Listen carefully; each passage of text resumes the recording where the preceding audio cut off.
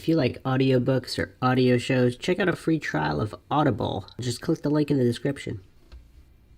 Welcome to MINDSHOCK True Crime. This is your host, Bruce McGuire, and you are listening to the Jonbenet Ramsey series here on MINDSHOCK, the most comprehensive and exhaustive series on the infamous Jonbenet Ramsey case ever, with logic and reason at the forefront, unlike any other podcast, documentary, or series out there.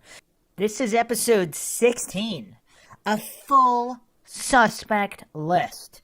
And obviously the MINDSHOCK series is the most exhaustive, but believe it or not, there's a plethora of suspects and POIs we have not even gotten to examining, and we will attempt to do so today. As always, if you enjoyed the MINDSHOCK series, find it informative, and want to help support the podcast, help keep up awareness in unsolved cases, cold cases, missing persons cases, wrongful convictions, and more, you can donate to our PayPal. Just check the link in the description. You can also become a YouTube member right here on YouTube for access to exclusive streams and chats. Make sure you subscribe to the channel, hit that bell for notifications. If you're still not getting the notifications, just make sure to like and comment a lot more on videos. Apparently, the YouTube algorithm will unsubscribe you, or at least not show you updates if you are not more engaged in the content of the channels you are subscribed to. Like and share Twitter, Facebook, Reddit, and Patreon. Patrons do get priority for case topic, logical analysis, go podcast requests. You could also be a guest in the podcast depending on your tier. Questions, comments, theories, thoughts, suggestions, rebuttals, debunkings of any kind, leave them in the comment section. Alright, so obviously this is not going to be a actual full suspect list. A better title would be a full major suspect list. We're going to go over minor suspects as well, but there's literally over 100 suspects that have been put forth. And obviously we can't go over every single one in a single episode, but hopefully you've listened to the previous episodes. You're well aware of many different suspects. We're going to go over the least talked about ones now, and including some that have possibly never been talked about, because this is MINDSHOCK and we upturn every stone. So, of course, a lot of theories circulate over a possible acquaintance of the family, some kind of predator in some capacity with connections to the family. So, let's go through a few here. Now, we have reference to an alleyway boogeyman. And you know what's crazy? If they ever did make like a fully comprehensive series on the Jonbenet Ramsey case, I mean, it would be tough. It would just be countless hours, because there's just way too many suspects, POIs, side subplots, you know, weird connections like the former housekeeper connections, the Vodka connection, the floor safe, which no one seems to talk about. I mean, there's just so many issues in this case that nobody talks about. I'm going to postulate that some of these untalked about issues might actually be the key to solving this thing once and for all. But let's look at references to an alleyway boogeyman. Can't make this stuff up, people.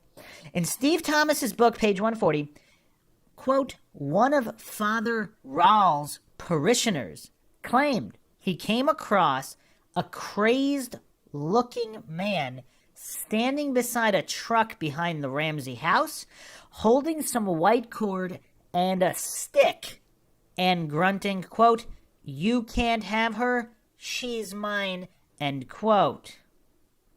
So just when you thought this case couldn't get any weirder, apparently there's also accounts of crazed-looking individuals holding a cord and a stick, rambling that no one can have her because she's his. I mean, what is going on here in the Ramsey area? Now, was this all made up? Apparently this guy was investigated.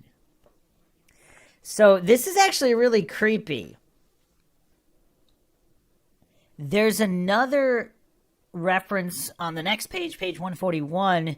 He embellished his story periodically with new clues from visions. Quote, he said the mysterious stranger was also at St. John's Church during the Christmas pageant just before the murder and whispered to him, quote, don't you just want to strangle her, end quote. We checked out everyone he named, then even searched his apartment to make sure he wasn't the murderer.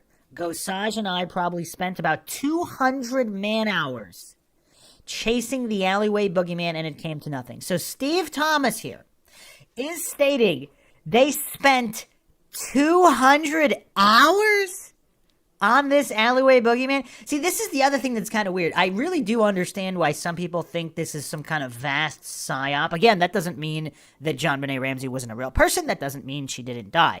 Just the nature that all of this unfolded, the investigation itself, the media, everything in the media since, all of this points that it could theoretically be some kind of psychological operation. But if we're taking Steve Thomas at his word, which some people won't do, but again, I have no, this is MINDSHOCK. I'm not claiming or hallucinating to know anything is true or untrue, or anyone is stating the truth or not, unlike some of these other illogical people out there. So this guy, so there were 200 man-hours focused on this parishioner, this church parishioner, who claimed that there's a mysterious stranger, possibly some kind of transient or homeless guy, and he was at the Ramsey home behind a truck, stating, "You can't have her, she's mine." And that supposedly this same guy was also at St. John's Church during the Christmas pageant before the murder, and quote, and said to him, quote, "Don't you just want to strangle her," end quote. Now, if this really happened, so what are the options here? And also, what I found interesting, they even searched this parishioner's apartment because they thought he might be the killer and trying to divert attention away from himself by making up this story. That's what at least Thomas and Gosage considered, according to this, because they're claiming they also searched his apartment. But it all came to nothing. So what are the options here? Either this guy just made it all up for attention, although, I mean, it really isn't that crazy. So, I mean, unless there's more to the story that they didn't cite in the book. In the book, there's 2 occasions cited. At the Christmas pageant, and then also at the outside the Ramsey home. That doesn't state if it was before or after the murder. I'm assuming that was after, possibly when all the media circus was there. But if this is true and there was this weird guy, is it possible this was some kind of mental transient who was just rambling about, a girl in a pageant? I mean, statistically, there's got to be a certain amount of weirdos out there that have made weird comments like that, probably. I mean, I don't know, but of all the pageants in history, or at least in America, you would think there'd be enough crazy people out there that at least a couple have made some weird comments about strangling contestants. Maybe not, but if they have, I mean, that doesn't necessarily mean anything. If they're completely mental, they don't act on it, obviously. So if this guy is telling the truth, is that a possibility? Or the guy fabricated all this? Now, in these 2 scenarios, the guy still didn't commit any real crime. Certainly not killing Jonbenet Ramsey. So it doesn't... Or is there a third option where this guy really did kill her? But then why would he be rambling about that? I mean, it's definitely suspicious, but it seems like if this guy's telling the truth, it's mostly a mental case. That's what it seems like from the outset, unless more evidence is produced.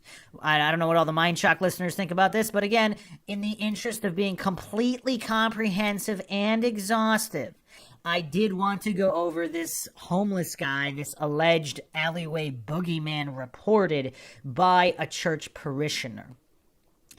So some people think that because this is a church parishioner, possibly a real Christian, who knows, they wouldn't lie about this. Now, again, regardless of whether they're lying or not, if it's some mental guy that had nothing to do with anything, okay, nothing there. Or the guy made it up for attention. But apparently, this guy's name was not released and he did not go to the news. So is he really making it up for attention? As far as I know, I mean, maybe he did, but in Steve Thomas's book, it does not state that, and I couldn't really find anything more on this alleyway boogeyman. Okay, next up we have who is known as the Arapaho suspect or Arapaho suspects, possibly up to 3. This information is coming from the one and only Jameson, aka Susan Bennett. If you haven't checked out the MINDSHOCK podcast on her, make sure you check that out for the full background. Some people think it's kind of suspicious that she happens to be from the exact town where the duct tape was manufactured, but we're not going to get into that here. So, the Arapaho suspect or suspects comes from a December 10th, 2001 internet claim from Jameson that she herself had provided DNA samples on 3 reasonable suspects. What does this mean? So on candyrose.com, they have a breakdown of a lot of different info relating to this claim and these 3 Arapaho suspects. So she claimed that she sent DNA samples to the Boulder Police Department August 17th, 2001. What does that mean? That she sat on the DNA for 8 months? So supposedly this is a former suspect in an unsolved Arapahoe County murder. Cloth with DNA was turned in by internet tipster Susan Bennett, aka Jameson. And I'm guessing this was somehow verified that she did in fact turn this DNA in. March 18th, 2003, Jameson wrote, quote, "Remember when I got the Boulder PD to check out some samples of DNA? One of those samples came from a known pedophile who may have worked in the Ramsey house as a subcontractor," end quote. So does this intersect with possibly one of these other contractors? Does this possibly intersect with some of the people J.T. Colfax was referencing in what he found out in prison from these alleged stories? If you haven't checked out the J.T. Colfax episode, make sure you check that out. I mean, really, if any case was made into some kind of soap opera, I mean, this is really the one. Between this case and the Maura Murray case, I mean, there just seems to be endless rabbit holes. But in the Jonbenet Ramsey case, these rabbit holes seem to intersect many different things. I mean, there's even Jilzane Maxwell connections. If you haven't checked that episode out on MINDSHOCK, check that out, and apparent connections to John Ramsey. But anyway, staying focused here on this, I mean, this is just insane. Bennett said sample is a personal belonging of a man who lived in Boulder December 96. She said it contains hair bodily fluids. Sample was mailed to her 8 months ago by someone intimate with the man. Okay, I mean, this is before I even read this. I made the soap opera comment. We are firmly in soap opera MINDSHOCK land right now. So apparently, one of the girlfriends of this guy got his DNA and didn't send it to the Boulder PD. She sent it to Susan Bennett, an online web sleuth. I mean, what is going on here? So, Rocky Mountain News, August 17th, 2001, there's some verification here.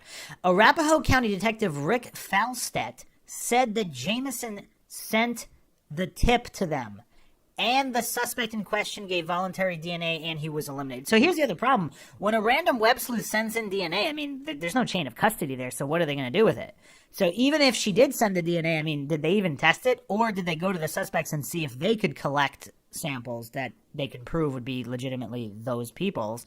And apparently this was done for at least one of the suspects in questions, and he was eliminated. Now here's the problem with the elimination, because again, this is the Rocky Mountain News from 2001. None of the DNA has been tested using current DNA technology, and the sample is degraded. So all of the previous tests really mean nothing. I don't know how many times I have to repeat this.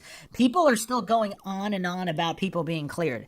Not a single person has been cleared using the most modern generation technology of DNA testing. Not a single person.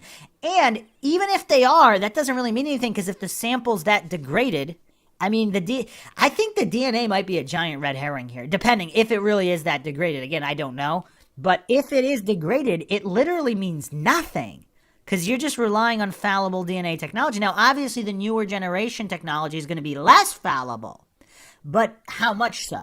We really don't know. I mean, there's people being exonerated that were convicted on DNA evidence. Now, newer generation DNA evidence. Oh, all of a sudden they're exonerated. It actually didn't match, even though they pretended it was like 99.999 whatever. Obviously, it wasn't even anywhere near that for older DNA technology. Is it there now? Maybe. Maybe it is. But, the older DNA technology, we could pretty much rule that out. Boulder PD Mark Beckner also said there was some tested DNA for Arapahoe suspects. Rocky Mountain News, December 22nd, 2001, did not match. Again, how much does that matter?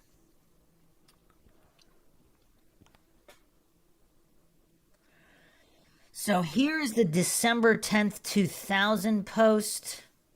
My letter to press and authorities by Jameson. The Ramseys will never be arrested for the murder of Jonbenet Ramsey. Clearly, there's too much exculpatory evidence. The urgency to protect innocent people from being jailed on trumped-up charges is gone. The investigation continues, and I have great respect for the work being done by people like Ollie Gray and Lou Smith, but until a special investigator is brought on, I think we may as well admit the chances of solving this are between slim and none. The Boulder PD won't do the work, and some people are wisely refusing to participate in their misinvestigation any longer. Evidence has been mishandled and lost by Boulder authorities. The Boulder PD has turned away people who say they may have information dealing with this open murder investigation. Witnesses have openly stated that they felt the cops didn't want to talk about any suspect not named Ramsey. Right or wrong, people don't trust the Boulder police anymore. They are unwilling to work with the Boulder police, and they are told they either work with the Boulder cops or forget it. People are walking away. I have informed Alex Hunter that I know of some evidence files that are being withheld from the Boulder PD, specifically DNA on 3 very reasonable suspects. I will tell them exactly where these envelopes and files are and when and if a special prosecutor is appointed. I faxed this to the DA and some time back and received no response.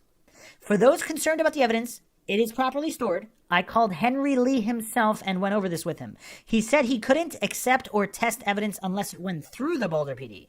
I advised him that that wasn't an option, and thankfully the gentleman went over proper storage of evidence with me. I got the feeling that I was not the only one who had that conversation with him. Since Henry Lee and Alex Hunter are personal friends at this point, I think it is fair to assume Lee has told Hunter about the conversation, and I hope it convinces Hunter that this is not a joke.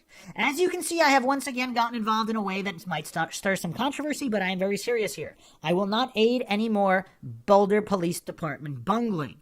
I believe the case can be solved. The evidence is there. I am hoping that DA Alex Hunter will request that a special investigation be started, remove the BPD from the equation. So what have I said? The exculpatory evidence is there. The Ramseys did not kill their daughter. People no longer trust the BPD, and they are unwilling to carry information or evidence to them because they fear it will be ignored, mishandled, or lost. There is evidence being withheld. The BPD will not be handed that evidence. The evidence is not in one place, but all are safe. When a special investigator is brought in, I will tell them exactly where it is. None of it is now in my personal possession. Will this letter make any difference? I don't know. Probably not. But I carefully thought out the pros and cons of releasing this letter, and I can't see the downside. No matter what side of the fence people are on, I hope they will join me in calling for a special investigation in the Ramsey case. Investigate all leads, all the evidence, let the truth be exposed, and let the chips fall where they may. Written with all sincerity, let the chips fall where they may. Jameson, December 10th, 2000. All right, so, if we thought we were in soap opera land before, so here's a web sleuth somehow obtaining DNA, admitting to withholding this evidence from the police, going to renowned forensics expert Henry Lee on how to store the evidence, claiming that, again, is there any verification that she even spoke to Henry Lee and that he advised her on proper storage? I don't know. But Henry Lee is telling random web sleuths how to store DNA evidence in order to not give it to police? What is going on here in this case? You really can't make this stuff up. I mean, again, if this was a novel or a fictional novel or a movie, it would just get shut down for too many plot holes. And then, of course, so I don't know what changed. So apparently she sat on this for months and months and months and then eventually did give it to the Boulder Police Department. And then news outlets did report that this was done. For example, August 17th, 2001, tipster provides possible DNA evidence in the Ramsey case. And even Police Chief Mark Bachner addressed all of this. So, yeah, so now, does anybody think that they actually didn't test the DNA and then just said that they did just to make this all go away? I don't know. Now, even people who had followed the case, I don't remember this much of a deal being made. But apparently there's actually quite a bit of DNA evidence in this case. And also, wow, this is actually pretty crazy. Wow. All right, let me go over this post. This was from the Web Sleuths Forum, December 9, 2001, titles 100 Items by Jameson. Also, a news link here. Colorado police do new DNA test in the Jonbenet Ramsey case by Reuters, August 17, 2001. Boulder, Colorado police investigating the murder of child beauty queen Jonbenet Ramsey are having DNA tests conducted on an item submitted by an internet tipster. A new lead in a nearly 5-year-old case, officials say Friday. We did receive a tip, a piece of information we thought was worth testing, said the Boulder Police Department spokeswoman Yana Peterson. She declined to identify the item that had been turned over to the Colorado Bureau of Investigation for tests.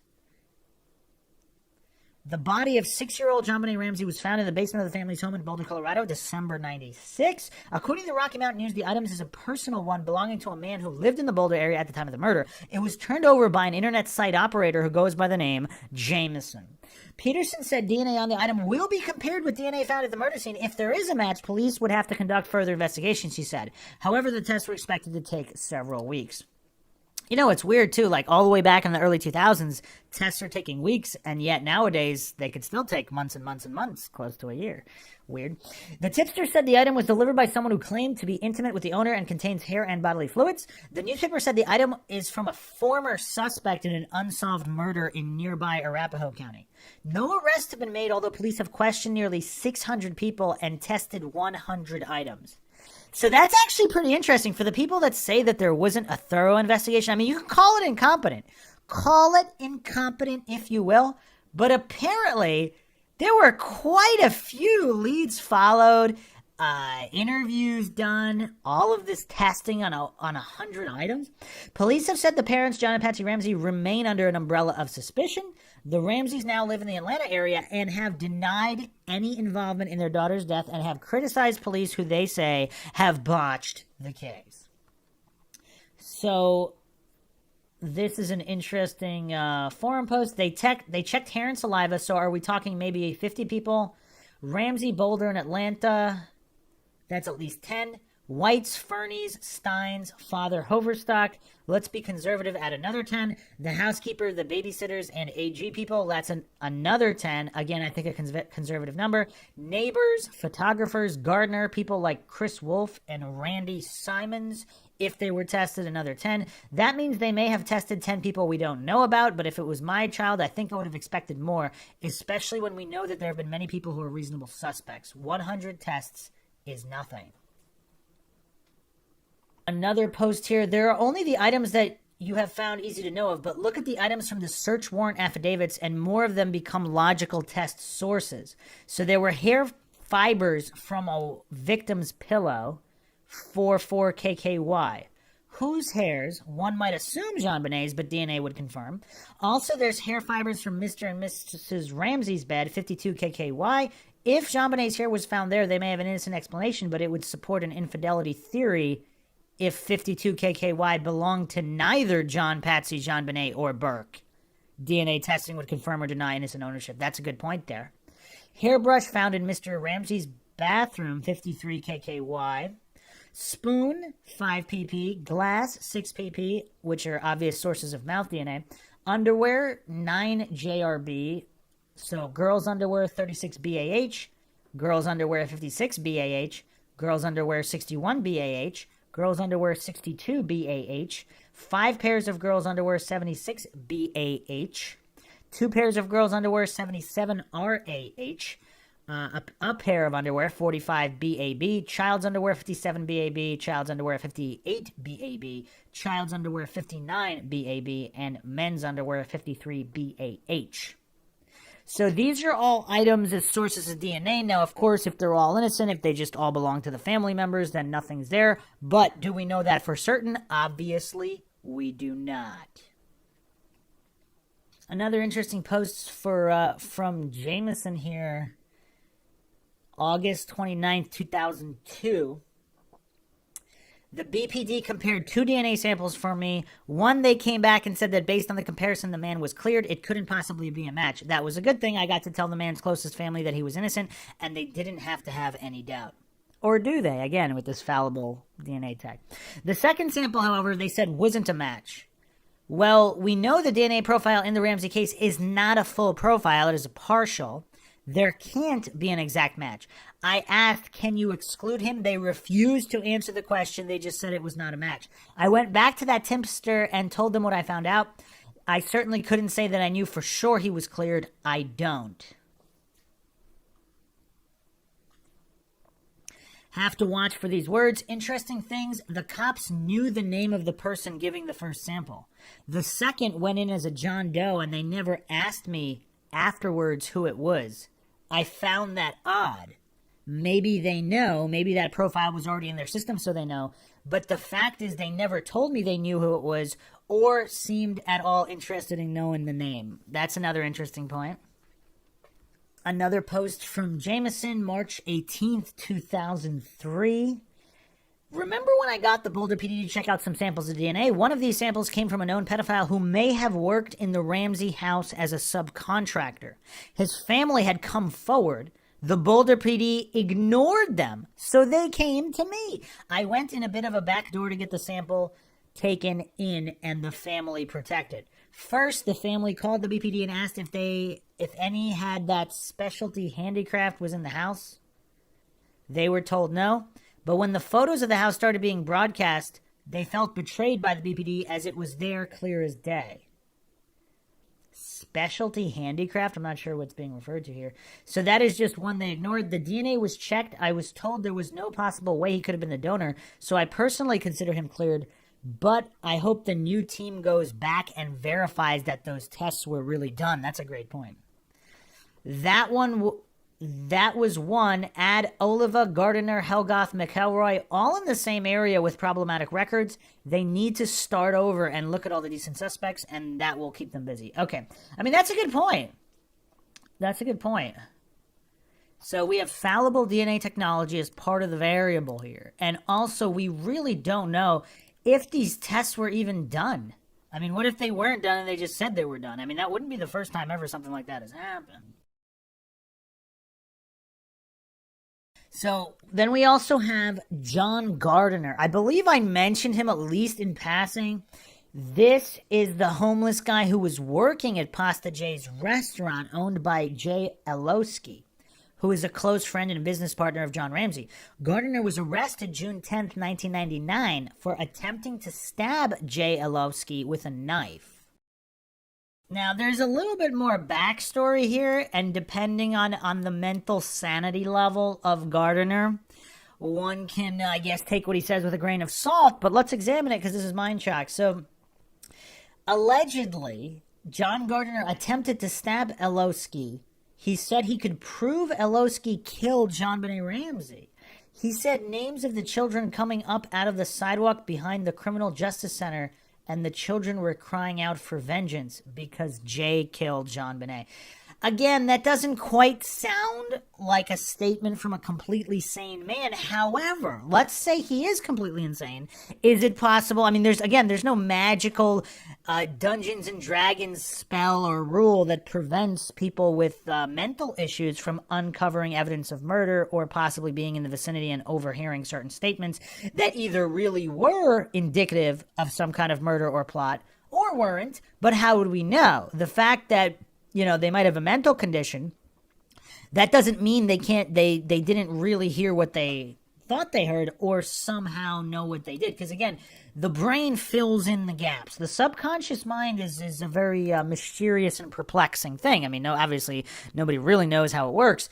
So if they can't process information in a, let's say, traditional way, would some kind of hallucination or visions fill in the gap, so to speak? So just because he had these visions or hallucinations, I mean, let's assume they were. Let's not get into any kind of interdimensional theories here or any of that. But let's assume they were hallucinations. Were they a byproduct of some evidence he might have stumbled across, didn't know how to process it, and that's how it came out? Nobody ever wants to talk about these things. Coincidence theorists, they just completely ignore any and all possibilities like this. So let's look at this article here. This is Rocky Mountain News, July 5th, 1999. Ramsey case snags wide circle in its web.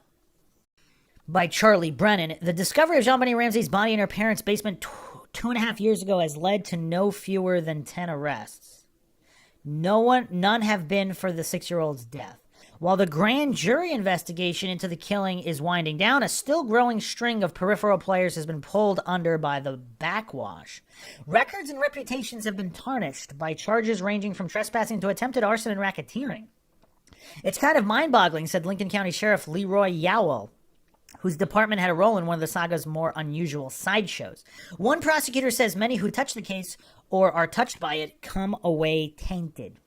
Boulder County Sheriff's Detective Steve Ainsworth, who worked on the case more than a year for Boulder DA Alex Hunter, has never seen anything like it. Ordinarily, on a major case, a murder case like this, we're bringing in everybody and throwing everything we have at it for 72 hours, he said.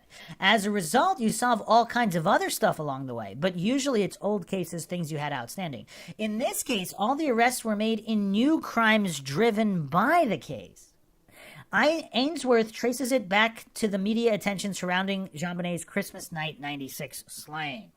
So many people get caught up in the publicity that they want to become part of it, he said. They end up becoming too much a part of it and getting themselves arrested. Former Globe reporter Jeff Shapiro is one of them, and he thinks there could be more. Actually, I don't think enough people have been arrested, said Shapiro, now a freelancer working for Time. One supermarket weekly staffer said his publication has been the subject of at least 4 separate criminal investigations, none resulting in prosecution. Shapiro was issued a summons for trespassing and harassment after he went to the secluded mountain home of a Ramsey family friend in July 1997 bearing flowers. This was after he'd called the homeowner, Patty Novak, and she'd told him he was unwelcome. Novak told deputies that Shapiro called her on a cell phone from her front porch, letting it ring up to 20 times. Shapiro said he was doing his job. I was ordered by my editor, Craig Lewis, to go to her house, leaving me very little choice in the matter, he said. I felt intimidated into doing what I was instructed to do. Lewis, currently promoted to news editor at the Globe, said, just as he has so many times in the past, Jeff seems to have a hard time taking responsibility for his own mistakes. Neither I nor anyone else at the Globe ever instructed him to harass anyone. I noticed he didn't deny going to her, telling him to go to her house, though. The Boulder DA's office deferred prosecution at the condition that Shapiro stay out of trouble for a year. He did. A far more serious case is that of James and Regana Rapp, an Aurora couple indicted by a Jefferson County grand jury June 24th on 2 counts of racketeering.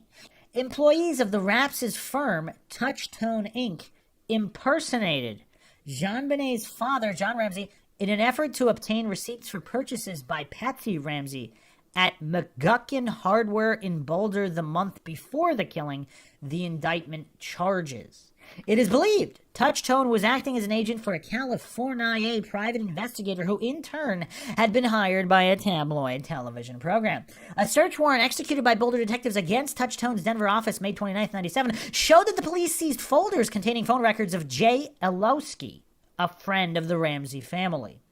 Also found was information on P.I. H. Ellis Armistead, who was hired by the Ramsey team and had at least 58 files on the Ramseys. Elowski, incidentally, is part of the Ramsey-related crime mosaic as both perpetrator and victim. In 97, the Boulder restaurateur earned 2 weekends on a Boulder County jail work crew plus 1 year of probation after pleading guilty to misdemeanor menacing. He was charged with threatening 2 men he believed were reporters at a time when John and Patsy Ramsey were staying at his home. More recently, the Ramsey case claimed 46-year-old John Gardner. Gardner, a homeless man employed at Elowski's restaurant Pasta J's in Boulder, was arrested June 10th for allegedly attempting to stab Elowski. Gardner said he had proof Elowski was involved in Jonbenet's death, witnesses said. One witness told police that Gardner had claimed that he had seen the names of the children coming out of the sidewalk behind the Criminal Justice Center and that the children were crying out for vengeance because Jay killed Jonbenet.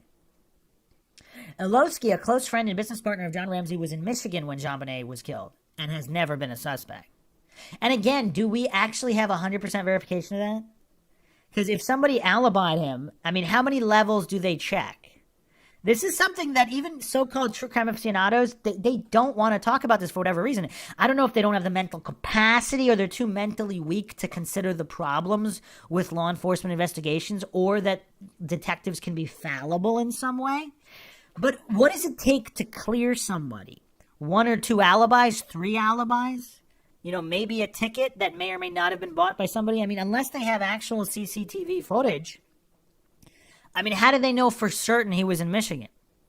This is something nobody wants to, not just him, anybody. I mean, nobody wants to talk about this.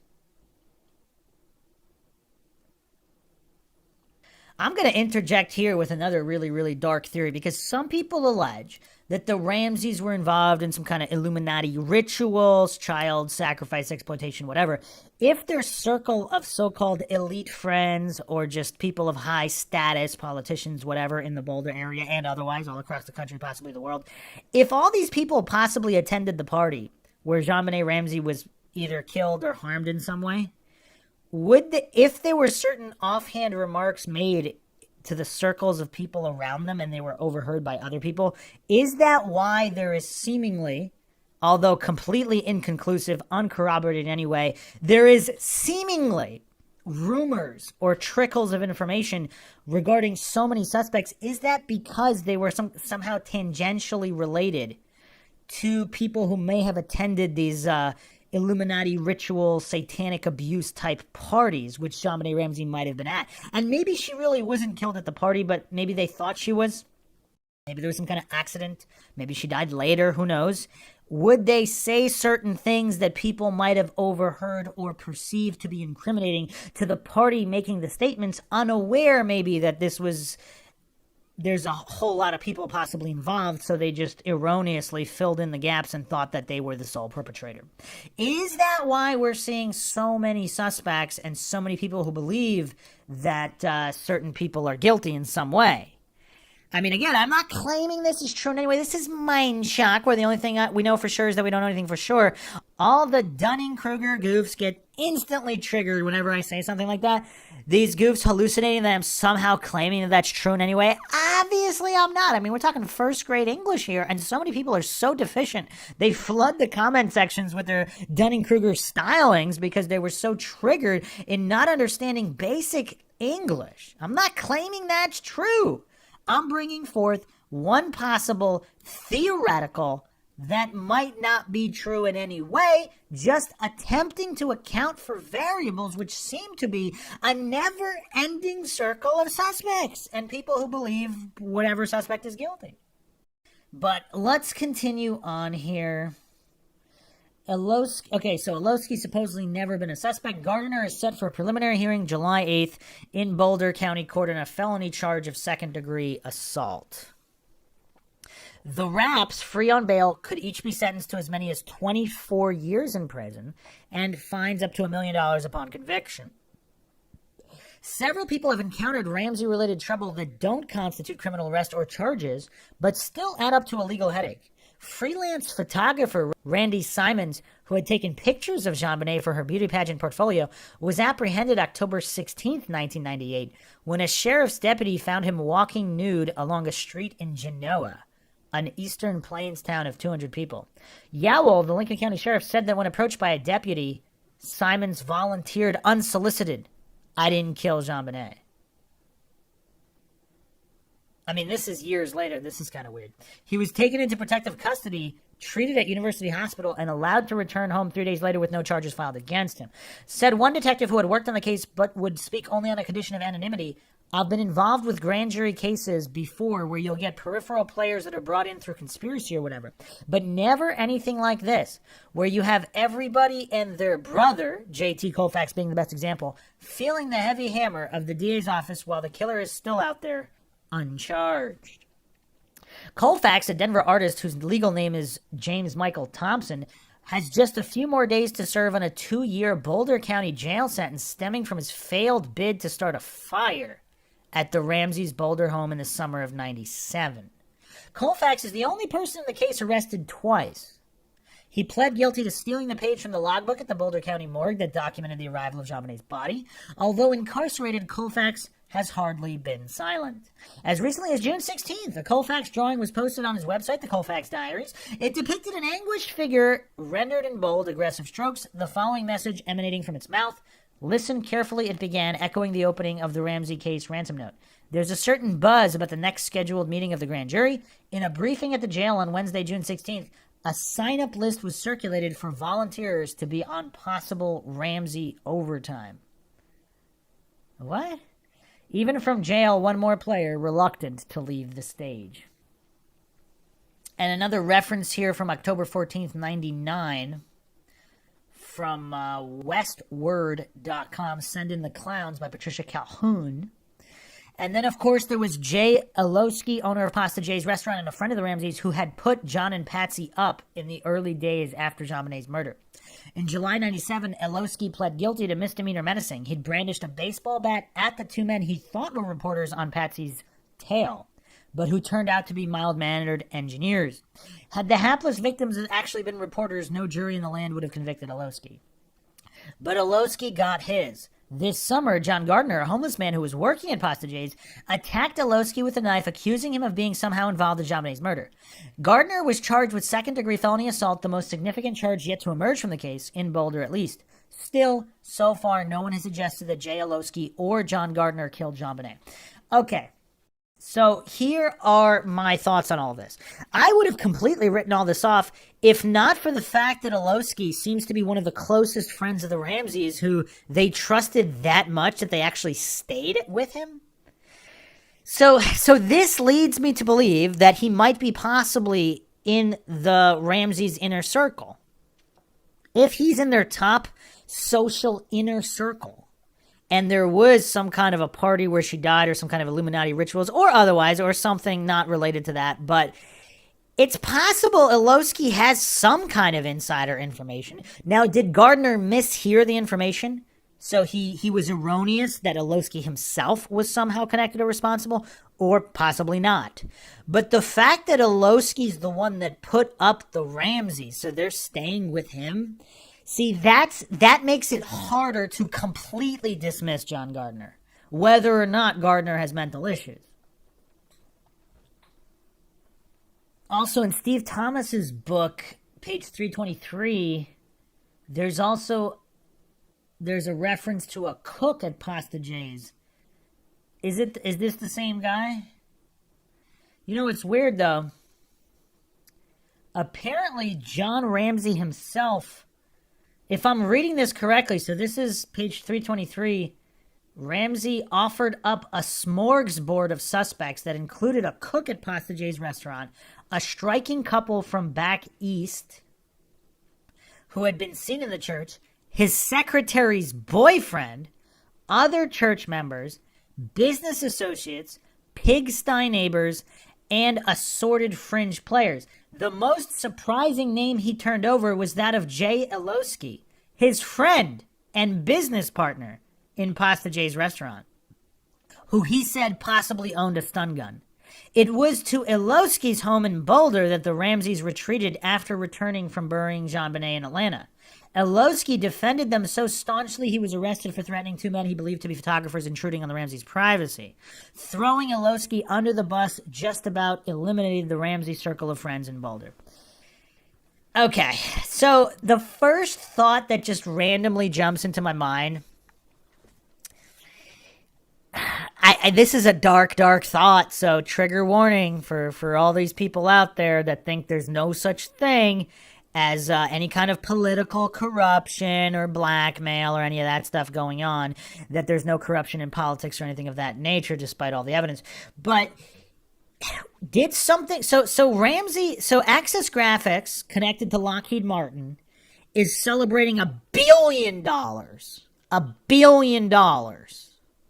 They reached the $1 billion mark. I mean, that's a pretty big milestone, to say the least. How many companies reach the $1 billion mark? How many companies associated with Lockheed Martin that result in somebody in somebody's daughter dying? If there was something going on in political, some kind of political circle, some kind of upper echelon, some kind of big players, so to speak. Now, you don't have to call them the Illuminati, but whatever. Some kind of elitist, rich people, powerful people in some capacity. Did John Ramsey get on somebody's bad side? Did they make an example out of him through his daughter to the point where he wanted to throw them under the bus? That was him getting... Because he couldn't reveal the real reason. He doesn't want, his son to be killed or him and his wife to be killed. He still has a family. Then he's got his other children, Melinda, John Andrew. So he doesn't want all of them to be killed. So it's not like he could ever tell the truth about anything. But is it possible he fired back in a small way to this circle in Boulder? Maybe. I don't know. But that's the first thing that jumped into my mind. Why would he be... If Steve Thomas is not lying, why would John Ramsey point the finger in Jay Olowski's direction? His friend and business partner and the guy who he stayed with. him and his wife stayed with after burying his daughter. Obviously, he must have trusted him, and he must have been close enough to a certain respect to stay with them. These are the questions. These are the big questions. And again, obviously, John Ramsey's still alive at this moment. So why not do a brain fingerprint scan? How about that, John Andrew? How about that, Burke Ramsey? Not that they're guilty of anything, but they might have information they don't even realize they have. Because if they're close to people that they would never believe would do this, or maybe they do believe it but just have never talked about it, a brain fingerprint scan would solve a lot of issues, would it not? Would it not? From OK Magazine, posted February 17th, 2020. There's more of a reference here. Among his other business interests, John Ramsey was an investor in Pasta J's, a popular Boulder pizza restaurant run by his friend, Jay Olowski. John and Jay were said to be close, good friends, and it was more than a simple business relationship. The Ramsey family were regulars at the restaurant and even ate there on the Christmas Eve before Jonbenet was murdered. Wait a second. So they were there? Why has this not been referenced? So they were also at another party, but they also ate at Pasta J's? Huh.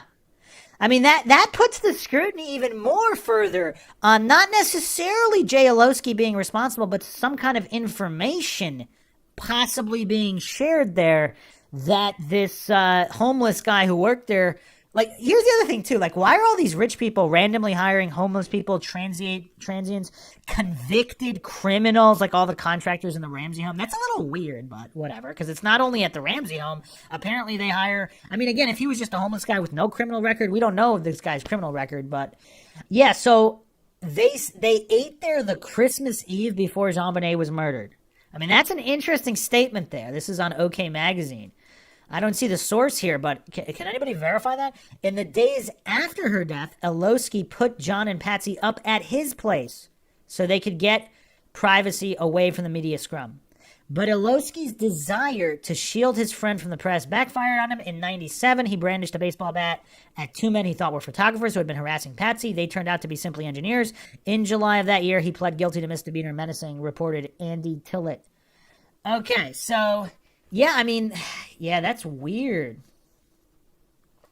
Gardner, now 65, is still living in Boulder, and his name is still on the list of uncleared suspects.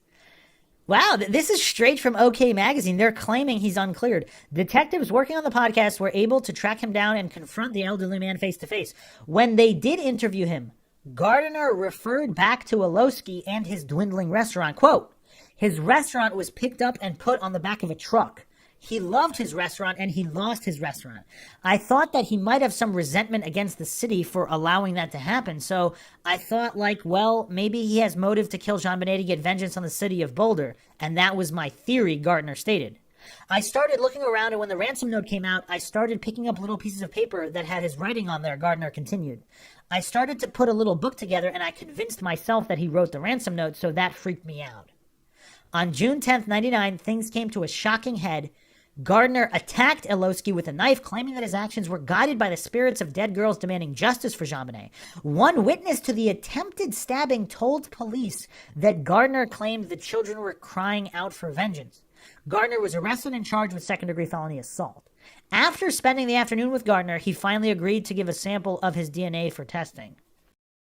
Okay, interesting. Interesting. So he's claiming he convinced himself. Here's the thing, though. If he does have these severe mental issues, does he not even remember any kind of little bits or snippets he might have overheard? Was he there the evening? So on Christmas Eve, if the Ramseys really did eat at Pasta J's, was Gardner working at the time, and did he overhear something between the two guys?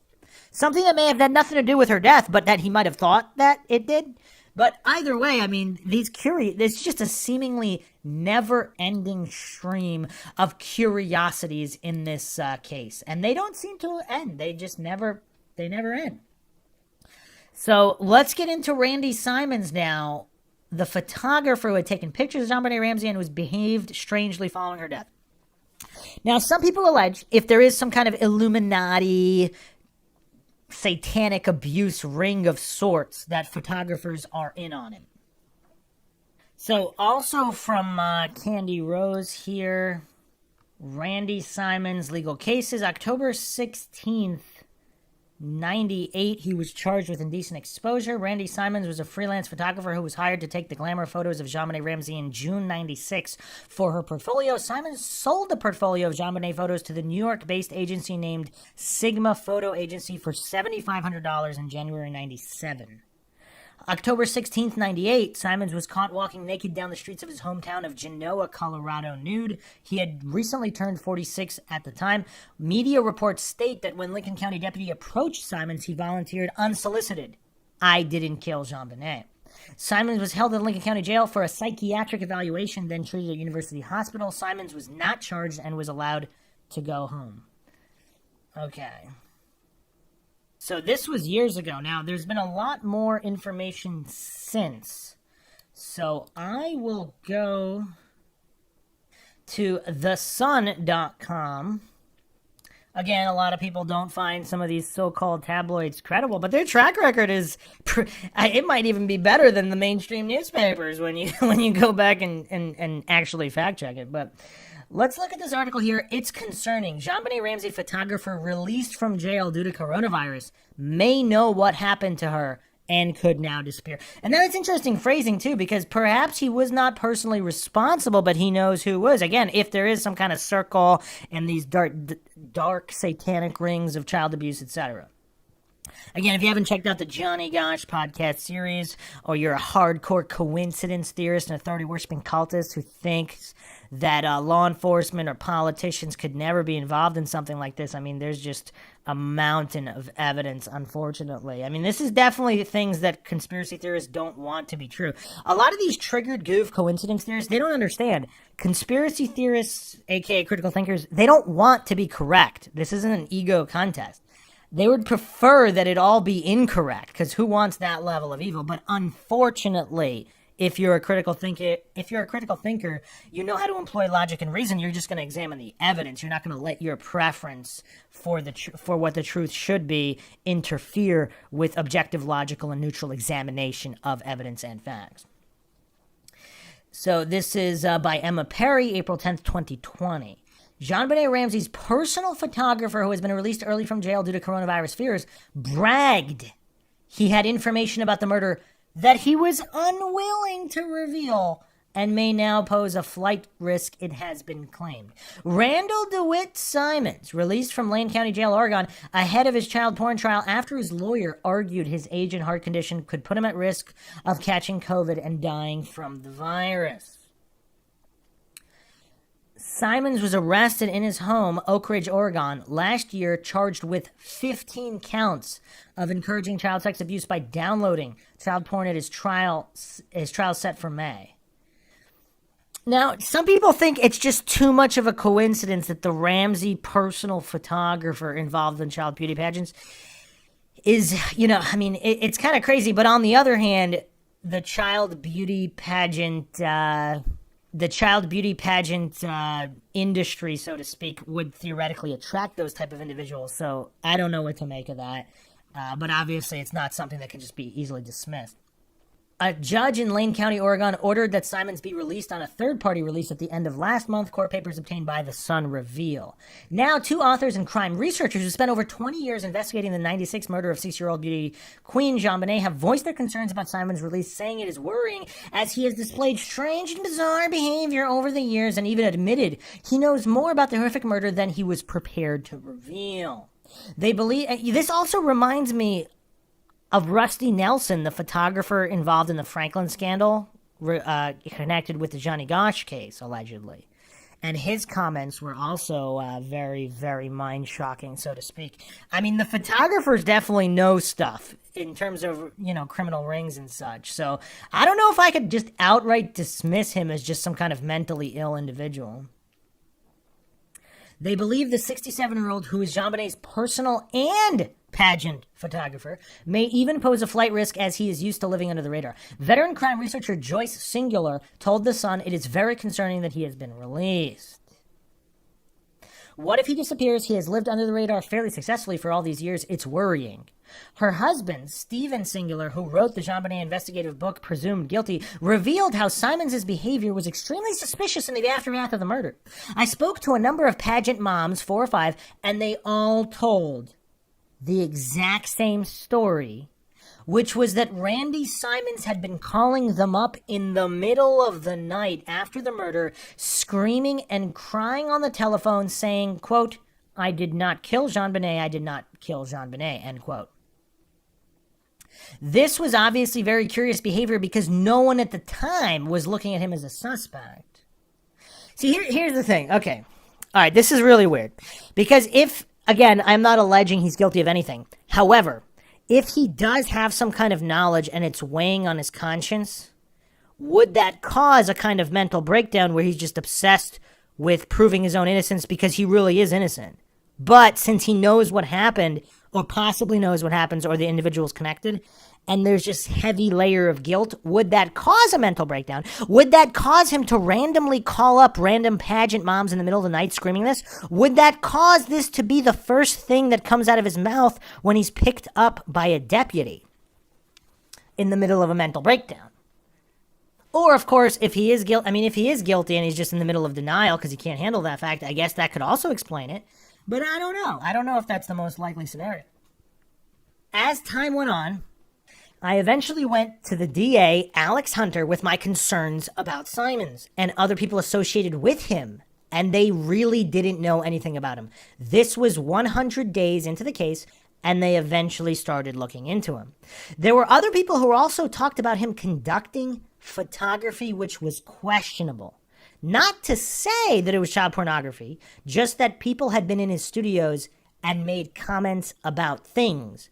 He was a questionable character. He had told people in the aftermath of the crime that he had photos of Jonbenet and he didn't want them to come out. It was a big controversy. Then, in 1997, he was living in a small town called Genoa, Colorado, and he was arrested for walking up the street naked. When the police approached him and picked him up, he said something along the lines of, "I did not kill Jonbenet." Stephen said most concerning was when he spoke to Simons over the phone a couple of times, he claimed to know more about the crime that he was willing to discuss. From the very beginning, he was behaving very bizarrely and strangely, Stephen said. I interviewed him a couple of times over the telephone and tried to ask him about all this. I said, "Do you know about this crime? Do you know more about this crime than what you're willing to talk about?" And he said, "Yeah, I know more, but I'm not gonna tell you." And the way the investigation was conducted, Boulder police were so fixated on the Ramsey family that someone like him was never looked at very seriously. My feeling was not that he was involved in the crime, but I've always believed that there were people in the periphery of this crime who knew things that may have been going on around Jonbenet outside of the family. That's a really good way to put it. That's a really good way to put it, because that seems to be the case. I believe they're connected more with this realm of photography and beauty pageants and all of that. I always felt that that was a very ripe area of investigation. He added, when it came out that he'd been picked up on multiple child porn charges up in Oregon, it wasn't that big of a surprise to those of us who had been following Randy over the years. Simons was interviewed by Boulder County Sheriff's Detective Steve Ainsworth in '97, who was brought in to work on the case at the time. His DNA also does not match that found at the scene. But following Simons' child porn arrest last year, Detective Ainsworth, who is no longer working on the case, called for the photographer to be re-interviewed. Huh. Wow. In 2020? 2019? 2020? Boulder Police Department, which is now running the investigation into Jonbenet's murder, refused to answer whether they managed to question Simons before his release, telling the Sun they were unable to comment about the case because it remains open. Author Stephen is convinced Simons may be the key to finally discovering what happened to tragic Jonbenet. The main question is Randy Simons was Jonbenet's primary pageant and personal photographer. He was that close to her, Stephen said. In an unsolved murder case 23 years later, that person was picked up on child porn charges. You would think that in an open case, the most infamous case in the history of Colorado, that a police department would be interested in speaking with him. You would think that they would be interested in knowing what else was on his computers and what was in his archives. His behavior from the very beginning was at the very best bizarre. The Sun reached out to Simon's lawyer and the DA's office for comment. A more recent article from Mia here, Who Killed Jonbenet Ramsey? Beauty pageant seamstress points finger at pedophile photographer Randy Simons by Priyam Cherti. So it's kind of weird. I mean, there's multiple people here. There's quite a few people who've pointed the finger at this guy. A pageant seamstress has come forward to urge the police to look into the role of pedophile Randy Simons, 66, in the high-profile murder case of American child beauty queen Jonbenet Patricia Ramsey, who was killed at her family's home in Boulder, Colorado, December 26, 96. Pamela Griffin, who was the one who introduced the Ramseys to the pedophile photographer, said that she had told the police many times that he had a hand to play in 6-year-old Jonbenet's murder. She sustained a broken skull from a blow to the head and had been strangled. A garrote was found tied around her neck. Simons, who is currently in Lane County Jail in Eugene, Oregon, is awaiting trial after being charged. So he's still in prison? July 2nd with 15 counts of child pornography. He was caught after he downloaded it over the Wi-Fi of an A&W fast food restaurant August 11th, 2018. He had repeated the same again June 27th this year and was nabbed by Detective Robert Weaver of the Springfield Police Department. She told Daily Mail, "I am begging the police to look again at this man," she said. She alleged that he had told her that he did not have an alibi for the night of the murder. He had been questioned earlier about the murder, but nothing panned out. You know, it's kind of weird just to offer up information that you don't have an alibi and then randomly call. So he offered up information to the seamstress, a pageant seamstress, that he doesn't have an alibi, just randomly offered that up to her, and then also randomly calling pageant mom saying he didn't kill her. That's anybody find that weird? Griffin also told the outlet that she had submitted proof to the police that connected Simons to the murder. She had found the same type of nylon cord that was used in Ramsey's murder in his home.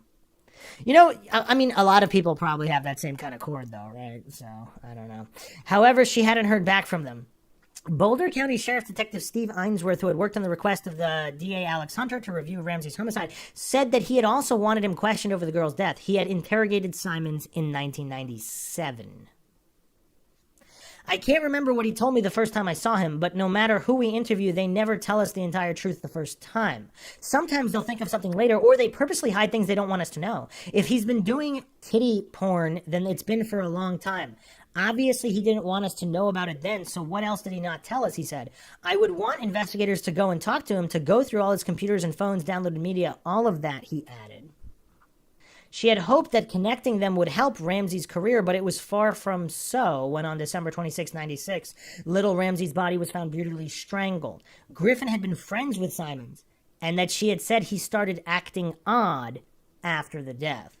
Randy used to call me on occasion and confide to me about his marital woes, but after Jonbenet's death, he called acting odd, she said. He would say things like, I have a feeling the Boulder Police Department thinks I'm responsible in some way for Jonbenet's death, and I can't prove that I didn't do it.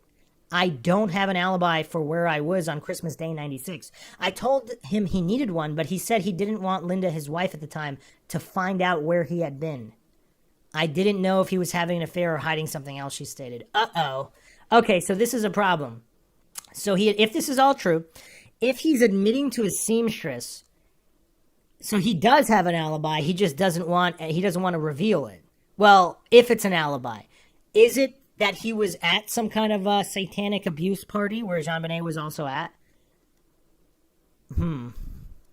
He had also been afraid that someone would pin the murder on him. He said things to me like, I know they think I did this, and I know they're going to pin it on me. Everybody thinks I killed her, said Griffin.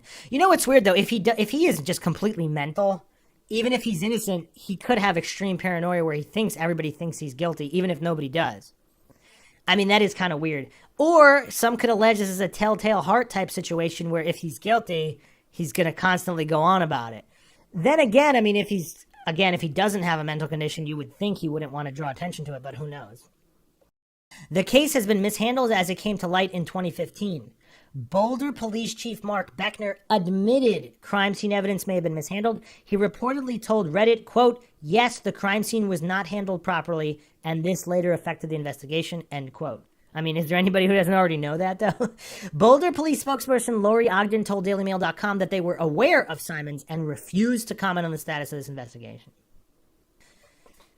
Okay. And Simon's DNA was tested. Supposedly it doesn't match, or at least not according to the previous generation DNA technology. So Thera Kuhn has an interesting write-up on Randy Simons on the Jonbenet Ramsey subreddit. Pedophile Network Part 8B, Randy Simon, Jonbenet photographer, explanation. Randy Simons was a photographer for Jonbenet and took some of the more questionable photographs of Jonbenet Ramsey. On Randy Simons' alternative Facebook page under an alias, he posted that he was from the School of Hard Knocks and an avid girl watcher. Randy Simons, for years now, has been brought up again and again for his odd behavior and weird remarks. To another mother of a child, he asked her for permission to shoot naked photographs of her daughter. She did not respond kindly. Immediately following the murder, he left his family and fled hundreds of miles away, leaving his family and friends. Sometime down the road, he was caught running naked down the street. When police approached him, he said, "I did not kill Jonbenet," without even being asked. He told another photographer, additionally, that paramilitary types were after him looking for original film negatives. Recently, according to the sheriff where he was busted at, he claimed to have knowledge pertaining to the Jonbenet case. Oh yeah, probably a good time to mention, not long ago, Randy Simons was busted trying to send a ton of child sexual assault materials in a manner that matched his old paranoia. A lot has been written about Randy Simons relating to the Jonbenet Ramsey case in recent years. More eyes were prying onto him once he was caught sending enough pornography to fill up a computer hard drive. He was caught doing such in a way that is typical of those who are knowledgeable on what can be traced back to someone, but nobody can hide what they do when they are a marked man. A few weeks prior to what can be only explained as a dumping of materials to somebody else, in other words, the temporary transfer of his entire stash of materials he accumulated, something had to have sent him into this mode. My belief is that he read something that triggered him into a state that he was once in prior, a state of paranoia and fear, and no longer wanted to hold his stash, so the plan was to send it to another individual to keep while he cleaned up a bit temporarily. What could have prompted him to attempt to dump his stash with haste? One thing not well known is that Randy was actually quite active on social media, and he was in communication with a few individuals on Reddit. One of these individuals I attempted to connect with, asking for further questions relating to certain things to Randy. This was stage one, attempt to pull Randy to Reddit. My goal was to communicate with him, but unfortunately the man in the middle could not make that work, so instead I put out a hit piece on Randy Simons relating to certain stamps that were found on his pieces, and that they pointed towards more lucrative photographs being available. Less than 2 weeks later, after infuriating the man in the middle, Randy Simons attempted to dump his entire stash of materials over to someone else. Was it the series of posts I began making about him that set him off? Was it questions the man in the middle gave to him? Was none of that relevant at all, and was he simply selling his materials to another individual for quick cash to go fly fishing? Who knows? What is known is that the amount of materials he was caught sending has put greater men behind bars for many years. Due to COVID-19, Randy Simons is already back on the streets. So what does any of this have to do with the case? Well, for starters, a pedophile taking photographs that many believe are inappropriate. Google Images, for example, with the star costume, mistakes Jonbenet's costume as lingerie, offering a host of other lingerie materials, with outfits crafted in New York where the network links to. Being convicted of sending enough child exploitation materials to fill an entire hard drive on a modern computer, it begins to point toward the elephant in the room again. Perhaps the most damning is that the coded boy and girl stamps found on the shoes. These stamps are most likely watercolor and done over the originals. These stamps most people do not notice until it is pointed out to them. But if people know what to look for, they know that it points to materials of not just one child, but two children, a boy and girl. You may think it's nothing, but when Randy thought the police were going to obtain other photographs he did not want the news to see, he went all schizo. I pointed out on a forum that it is known he visits, based on his altercation with other Reddit users and his social media nature, about clear marks being found on materials, and a week later he is trying to dump a metric ton of porn from his computer to someone else's. Nothing, question mark? It's not nothing. It isn't nothing, even if it is, because if it were a coincidence, it means he would have actively dealt and traded this type of pornography, and that there would have had to have been a network available to him if for 20 plus years he has been doing this and getting away with it. Randy Simons was miles away when the murder took place. He was written off as a suspect early on for this simple principle. I do not write him or anyone else, for that matter, off simply on the premise that they were not on location. When people say there is no evidence of child pornography being connected to Jonbenet Ramsey, a known photographer of many of the most questionable imagery of Jonbenet Ramsey, completely outside of the pageant world, so no BS about it, about being how pageants are, he took images of the outfits from a special curator in New York, coincidentally where the network has always had a major hub, was convicted over sending a metric ton of child pornographic materials that would have taken years to accumulate. The same individual asking the only other person interviewed in relation to Randy Simons as a photographer of children for permission to shoot her child naked. And this was the prestigious, well-sought-out individual that Patsy found to take pictures of her, who she may have even left alone with him to go get pizza, which, if you take away the Pizzagate stuff, has always been used as a code for more lucrative things, which is how Pizzagate started up as a conspiracy in the first place. Wait a second. So is this connected to Pasta J's, even though it's not primarily a pizza restaurant? Actually, so I looked up Pasta J's. So it's technically an Italian eatery serving thin crust pizzas, ample portions, and pastas made from family recipes. So it's a pizza and pasta place, basically an Italian place. I don't know. I mean, it looks like a classic pizza restaurant, but Randy Simons was a child predator, and he was talked about as a child predator for a multitude of years, who had accumulated a massive stockpile of materials, served less than 2 years in prison and jail for this offense, who was never adequately looked into, and as a result, who knows how many children may have been hurt. But you haven't heard of mothers coming out of the woodwork to say, he may have done this to my children. That is because it's clear from the testimony of one individual that the parents were 100% in on the abuse when it did occur. That's so dark. That is so dark. But maybe it explains, and it doesn't necessarily explain this, because maybe a lot of these parents, they did go to the authorities, and they do know, but for whatever reason, they didn't want to make that public. But I don't know. I mean, you would think they would still say that, without naming anybody, that people did come forward, but I don't know. The world can be a troubling, sick place. It was a mistake to put Jonbenet in the pageants, said John years later in retrospect. Interesting. How much bigger of a mistake is hiring a pedophile to take questionable photographs, of which he was worried about some surfacing? The ones that did surface were the ones freely passed to the media by himself. To be honest, an entire book could be written simply on this fact. John and Patsy Ramsey hired a child predator to take photographs of their child in skimpy, special designed outfits for a private collection of photographs. For what innocent purpose exactly?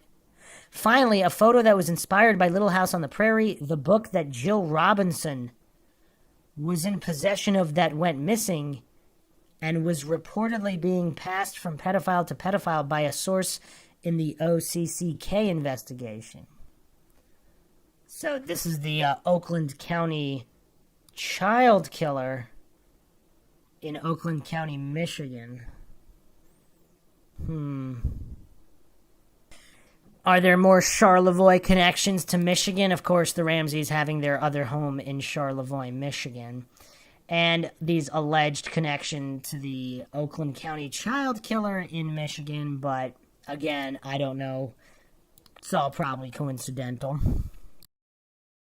So I found another curiosity here on the Jonbenet subreddit that Randy Simons might have been one of the Arapaho suspects investigated by Jameson, but regardless of whether he was or he wasn't, let's look at this comment by Mario number 1. According to the Colorado Bureau of Investigation records, Randy Simons, full name Randy DeWitt Simons, had a 1991 assault charge in Arapaho County, Colorado. The DA dismissed the felony charge. He was either found guilty or pled guilty to the misdemeanor charge, and he ended up with 2 years probation and 100 hours of community service. I would sure love to know what the assault charge was about. It may or may not be worth noting that this was under the tenure of Arapahoe County Sheriff Pat Sullivan, a nationally prominent figure who later went down for trading meth for sex, was compellingly linked to multiple murders, and was probably overseeing a much larger pedophile network in the state of Colorado. Okay, wow. I mean, this is just absolutely astounding and mind-shocking. So, like, how far up the totem pole does all this go? And if there is a vast network of child trafficking or child exploitation of some kind, were the Ramseys involved either knowingly or unknowingly? So, we're going to get into possibly the most mind-shocking statement yet in this podcast series. I mean, this is really, really dark. This is going to be tough to even get through. But the response to Mario Number One's post by Searchin' Girl, I think there is probably a pedophile network along the Front Range. At least I have rumors of such. But absolutely everybody seems to be in deep denial about it. Have you read this? Coffee meetings with Judge Long. I find it shocking. However, I don't really agree with the stuff he said about Jonbenet Ramsey's murder, and by the time this story is told, it's third-hand information. Although having worked as an auditor at the university, I believe the fund accounting schemes are probably true enough to get away with for a long time. There are a few things in there as well about areas and places around Colorado Springs that ring true as well. Pat Sullivan is a prime example of why municipal buildings shouldn't be named in honor of living public servants who might later prove to be crooks. Okay, so let's look at this Judge Long statements. So let's go down into the possibly the deepest rabbit hole conspiracy in this entire case. So this Judge Long is a retired municipal judge. So he died April 2010. And this is information assembled here. Coffee meetings with Judge Long. It's a PDF from comments on a YouTube video. Again, make of them what you will. I am not claiming anything is true or untrue because, once again, this is MINDSHOCK. The only thing we know for sure is that we don't know anything for sure. I'm just going to go over this to see what everybody makes of this. And to see if it matches up other accounts, which we'll be going into afterwards, to see if there's any cross-validation here. So, apparently the comments are dated 2 weeks prior to August 15th, 2019. On this YouTube video, Jonbenet Ramsey, who did it in 1998. The video has nothing to do with the comments, so the video is just a Ramsey news piece. But so this is in end of July, beginning of August 2019. Here is what happened by Miss T, M-I-S-S-T. Part 1. To whom it may concern, I am writing this because I am confident that the Boulder authorities know that I am one of the 9 to 12 people who spoke at length with retired Lyons Municipal Judge William H. Long in the last 2.5 years of his life. The judge frequented the Trident Cafe in Boulder, a coffee house, some 2 to 3 days a week. Now, supposedly, it has been verified by other people that the judge did indeed do that. Now, whether or not he said these exact things or not, again, we don't know that. He spoke at length to 5 of us, sometimes in Lyons. He spoke even more to 2 older gentlemen of us 5 and allowed those 2 to take notes. After a few meetings with Judge Long, it dawned on me to ask about taking notes, and I started to take notes just after I would have coffee with the retired judge. I feel that at some point in time I would be harassed or attacked for being with the judge while he was spilling the beans. If prosecuted for anything, I may get overwhelmed and railroaded in the case, even to be made a patsy in a contrived felony with falsely constructed evidence. More than a few times, Judge Long spoke of prosecutors and police's ability to fabricate evidence, with the FBI being masters of fabricating documents since 1950 or so. He said that almost every prosecutor can get a variety of assistance, legal or illegal, from the FBI and the NSA, especially if the case concerns a whistleblower. He spoke about cell phone technology, quote, as long as our phone is picked up by at least 2 towers, they know where you're at within a meter. The cops who told me this were amazingly arrogant about it. George Orwell deserves royalty payments. Wow, what a quote. Boulder police have 5 suitcase-sized units that duplicate cell tower capability. They have mobility to track you to your back pocket. They got those in 2003. End quote.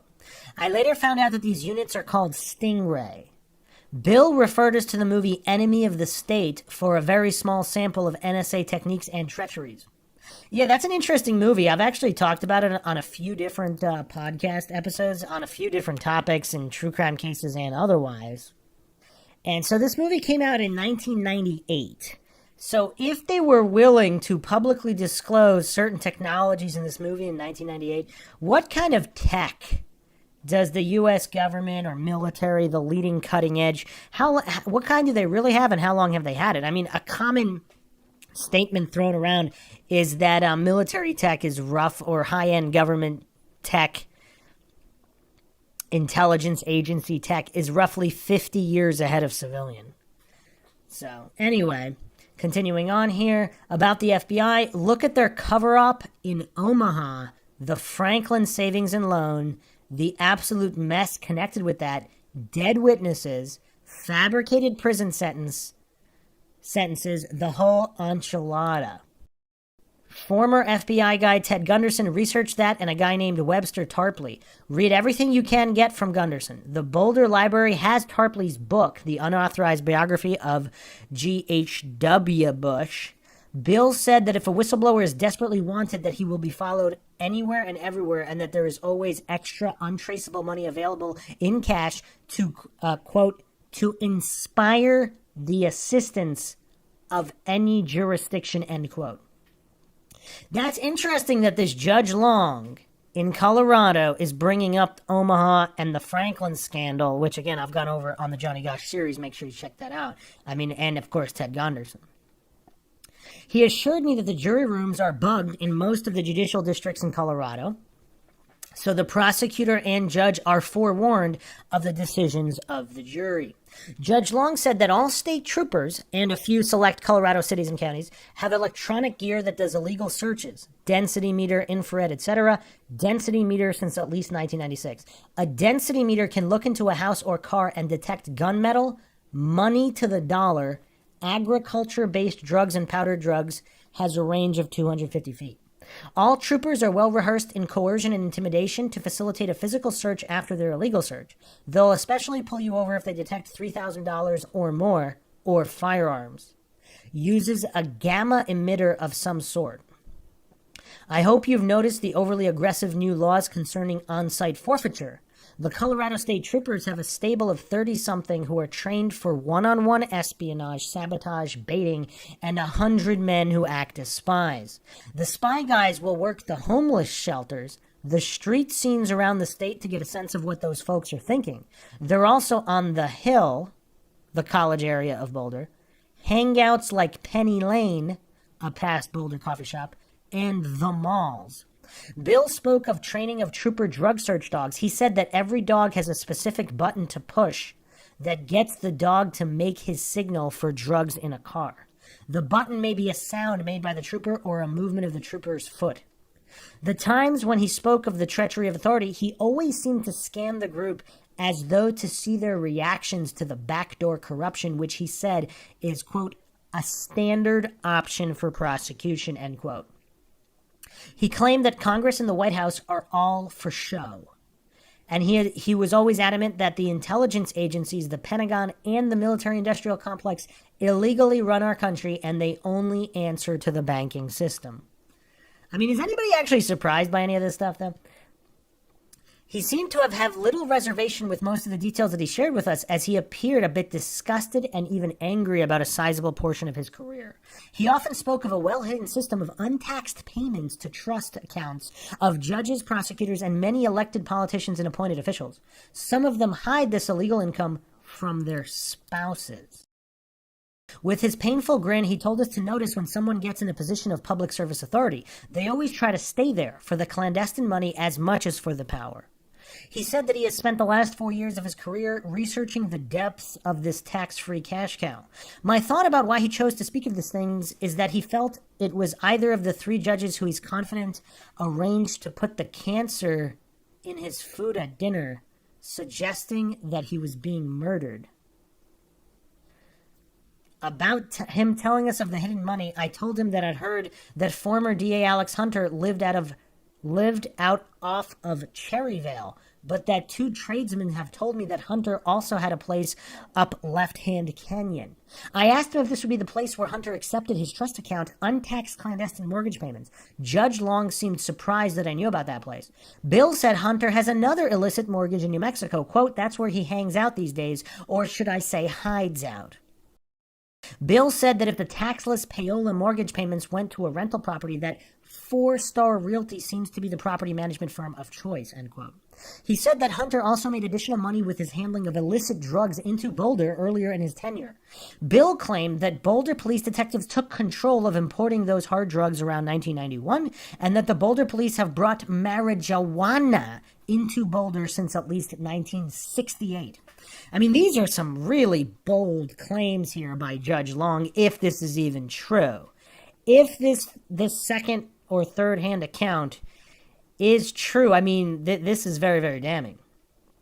Judge Long said that it is a Chinese gang that now supplies hard drugs and pot to the Boulder police detectives for them and select officers to distribute to local street dealers. At one point, the Chinese gang wanted a presence on the Boulder police force, so you will now find a Boulder detective with a Chinese name. Bill said that 3 sources, one being a letter carrier, have told him that the majority delivery point for hard drugs from the detectives is probably the Section 8 housing at 34th and Valmont. The late-night drop-offs in a couple of the overly numerous parked cars on that side of the street. You know what's kind of crazy, though? Does this connect to the vote? Is this part of the Vodka connection and the drug connections? Is that all connected to Boulder PD, this former housekeeper of the Ramseys? Dealers in as many as 3 apartments living there supply about 80% of the drugs available to the College and Hill area. Judge Bill was still curious about exactly how the Chinese gang moved their drugs, but he was told that Walmart trucks, J.B. Hunt and Schneider trucking firms are big in the drug transport business. Bill said that if an honest cop busts an approved drug seller, that case gets watered down or it just gets disappeared. He said that Police Chief Beckner is kept in place, quote, kept in place because for the most part he's a chump that it is always 2 deputy chiefs who run the dirty operations along with the detectives running the drugs. Boulder Police takes counsel from the DA who is complicit with the drug running and gets his cut. End quote. Per our lengthy exchanges on this matter, the various groups at the cafe were convinced of the reality of this long-running, untaxed, clandestine payola conspiracy, of Boulder police detectives' drug dealing, and of Hunter's absolute corruption. Hunter won't find any friends at the Trident or in Lyons. I told Bill that I've read about extra hidden money that cities, counties, and states have, and he confirmed that this is the main part of the package. In fact, it is cities and sometimes counties that hold these clandestine mortgages to conceal the untaxed transfer of funds from the eyes of the normal banking system. This fits well, as it is hidden investment property money from cities, states, etc. that pay to the hidden mortgages that are titled to secretive trust accounts of the thieving public officials. It's only natural that cities are the ones to hold these hidden mortgages. He said that this setup is so pervasive nationwide that it is a well-oiled and well-connected conspiracy system that communicates very well between its members. It is fully self-sustaining because every member of the system is self-sufficient per every member's heavy investment in the stock market. If there are any weak links in the system, the bulk of the rest of the system can easily assist with the temporary shortfall of a member's local payola responsibility. It's the nameless, forgotten city auditors who keep the second set of books, he said. Goldman Sachs does the lion's share of investing for these institutional investors, so of course they get the lion's share of any available inside political tips. We spoke of how a 2008 presidential candidate quipped, quote, "I don't know how many houses I have," end quote. It came out the next day that he has 9. 2 days later, it came out that he has 14. All of us joked and speculated about how much monthly clandestine tax-free payola a long-entrenched U.S. senator receives. Members of the hidden conspiracy of this untaxed profit scheme are cities, counties, states, municipal, and state retirement funds, etc. This is the background for the phrase, "you can't beat City Hall," in the courts, because judges and prosecutors are the main recipients of the untaxed distribution of clandestine payments from the city halls. He said, quote, "This aspect of the scheme is not to be underestimated," end quote. Every recipient of these hidden goods is a criminal and a whore to that well-conspired system. There's probably not enough prison cells for the lot of them. Whoa. I mean, that's a pretty crazy quote, too. I've never seen also, quote from the judge here, I've never seen a dime of this. I'm told that only a handful of municipal judges in Colorado are in on it. A couple in Colorado Springs and Denver are, Judge Bill claimed, as long as the real thieves hold the keys to the cops, the courts and the legislatures of America will be a parasitic cesspool. It's the best protected and probably the longest running crime syndicate in the history of North America, end quote. I mean, is anybody truly surprised by this? I mean, again, I'm not claiming anything is true or untrue or that he even said this. But if this is true, as alleged, admittedly in YouTube comments, but this is pretty crazy stuff. But theoretically, it does seem to match some of these other conspiracy theories and issues with the so-called justice system. The judge said that he found this tax-free hidden public money system owns at least half of the stock market and, quote, yes, of course, the IRS is in on the fix, fully complicit and involved, end quote. Bill sarcastically also said, quote, heaven forbid that a whistleblower should expose this scam scheme and heaven help him too, end quote. Judge Long said that no city or state is bankrupt, that they just lie about what they really have so that dirty insiders can line their pockets with the unreported profits from hidden investments. He added that there are a couple of bank and mortgage firms that are in on the theft and will hide some of the clandestine mortgages. Okay, so now we're coming to the Jonbenet aspect here. Bill spoke of the Ramsey case with a bit of trepidation. Some of what I got was that it was from two older gentlemen that Judge Long spoke to at more length. So already here we have, this is allegedly from information coming from the judge here, so that's secondhand, and that this information is coming from other individuals, so now it's third-hand information here. So let's keep that in mind. But again, obviously we don't know whether it's true or untrue. They told me more after the judge had passed. Although, okay, so this individual here is claiming to have also spoken to the same men that the judge spoke to. Again, if everybody gets brain fingerprint scanned, maybe the truth will finally come out. But, so, okay. It was a co-blackmail pedophile party that was being filmed. So you know what's weird, though? In the post-Epstein era, some of this seems less insane. Because pre-Epstein, a lot of coincidence theorists, authority-worshipping cultists, the Dunning-Kruger crowd, they hallucinated and pretended there was absolutely no chance of any of this stuff. But now, post-Epstein, it's a little harder to dismiss, even for the most gullible of goofs with blind faith in the cult of authority worship. The girl was apparently accustomed to Dad and two others, but she was not used to Dad and 7 other men. Per her reluctance to participate, she was choked and hit on the head as some of the ritual-oriented discipline. You know what's absolutely insane? This was all theorized before these YouTube comments. So, I mean, this is kind of, because there were obviously these crazy, so-called crazy conspiracy posts. I mean, these have been going on since possibly late 90s. Early 2000s, at least. So, it is a little weird, but the participants with John Ramsey were a Boulder deputy police chief, a top cop from Denver, a Boulder district judge, Boulder prosecutor Robert Shapiro, a prosecutor and district judge from Larimer County, and a guy from IBM. I mean, that's oddly specific, but okay. When someone said he remembered it was reported that it was investigators from the DA's office who contaminated the crime scene, Judge Long said, of course, probably Shapiro's handiwork. That if they intentionally contaminated the crime scene, does that lead this theory more credibility? Because, I mean, yeah, it could be incompetence, obviously, but is it specific intentional contamination? Apparently, these sorts of events get filmed so that everyone on the films will help anyone else on the films that one tries to make a career improvement or has some other special project. Judge Long called this assistance Satanism. He spoke often of this even when not speaking of Ramsey. One of the Coffee Clutch attendees once said the phrase satanic dark arts, and the retired judge said that sounds like a more accurate phrase.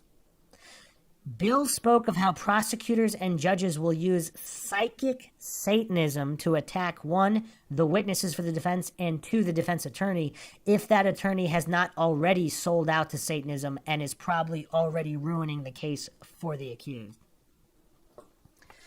Quote, the Satanism is used to confuse you in court, make you stupid, control you. He said that there are even a couple of public defenders who are in on this, and the rest of the defenders are satanically attacked by the prosecutor's office.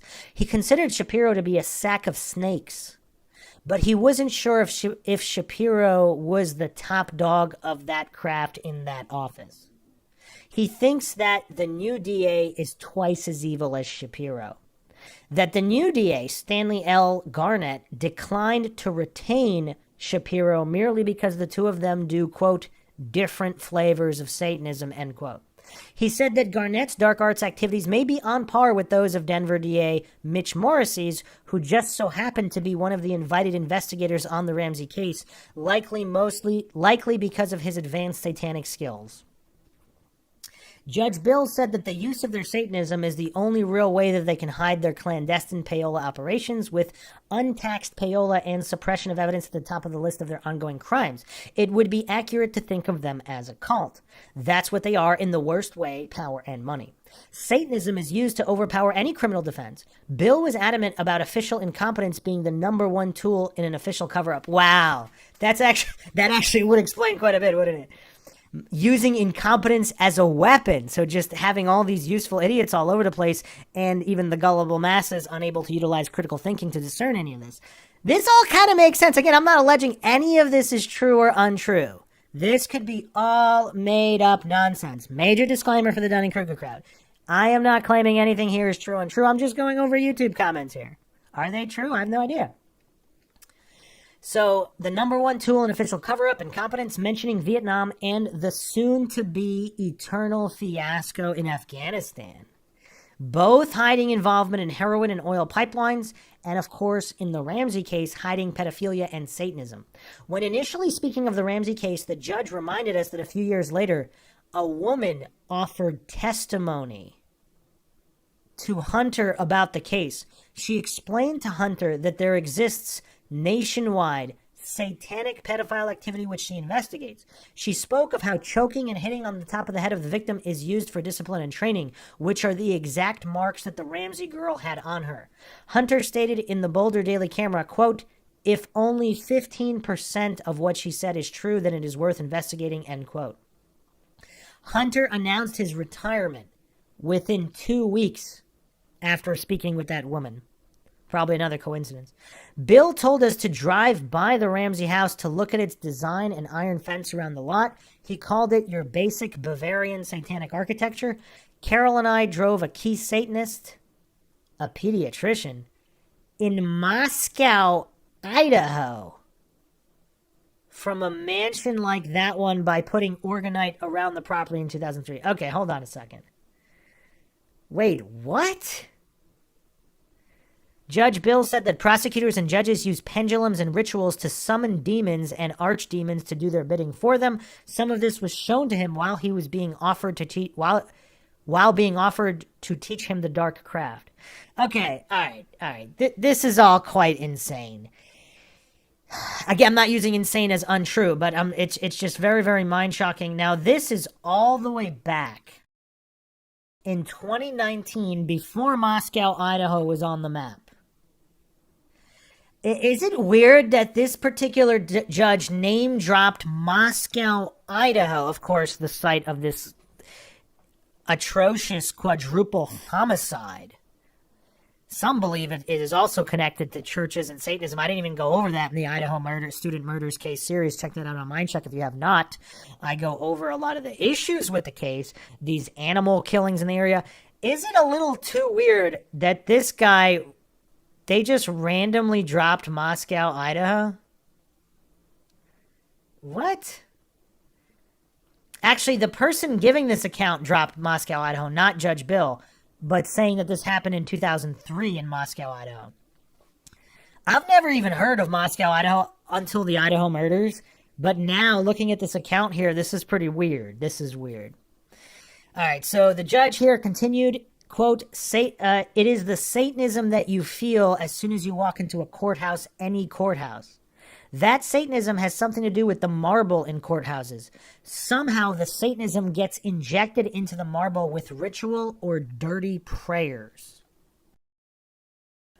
I remember something about the old Enron headquarters being filled with pink marble. Jeffco County Courthouse, Jefferson County Courthouse, lots of marble, feels like a cesspool even more than the one in Boulder. And we're not going to get into that in connections with Columbine. And, of course, all the other satanic cult rumors circling around Columbine, also in Colorado. Probably all mere coincidence. Bill spoke of the Boulder police Satanists getting dogs from the Boulder Humane Society in the middle of the night, and of the prosecutors and judges sharing in their ritual blood drinking. Quote, in addition to the prosecutors and judges' own ritual meetings. Other animals, but mostly dogs, are received from a small variety of other sources. Bill spoke of an indoor kennel where the dogs are kept prior to their demise, not very far up Lee Hill Road, within walking distance of Shapiro's home, which is at the end of Valley Lane, where many dark arts activities take place. Bill said that Shapiro is also active with Satanism in Summit County. He was told that most often before a Satan event, the participants will have a dinner party either at the Red Lion or at the Greenbrier, occasionally dining there after their satanic event. With directional hand gestures, he said, quote, the dirty Boulder deputies are assigned to the foothills where the Satanists play, and the clean ones get assigned to the flats. Bill added at least a baker's dozen of them, Satanists, live in the Lake of the Pines, a gated community between Boulder and Lyons. This also reminds me of other connections to the Johnny Gosch case, where Paul Bonacci alleged that he and Johnny Gosch were both taken to a ranch in Colorado.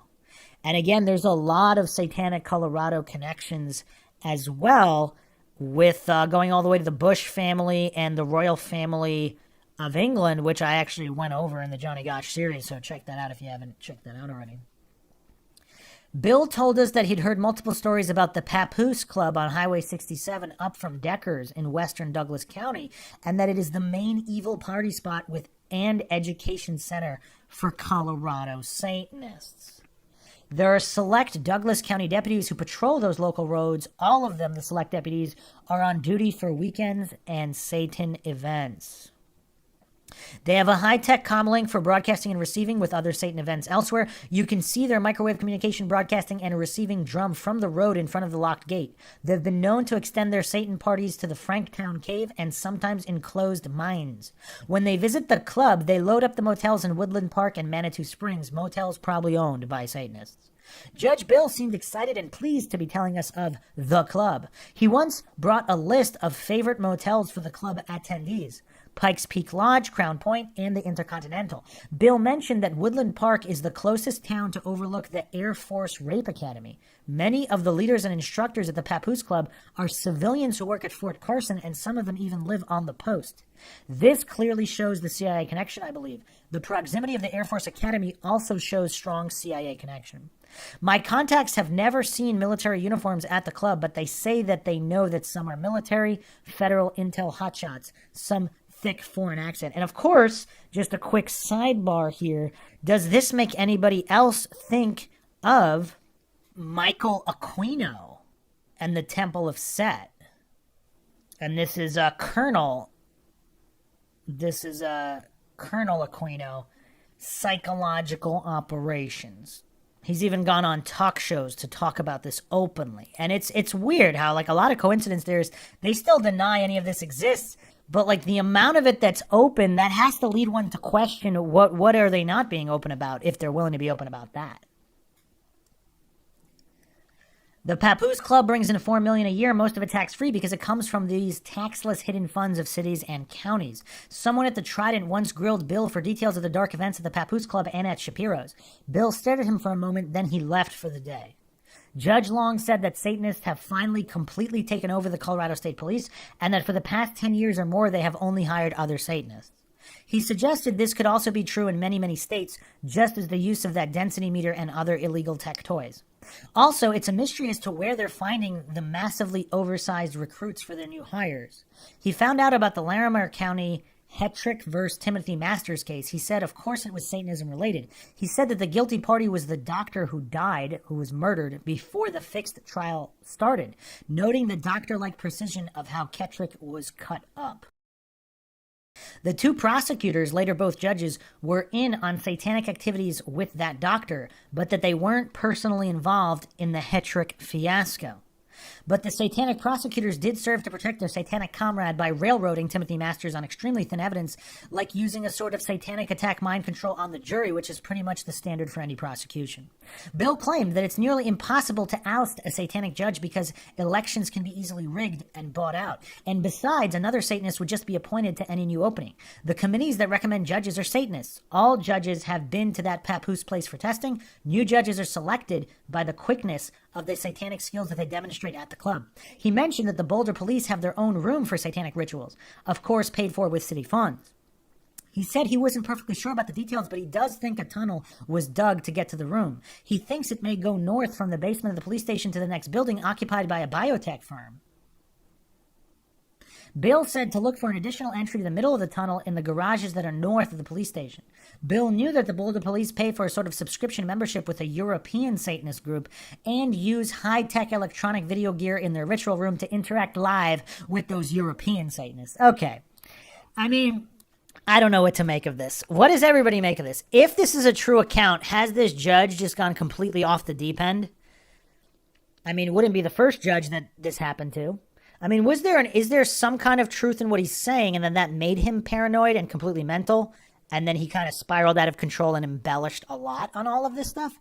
Because obviously a certain base layer of corruption, there's obviously corruption out there. I mean, coincidence theorists, authority-worshipping cultists, they might deny that there's any kind of corruption in police or the justice system or politicians, but obviously there's a certain amount. Now, the exact amount is what's really in question. Is it truly completely widespread? I wouldn't claim it is. I don't know. If I had to guess, I would say it's not, because if everybody was in on it, it would be way too obvious. There needs to be a certain amount of useful idiots and incompetents, maybe a lot of kind-hearted people that are also useful idiots. I don't know if it's this widespread, but it is. I mean, yeah, this is like an 80s movie plot from some like B movie where they just went completely overboard. But can we apply the truth is stranger than fiction here? I mean, could someone really make all this stuff up? I mean, I don't know. More about Satanism. I told Judge Long that in 1999, I was illegally fired from a municipal job in Redacted. He immediately said, that's a dirty little city. I had hard evidence of perjury against my false accusers, along with the merits of the case in my favor, but Hunter's DA office refused to prosecute. Bill listened intently as I told him that two private attorneys refused the case, one being the local ACLU representative, who I actually hadn't even asked to take the case, and another attorney who suspiciously reviews the case for 4 days after he said he liked it, this type of case being his advertised specialty. Bill nodded in agreement to my suggestion that both attorneys were given bribes to not take such an easy case against an entity with lots of hidden money. He said, quote, about $5,000 would be the norm for that sort of payoff bribe. Plus, they won't get psycho-satanically attacked as they would if they took the case, Bill said. Hunter and company easily got $15,000. Your unemployment judge probably got $5,000, and the same for each of the EEOC judge. The state senator gal who snitched my testimony to her back to Redacted got $5,000. Appeals is where the real money is, at least 10 a pop and up past 40. How do you think Monsanto wins all those ridiculous lawsuits? I told Bill details that suggested that I was attacked with satanic activity over the matter. Per my details, he confirmed that I was psychically, satanically attacked. I told him that the new head of public works who illegally fired me was just in from California. With that, he said Sacramento has one of the most notorious stables of mercenary satanic psychics in the West. I hear that former KGB... Okay, yeah, I mean, come on. I should have JR on for this episode. Now they're bringing in KGB psychics. Like, what does everybody make of this? Is this really the truth is stranger than fiction, or is this just a hodgepodge of bizarre sci-fi and conspiracy and horror satanic elements? What do all the MINDSHOCK listeners think of this? Again, I'm not claiming anything is true or untrue, but once you bring in KGB psychics, it gets tough. Not because KGB psychics don't exist. I mean, there's actually documented evidence of the Soviet Union experiments into psychokinesis and a lot of different psychic activity with psychics and all of this stuff. But just the fact that it's brought in here, I mean, it's a little weird. I hear that former KGB psychics like the climate there. I wonder what their fees are. Probably somewhat reasonable. It would be hard for you to compete with 40 grand or so in bribes working against you behind the scenes. Plus what they paid the satanic psychics, Bill advised. Don't bother to go after them anymore. Just figure that what goes around comes around, and they'll just get their just desserts without you lifting a finger. That's a little weird that he said that, though. Like, I would like to know his thoughts on, like, karmic scales in the universe. Like, why would he say that they would get their just desserts after he just outlined this, what's supposedly a completely vast and corrupt system? Your ball game is long over. The umpires wear the same uniforms as the home team. He claimed that other top dark cities are Boston, Chicago, Miami, and LA. They're everywhere, and they're thick in Denver and Colorado Springs, too. The retired judge said that he'd never talked to someone who was conscious about being a victim of satanic psychic attack. My awareness of that came later. For that, he said he would buy me my next cup of specialty coffee. I told him that I would like a mocha latte right now. He handed me a $5. I returned some change to him and enjoyed the drink. Judge Long said that whistleblowers are always made out to be kooks and nuts, and all of that is directly from satanic psychic attack on the whistleblower and his potential supporters, and to some extent on the public. How they get away with it all, for the most part, is to call the other guy nuts and use the satanic attacks to make them afraid to stand up for themselves and to make mistakes and look foolish. Whistleblowers are always hit hard with smear campaigns that always seem to get into the press over and above any truth in the matter. I mean, that's a good point. News media honchos get their hush payola too when they're needed. Actually, it's a form of tampering with the jury pool. The defense is limited as to what they can say about the press, but the prosecution has free rein to front-load a jury pool. They choose juries with their Satanism, picking the easily influenced people. Bill said that mercenary satanic psychics are now deeply involved in the professional and college sports world. He said, just look at the dynasty teams for the first clue. Anymore, many teams have their own staff of attack psychics. Duke, North Carolina, Kansas, Florida, UCLA, Arizona, Connecticut, the usual suspects. He said, notice that the Patriots started winning after 9/11, suggesting that there was federal assistance with some kind of sports satanic psychics. I've noticed that New England Patriots coach Belichick is good friends with Coach Donovan of U of Florida basketball, recently winning 2 NCAA championships. Some star pro athletes will hire their own to attack their personal opponents. Judge Bill was convinced that Roger Clemens used satanic psychics to attack the batters that he faced, as Clemens is always a foul-mouthed creep, never a gentleman, and not able to hide his involvement with that crap. Tim Duncan, Kobe Bryant, wow, that'll get some pearl clutching. Sports psychics were pretty much proved to me when the Red Sox strangely controlled the Rockies in the 2007 World Series. Note, March 20th, 2014, the Colorado men's basketball was embarrassed in their NCAA tournament game. Post-game, one CU player commented, "We came out there at the start unfocused."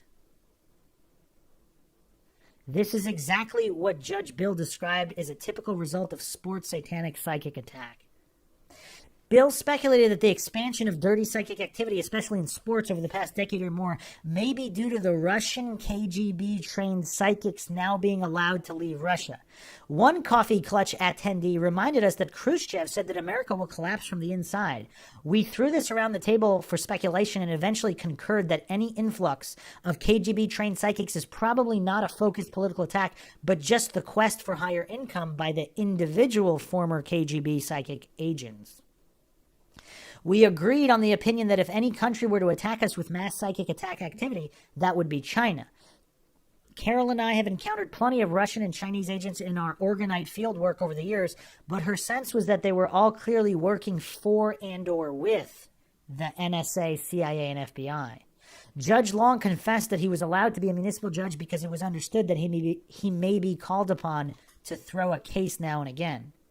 Bill said he was speaking to us about all of this now because to be appointed as a county or district judge, one has to have proficiency with satanic dark arts. He said that he turned down an offer to be a county judge because he turned down the requirement to get involved with Satanism. Satanic judges know you're off balance and out of sync in court because of the Satanism that's directed at you. Quite often, they repeatedly interrupt you, illegally suppressing your testimony. It happens every day, all day long, if they sense that they can get away with it, all to get more money out of you plus the power aspect. They are a cult for power and money, he added. Those retired satanic judges and prosecutors aren't likely to hang around coffee shops and chat with the old boys. They need to hide because up close their Satanism can be felt, detected, especially if you've been a victim of their Satanism. They can only socialize with each other. God-loving, honest people make them nervous and jittery. I've seen that a number of times. He felt that the Satanism has gotten increasingly more recognizable by the public in recent years, partially shown by the advent of scans beyond mere metal detectors in courthouses saying the Satanists get armed guards and you get a cavity search. This expanding security state we're experiencing is a convenient cover for the growing exposure of Satanism that's used by almost every authority and power structure you can think of. Courts and officialdom make poor light of real psychics because good psychics have the ability to more readily detect Satanism and can see how deeply entrenched it is in officialdom in our country. I'm told that psychics are always a target of satanic groups. That makes sense. He said that the larger prosecutor offices are just apprentice-type training grounds for Satanism for future judges. He considered all that to be vile voodoo beyond belief and treason against all human beings. Bill said that his contacts on this specific issue showed a lot of patience in explaining all this until he understood it. He was told that quantum science scratches the surface of this, but that it doesn't really get it. It is will and intention with dark arts that manipulates world issues and local issues with the specific placement of Satanists in authority positions who know specific satanic details, details that quantum scientists seem to be distracted from. This is why psychics are always a big target, because they have the best potential to see through the Satanism better than the distracted quantum people. I told Bill that I knew of a 2006 incident in Boulder in which Boulder detectives, not uniformed police, apprehended a Native American medicine woman who was visiting from South Dakota. She was taken to a police station where all her clothes were taken and she sat naked and alone in a room for 2 hours. Then 2 uniformed policemen without their badges and name tags entered the room and tortured her with handheld electric stun guns. All threatened charges against her were never filed. Her pet dog nearly died of dehydration while interred at the Boulder Humane Society. Bill hung his head, drank his coffee, and refused eye contact for a while. He said that he had heard of the incident. With the recent revelations of the illegal intrusiveness of the NSA and cell phone tracking capability, I'd bet her movements were monitored even locally. Stingray, suitcase-sized cell tracker, ? We spoke of 9/11. Bill said that we were spending a couple $1 trillion on something that couldn't be proven in a court of law and would certainly be disproven if legally challenged. He was well aware of the push to build a UNOCAL pipeline across Afghanistan to get Caspian Sea oil and natural gas marketed to China and India. When I called the event the Great Bamboozle, he said that it was the best polite term that he had heard about this event. Bill had met with a woman from India who has an uncle back in the old country who was receiving political perps for a new oil pipeline running across his land. This branches off the new pipeline that comes through Pakistan and Afghanistan from the Caspian Sea area. The grandson of one coffee clatcher knows an Indian college student whose father is a new hire at a refinery per the new pipeline to an Indian refinery, a big one. Judge Bill knew of the increase in Afghan heroin production and estimated that it has probably multiplied at least 6-fold since the start of the Pentagon's occupation. He said that it appears that we have lost our country and that the Afghanistan occupation is Vietnam all over again, but worse, and it will likely last indefinitely in some form or another. Bill claimed the Pentagon's Afghan heroin program is still not as grand as the CIA's decades-long South American cocaine operations. He had met an Army Special Forces veteran who had been assigned to a special unit at Fort Benning, Georgia. The unit assigns detachments for 6-month deployment to South America, where their mission is to search and destroy any small cartels that compete with the large cartel, the CIA. This isn't the first empire to prosper from illicit drugs. Take their money and keep them stupid. Judge Long said that it would be a safe bet that only U.S. GIs getting killed in Afghanistan are the unlucky ones who get assigned to protect the oil and gas pipelines or the heroin operations, saying that if they can lie about the World Trade Center, then they could lie about a few murders overseas. Bill noted that the Pentagon bought all the press rights out of Afghanistan before the bombing started on October 7th. Bill claimed that he sensed in advance that Hillary would get the State Department in 2008. It's state DOD and the CIA who brings drugs into this country. Hillary has been an international drug dealer since she was a governor's wife. Big Satanist, too. Bill said that the Grand Bamboozle is sadly defining life in America, commenting on how much power over civilization is held by the international pirates of natural resources, he said. Civilization is quickly digressing, with America at the forefront of the digression. One Coffee Clutch attendee asked Bill if psychic dark arts were used in the 9/11 Grand Bamboozle and the official story of it all. Judge Long replied, "What do you think? It's probably off the charts. Real evidence has been hidden or destroyed, and witnesses have been silenced from day one." With that statement, I told Bill and 5 others that I was on the website of U.S. Senator Paul Wellstone on the Friday afternoon of the day that his small plane went down. I clicked itinerary on his site and found that on the following Tuesday, 9:30 a.m., the senator was going to open its own investigation of Enron. Enron had a major interest in gas-fired electricity generation plant in Pakistan on the path of the pipeline. It was later bought by Bechtel and GE, who were the building contractors on the project. A number of times we spoke of contrived shootings like the ones which have recently made the front page of the news. Bill reminded us that in 1976, an NSA official testified to a congressional committee that they, the NSA, have shooters on the shelf, referring to subjects who are psychically programmed with multiple personalities which can be revived by the programmers at any time. Manchurian Candidate style. He wished he had kept a copy of that testimony which a judicial friend had shared with him because it may be harder to dig up now. In parentheses here, the church hearings, question mark. Is this relating to the church committee? I mean, that would be curious. After he first spoke of this, he later said that the official papers have just been released that further admit to federal psychically trained assassins. He said to notice how all the shooters end up dead at the scene, or at least kept from local investigative scrutiny.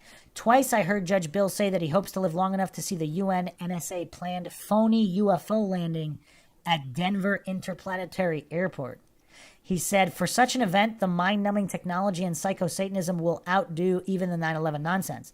I'm told that somehow the Pope will be involved in this fiasco. Okay, hold on a second.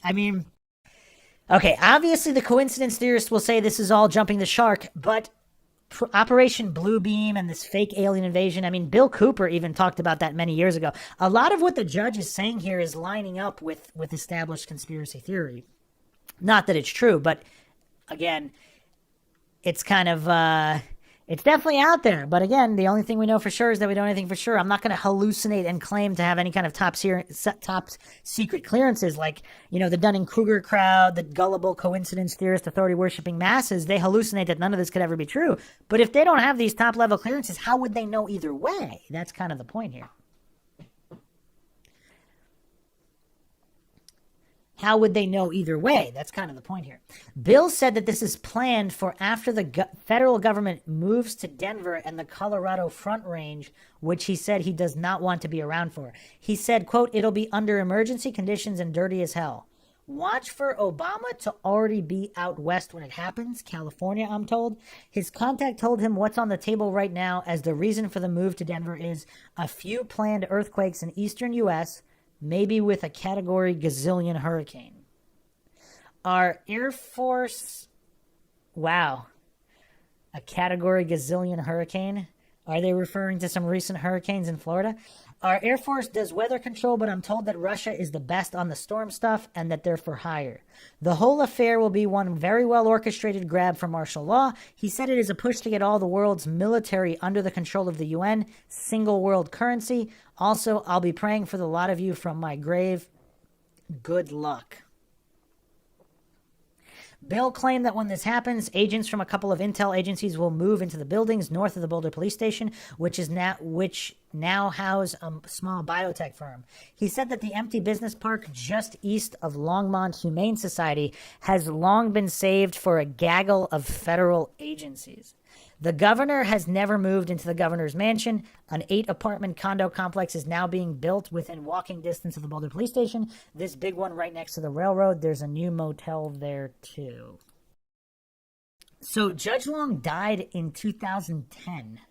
So even though this comment was made on YouTube 2019, Allegedly, if this is true, that means he's saying all this prior to 2010, which is kind of crazy. Be wary of quarantines on the Fed-controlled Front Range based on faulty data. Outright lies, actually. Quarantines.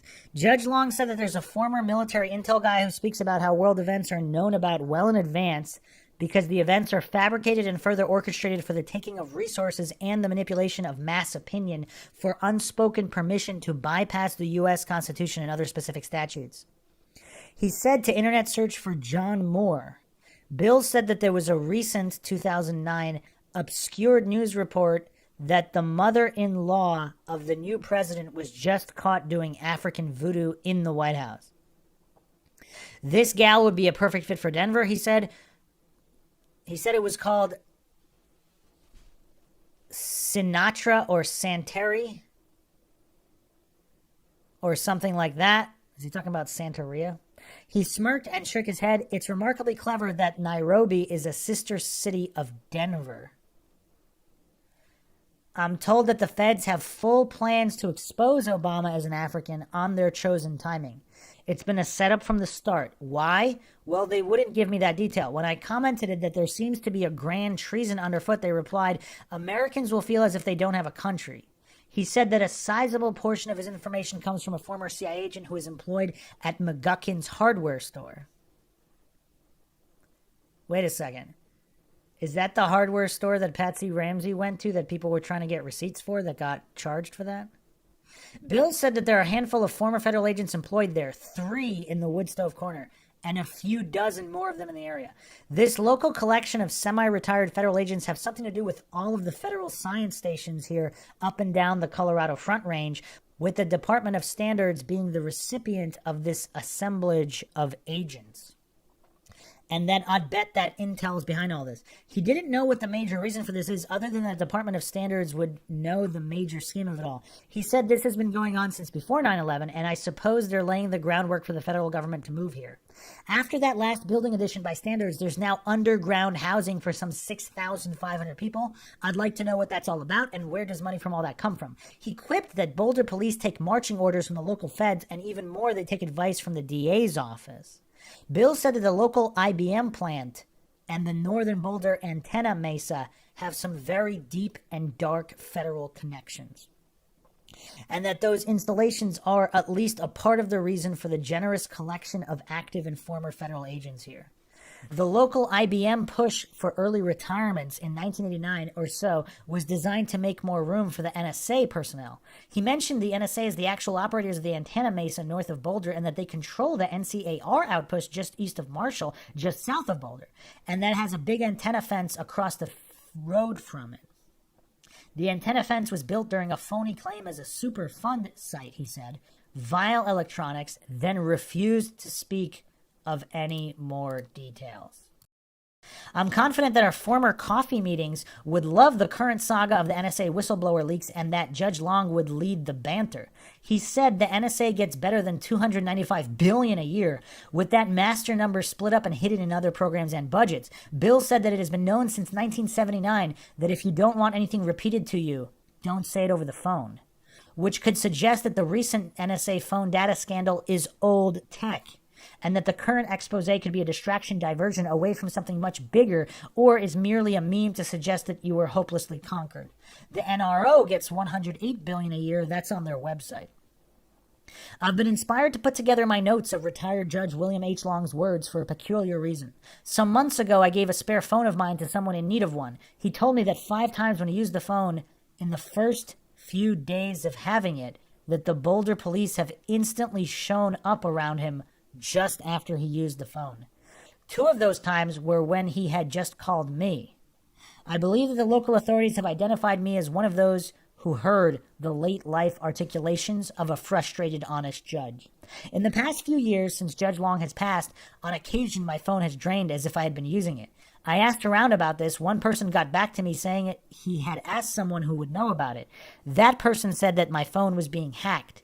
I was being listened to, and or nasty frequencies were being broadcast to you. It may happen a few times per month, or sometimes not for a month or more. And the last quote here, "The truth is like a lion. You don't have to defend it. Just let it loose. It will defend itself." From St. Augustine.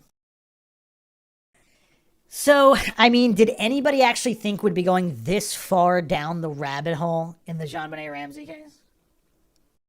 So now, in typical MindShock fashion, we'll be continuing the rabbit hole in the branch off to Nancy Krebs' testimony, which I believe is what the judge referred to here to Alex Hunter, who happened to resign or retire within weeks of this testimony, which is also coincidental, I guess.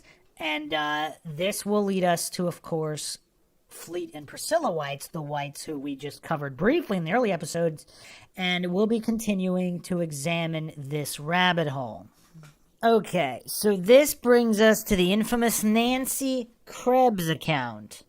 Now, obviously the hardcore researchers know about Krebs, but a lot of people who just have an overview of the Jonbenet Ramsey case, they may not know about the testimony of one Nancy Krebs. I believe this is who the judge is referring to as far as witnesses who came forward or testimony regarding all the corruption. But let's look at the official narrative, the coincidence theorist narrative. Obviously, how often does the official narrative turn out to be true? I mean, turns out not too often, but maybe it's true here. Again, I do not claim anything is true or untrue.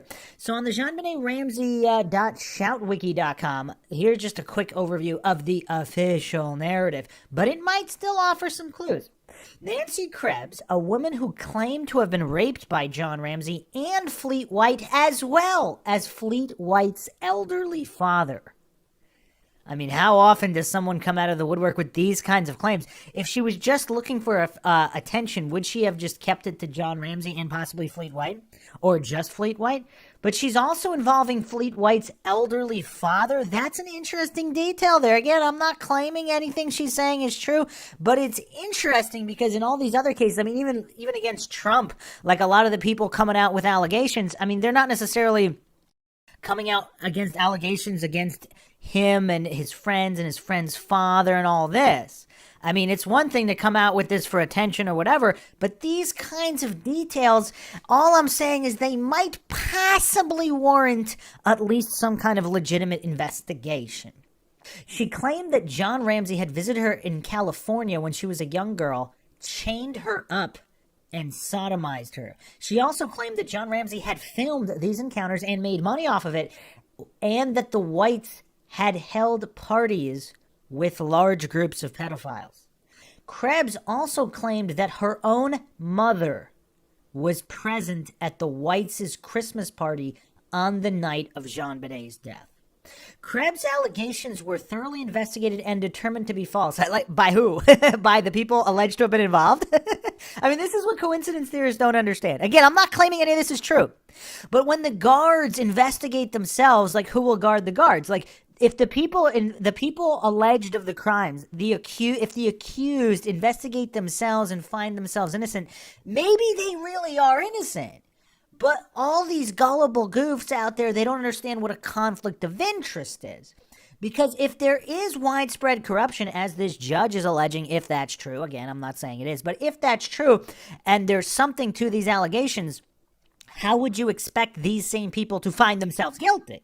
I mean, you'd have to bring in, I don't know, internal affairs maybe? I mean, a non-corrupt agency of some kind, independent investigators, not associated. I mean, you know, maybe even from another country. I mean, I don't know. Like, you can't, obviously, you're not going to have the guilty parties investigate themselves if they're all complicit. Now, again, a lot of people who doubt Nancy Krebs, individually, there might not be enough evidence, and I'm not saying even collectively there is, but when the people that just dismiss Nancy Krebs outright, if there's some form of validity or truth, however small, when you couple it with this other interview here, or assortments of coffee table talks with this judge, if those are legitimate and they can be determined to be, it's very, very interesting that they kind of sort of match up here in some way about these parties. And again, rumors of this, there have been rumors of this going back a long time. Again, I'm not alleging they're true, but it's interesting because in other true crime cases, it turns out that early rumors were true. Again, I'm not saying that's the case here, but in other cases, in other situations, you know, the rumors just don't come out of the ether. They come from something. Police discovered that Krebs was the subject of a missing persons report from California and had claimed to be a witness in at least 2 other homicide investigations. Now, here's the thing. If she's involved in the criminal element and these circles of criminals and pedophiles and murderers, why, I mean, is it really, like, if she's telling the truth, I mean, how does it discredit her if she's seen other crimes? If she's claiming to be involved in these circles of criminals and possibly some kind of black market snuff films and all this stuff, if those criminals are murderers, I mean, perhaps she was a witness in other, I mean, this is so weird as if you're using that to discredit. I mean, maybe she wasn't. Maybe she made everything up. But to just dismiss it by saying, oh yeah, she also claimed to see other murders. I mean, if a gang member comes in with info on murders and they also have info on other murders, I mean, it's not that surprising if they're constantly around murder as they're claiming to be. Again, they might not be honest, but that, you know, to dismiss it on those grounds, I mean, how silly can you get? Now, here are the wrinkles in the story. Support from DA Alex Hunter. Krebs' story was broken in the media in Boulder Daily Camera interview with then DA Alex Hunter. Hunter stated that Krebs' story was very believable and referred to it as a breakthrough in the case. Though he mentioned Fleet White by name, Hunter neglected to mention John Ramsey's role in the story. Prior to Hunter's public statements of support for Nancy Krebs, Fleet White had been an outspoken critic of Alex Hunter and had been campaigning for his removal from the DA's office, which is also curious. Police investigation of Krebs' claims. According to the police, Boulder police spent about 11 weeks investigating the allegations, which included conducting 22 interviews, reviewing medical and psychological records, reviewing photographs and recordings, consulting with a forensic psychiatrist, and comparing the allegations against physical evidence with current knowledge of the case. As a result, Boulder police and prosecutors working on the case have concluded that other than the woman's statements, there is no evidence to support this theory of Jonbenet's murder. That's interesting, though, because that's an interesting way to phrase it as well, because is that proof that it's not true? No, it is not. They're just saying they have no physical evidence to corroborate the story.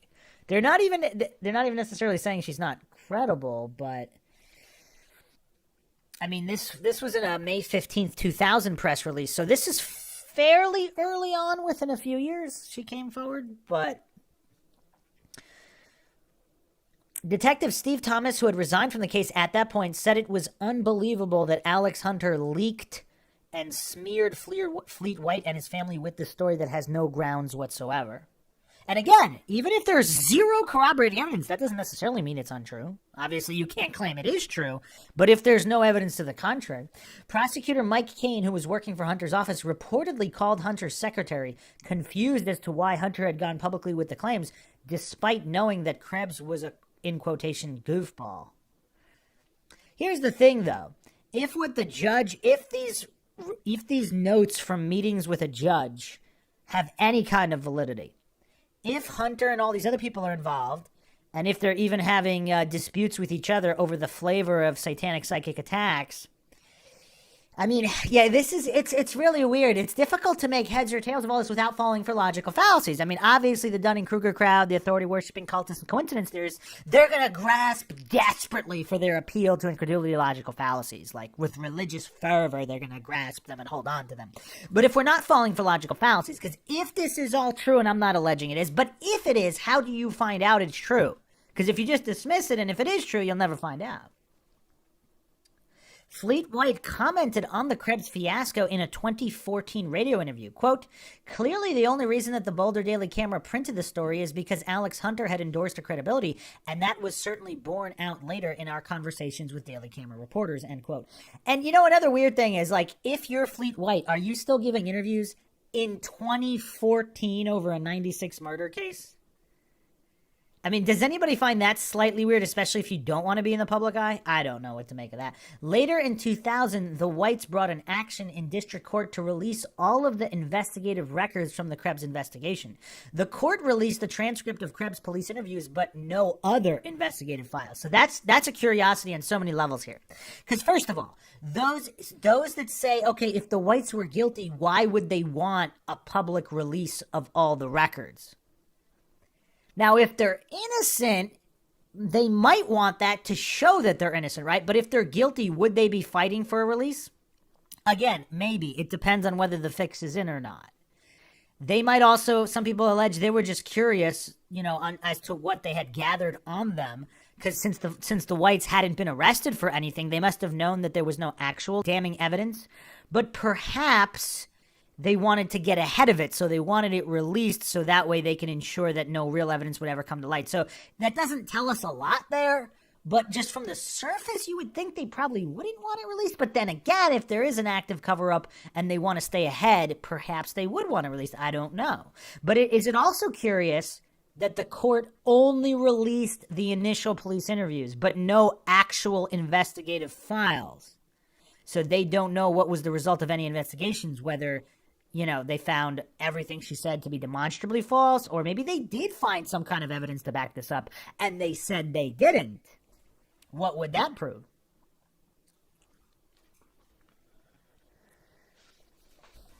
And the Whites went to district court again in 2014 to release all the investigative files. The Boulder Police Department and the DA opposed the release of those records. Does anybody else find this weird, though? Because if it really has no credibility, why not release them?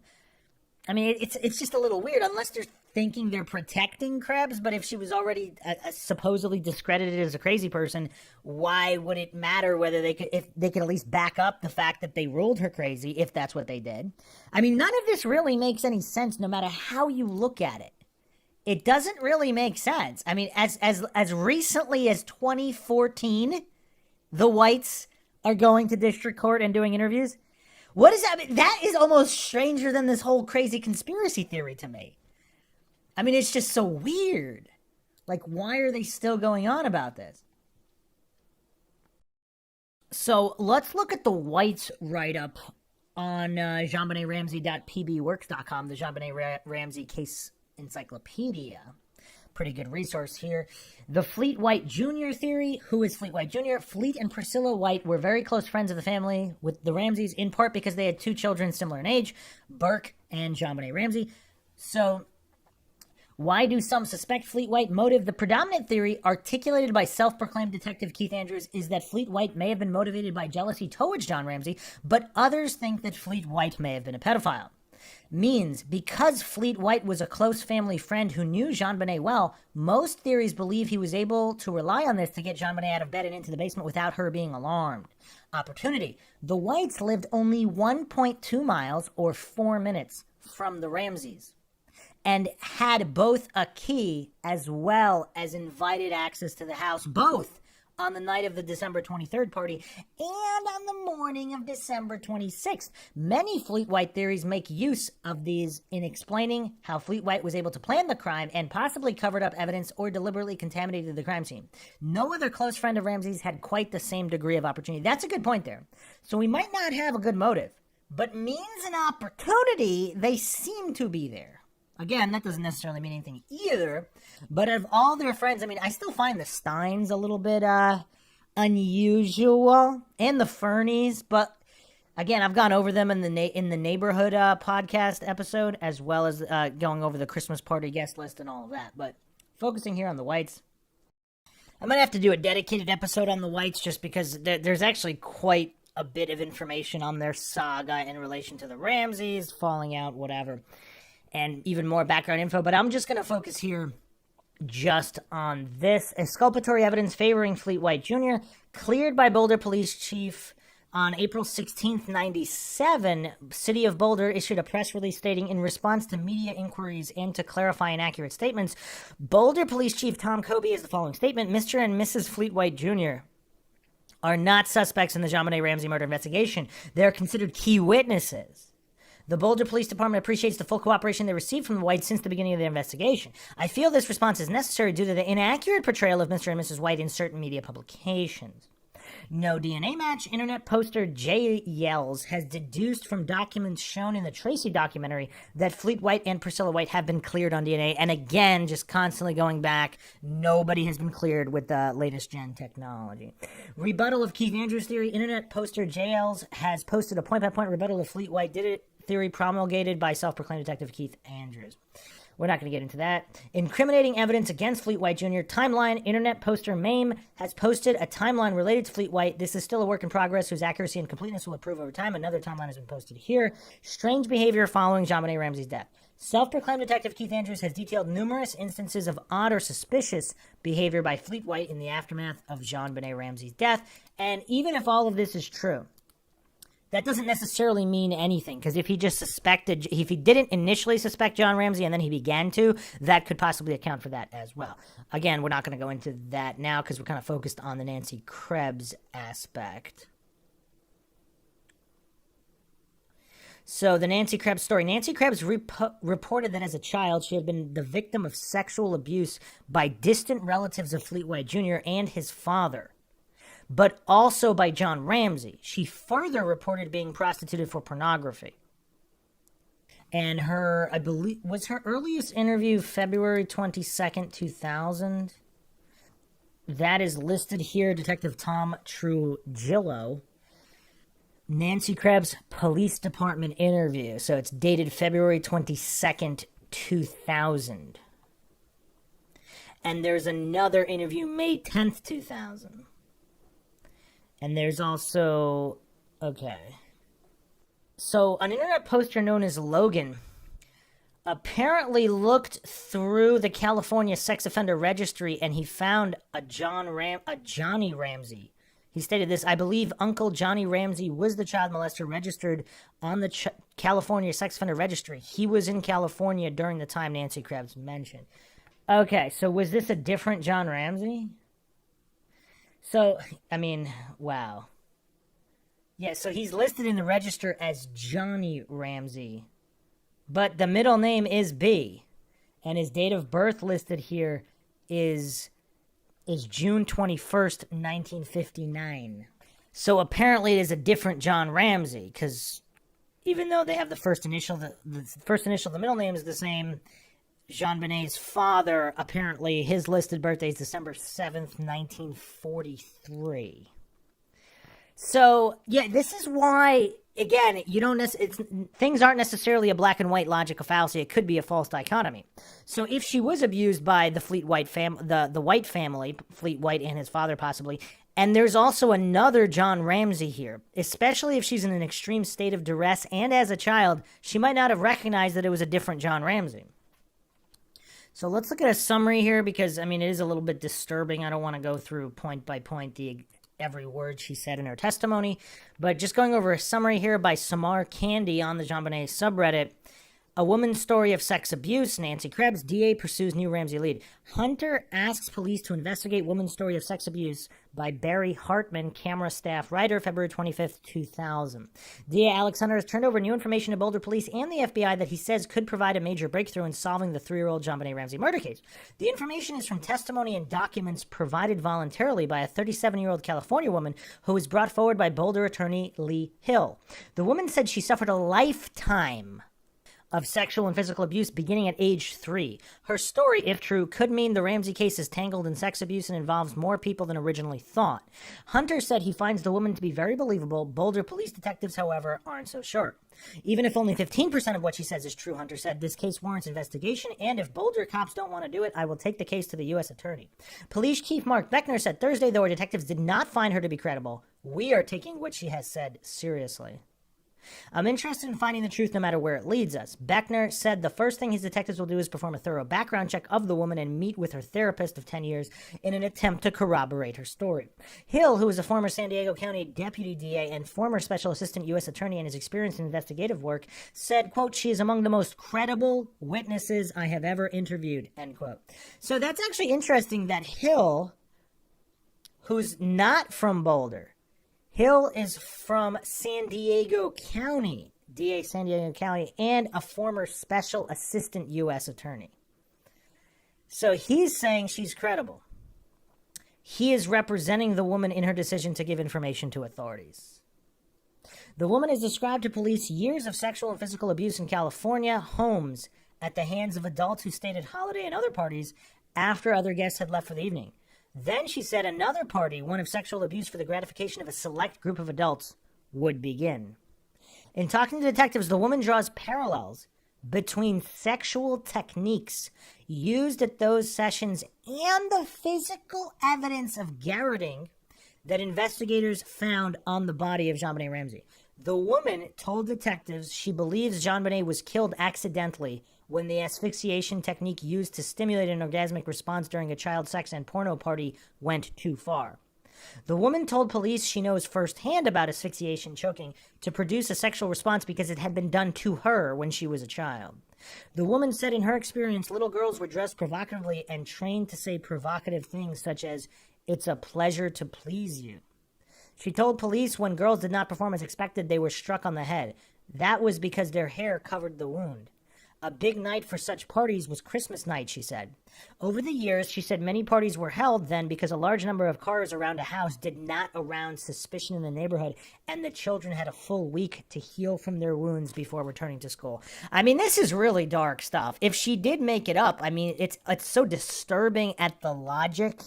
How, I mean, that is pretty logical. I mean, the amount of cars, the time off from school, et cetera, et cetera. I mean, that's just, I mean, it's, yeah, this is bizarre. Or maybe this all did happen to her, but she was mistaken that either John Ramsey was involved, or it was a different John Ramsey, a Johnny Ramsey, and that maybe it was, or maybe it was the Fleets, maybe it was Fleet White and his father, or maybe it wasn't. Maybe it was other people. Maybe she's mistaken about that. I don't know.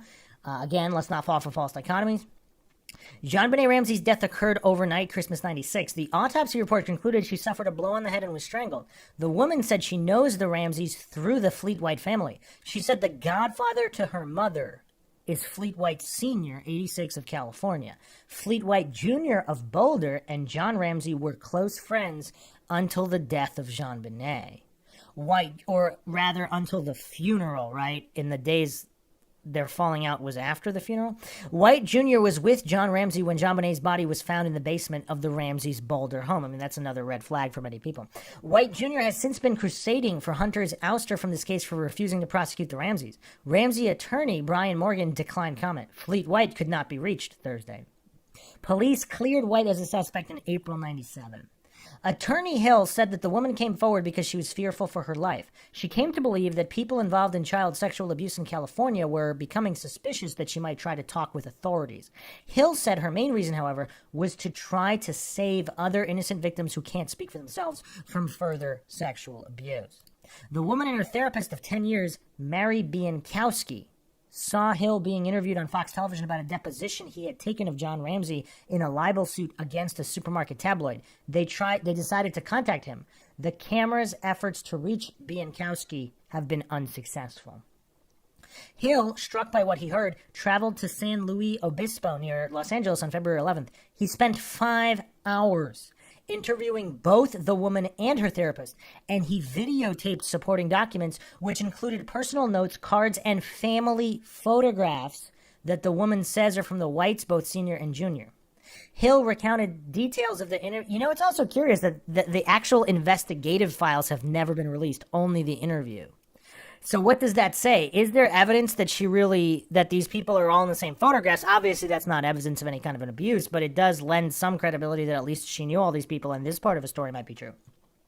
Hill recounted the details of the interview to Hunter in a meeting February 16th. With him was Steven Singular, a Denver author who has pursued the Ramsey case for 3 years and is convinced the killing is linked to child sexual abuse. Both men expressed to Hunter intense frustration about the reluctance of police to consider evidence that deviated from their theories. The woman called Hill again Saturday, and he arranged for her to fly to Denver. He picked her up at 12:30 a.m. Sunday at Denver International Airport and found safe housing for her. Is that a weird time to fly into an airport? Midnight, after midnight. Hunter immediately, unless it was that was the first time he reached out. I mean, I don't know.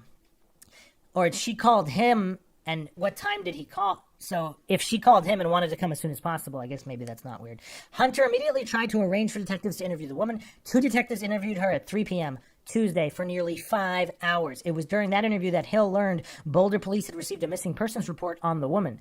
A relative of the woman filed the report with San Luis Obispo authorities, who called Boulder police. Boulder police, Hill said, responded that she was in Boulder and would be interviewed by detectives at 3 p.m. Tuesday. They also told San Luis Obispo police she was with Lee Hill. I couldn't believe it, Hill said. We had told police her life was in danger, and they tell everyone where she is and what she is doing. That is kind of insane. I mean, does that in and of itself, regardless of whether she's credible or not, the fact that people are afraid of what she might say, is that proof of some kind of wide conspiracy going all the way to California as well? I mean, this is all insane. Police Chief Beckner said he thought it was his department's responsibility to respond to the missing persons report. Hill says police should have asked the witness whether she wanted them to respond. So she's an adult. She's 37 years old, and someone filed a missing persons report? The Ramsey case has been quiet for the last several months following a 13-month grand jury investigation that prosecutors said did not find enough evidence to bring an indictment in the case. So, yeah, I mean, it is curious, because if she said Uncle Johnny, so is she not claiming that this particular John Ramsey? So she did not name John Ramsey. She named an Uncle Johnny, who's a different John Ramsey, at a different age. Here's another article. This is by B.J. Plaskett, Boulder journalist. Nancy Krebs by B.J. Plaskett, Daily Times Call in 2000. The Times Call, meanwhile, has learned that the woman's story includes allegations that when she was between the ages of 6 and 12 and living in California, she and another female child close to her age were taken on summer road trips up the West Coast by 2 adults. Those trips, the source said, included stops in Oregon, Washington, and Canada. It was during those trips, usually taken in August, that the woman and the other little girl were assaulted and photographed by other adults. According to the source, the trips usually went to the same towns and ended with the assaults by the same people each year. Those sites included small remote towns in both California and Oregon, the Times Call has learned. On one site was a remote ranch in Oregon where outbuildings were used as sets for pornographic films featuring children. According to the source, the woman's allegations also included the following. In addition to the female child taken with her on the summer road trips, the woman reported that 2 other children of similar age, a boy and girl, were also victimized by some of the same adults. The woman was assaulted during at least 1 trip to Nevada and at least 1 trip to Colorado. A family doctor once treated her for what was described as a mild bladder infection, but the procedure actually involved surgical repair of genital injuries. The same doctor reportedly saw other suspicious injuries, but never alerted authorities. And some people believe that's what's going on with Jonbenet Ramsey with all of the doctor visits. Many of the assaults reportedly took place at parties during the Christmas holidays. At these parties, the source said, you know what else is weird? If the dates are all documented, and all of these injuries are only occurring around Christmas time, what does that mean? Like year after year? Just Christmas or August, like the alleged dates in question, and no other times of the year? That's kind of weird. At these parties, the source said the sexual assaults usually began while the child was on the lap of a man dressed as Santa Claus. The Santa Claus character would begin the sexual contact by fondling the child before handing her over to the other adults. The woman was often introduced to adult men who were referred to as uncle, but they were not actually related to her. Those men invariably assaulted her, according to the source. The woman was often kept out of school around the holidays because of injuries and other trauma stemming from the assaults. She reportedly missed 45 days of school, much of it around Christmas, during one school year. When contacted Wednesday, Biankowski said her patient did not come up with the stories after the 96 slaying of 6-year-old Jonbenet Ramsey. No, she did not, Biankowski said. 99% of what this client told me and wrote down was documented before 1995. See, this is curious because now you have a therapist here backing her up. You have a DA who's you have a DA official and was also a U.S. Assistant Attorney convinced that she's telling the truth. And her therapist is also convinced. And supposedly there's all this documentation. None of it's been released, of course. Supposedly it exists. What do all of the devout coincidence theorists say about all this? Like they're all lying? I mean, Did they? It's not like they released a book and went on talk shows all the time, did they? I mean, I don't recall that. If that is true, then okay, we can examine that. But if they didn't, I mean, this is all crazy. The woman making the allegations remains in hiding outside California. Her Boulder attorney, Lee Hill, has repeatedly said his client has been threatened and that he is concerned for her safety. And what would be his motivation to lie about all this? Assistant DA Bill Wise said on Monday authorities are taking the woman's claims very seriously. I mean, wow. This is crazy then. So she did not claim it was John Ramsey. She claimed it was Uncle Johnny, who's not, and there is a Johnny Ramsey on the child sex offender list in California. So that backs her up as well, if it's the same guy. Again, I don't know. You know the other thing that's weird? Everybody's accusing her of being completely crazy and insane. Doesn't she have a right to be kind of crazy after being if what she's saying is true? Would you expect her to be a well-adjusted, completely sane individual?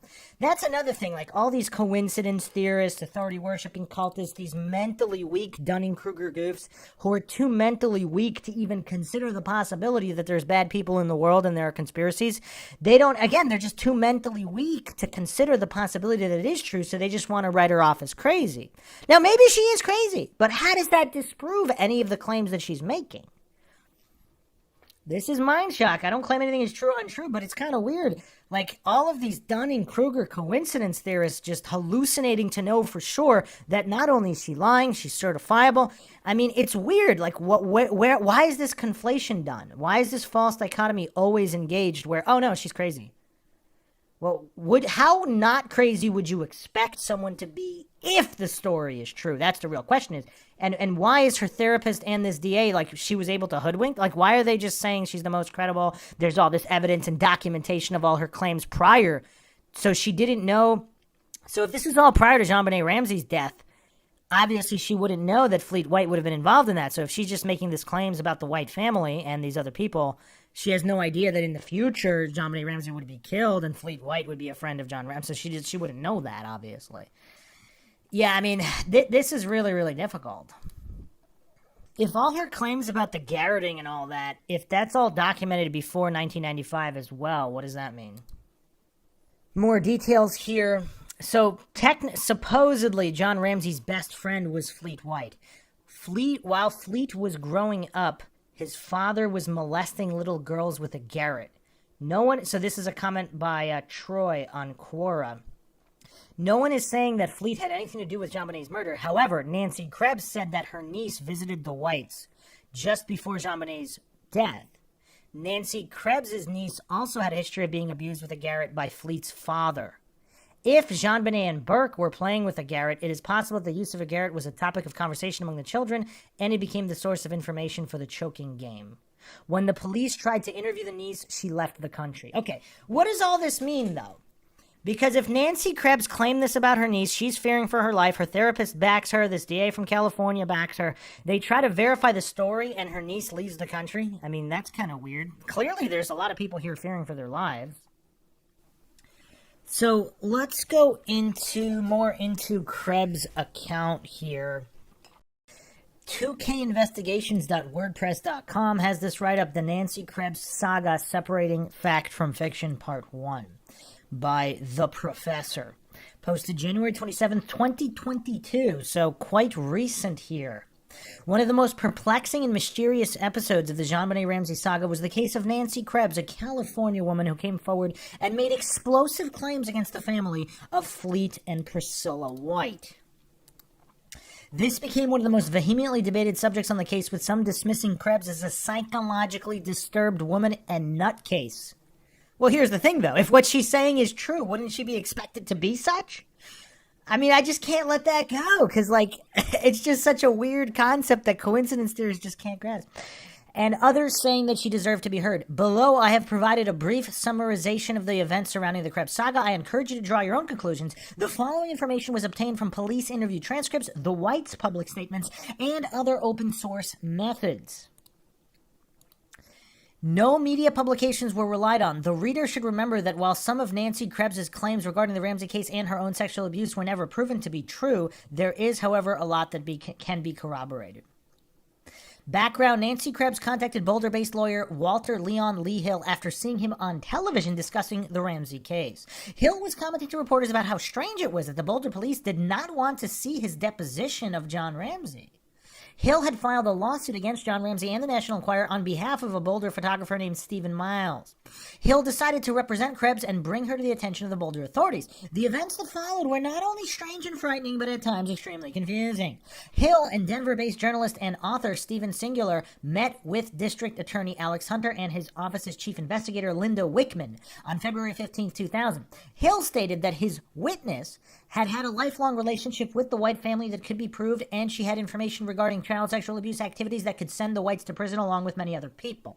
Hunter pressed both men for details, raising questions about potential motives, locations of where alleged crimes had occurred, and other areas of interest. Hill said that Fleet White Sr., father of Ramsey friend Fleet White Jr., had offered his witness $75,000 to keep her mouth shut and come visit him in Aspen, Colorado.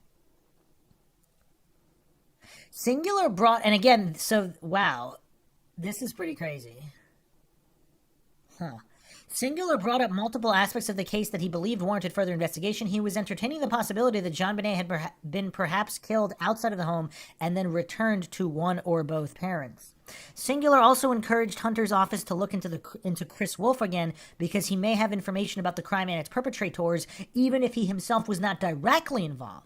Singular then theorized that Jonbenet may have been killed in the presence of three people, one being Fleet White Jr., a second man who was a videographer in the Boulder area, and a third man who was the actual killer that did not reside in the area. With all of these sensational and unproven possibilities being presented to him, Hunter agreed to move forward.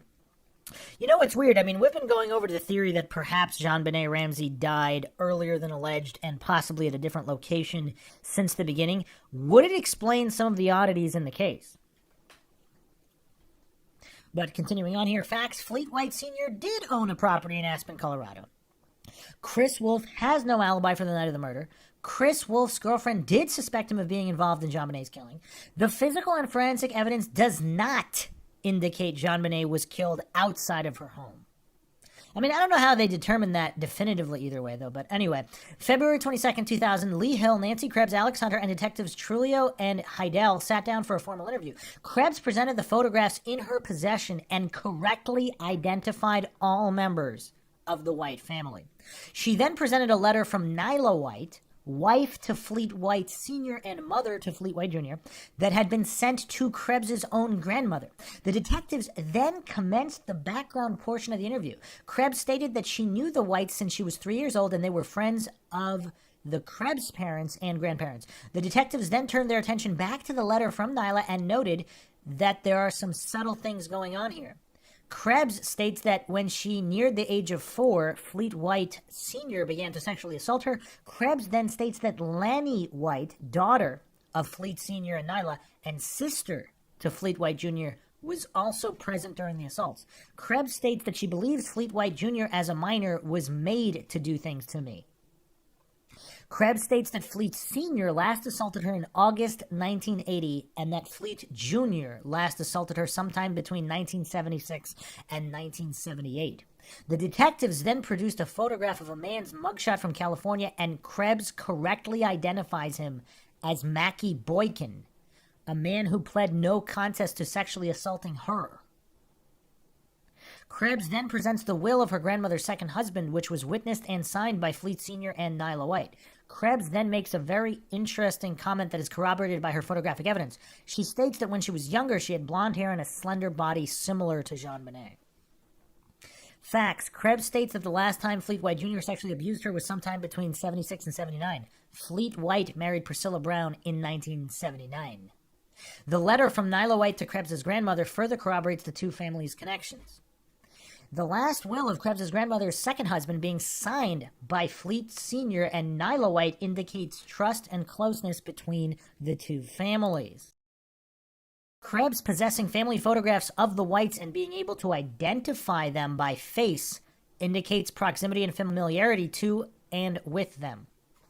Krebs having knowledge of Laney White being Fleet White Jr.'s sister again indicates having knowledge of the White family. An interesting comment here by Eagerly Waiting. Okay, so apparently this was not published. It states here this article was published January 27th, 2022, but comments are from June 2021, so maybe it was updated, but whatever. Eagerly Awaiting posted this. Thank you for your information. I've read that Nancy Krebs was found to be an unreliable source. Exactly, but who decided this and why? That's a very good question. She apparently was credible enough to put a pedo in prison based on her testimony a few years earlier. Can you imagine how different the case would have turned out if Nancy had not been dismissed? Yeah, that's a great point. I mean, that is a great point. So, an interesting thread here on the Jonbenet Ramsey subreddit, on the Jonbenet subreddit, regarding this article that I just read. Young Girl Mac posted, honestly, the Krebs interviews by police also struck me as credible, and a lot of what she said checks out. Years later, some local municipal judge referenced 7 men that were there with Jonbenet when she died in a deathbed confession. His last name was Morris, and I think a former InfoWars reporter named Ryan picked up the story about the judge. Affectionate Fly posted this. That article from Wickman about the conversations between Singular, Hill, Krebs, the counselor, and the Whites was quite a find. Does anyone know the complete list of people who attended the Christmas party? Nancy says that her mother had a sexual relationship with John Ramsey and that her mother was at the Christmas party. WTH, so much is redacted, I wish we knew what was written, and it would be great to have other similar sources like Wickman's. The question was posed, why would John cover for White if he knew he was involved in the murder? The answer was that John was also culpable. I could go on and on about this post. It's left me with more questions than answers. See, this is a good point, though, because if a situation like this is the truth, does it explain all of these insane anomalies and why people don't blow the whistle on each other, all intertwined in Boulder PD, judge connections, all these political connections and possible ring of some kind of satanic enterprise of some sort. Another post from this site here. I guess crime scene isn't the right word for it. Perhaps cover-up scene is better. Like you, I think they were there in the early morning helping stage a crime scene at the Ramsey home to make believe that she had been killed there when it actually happened elsewhere. You know what just occurred to me, too, from the 911 call? If Burke is in the background and they're saying, what did you find?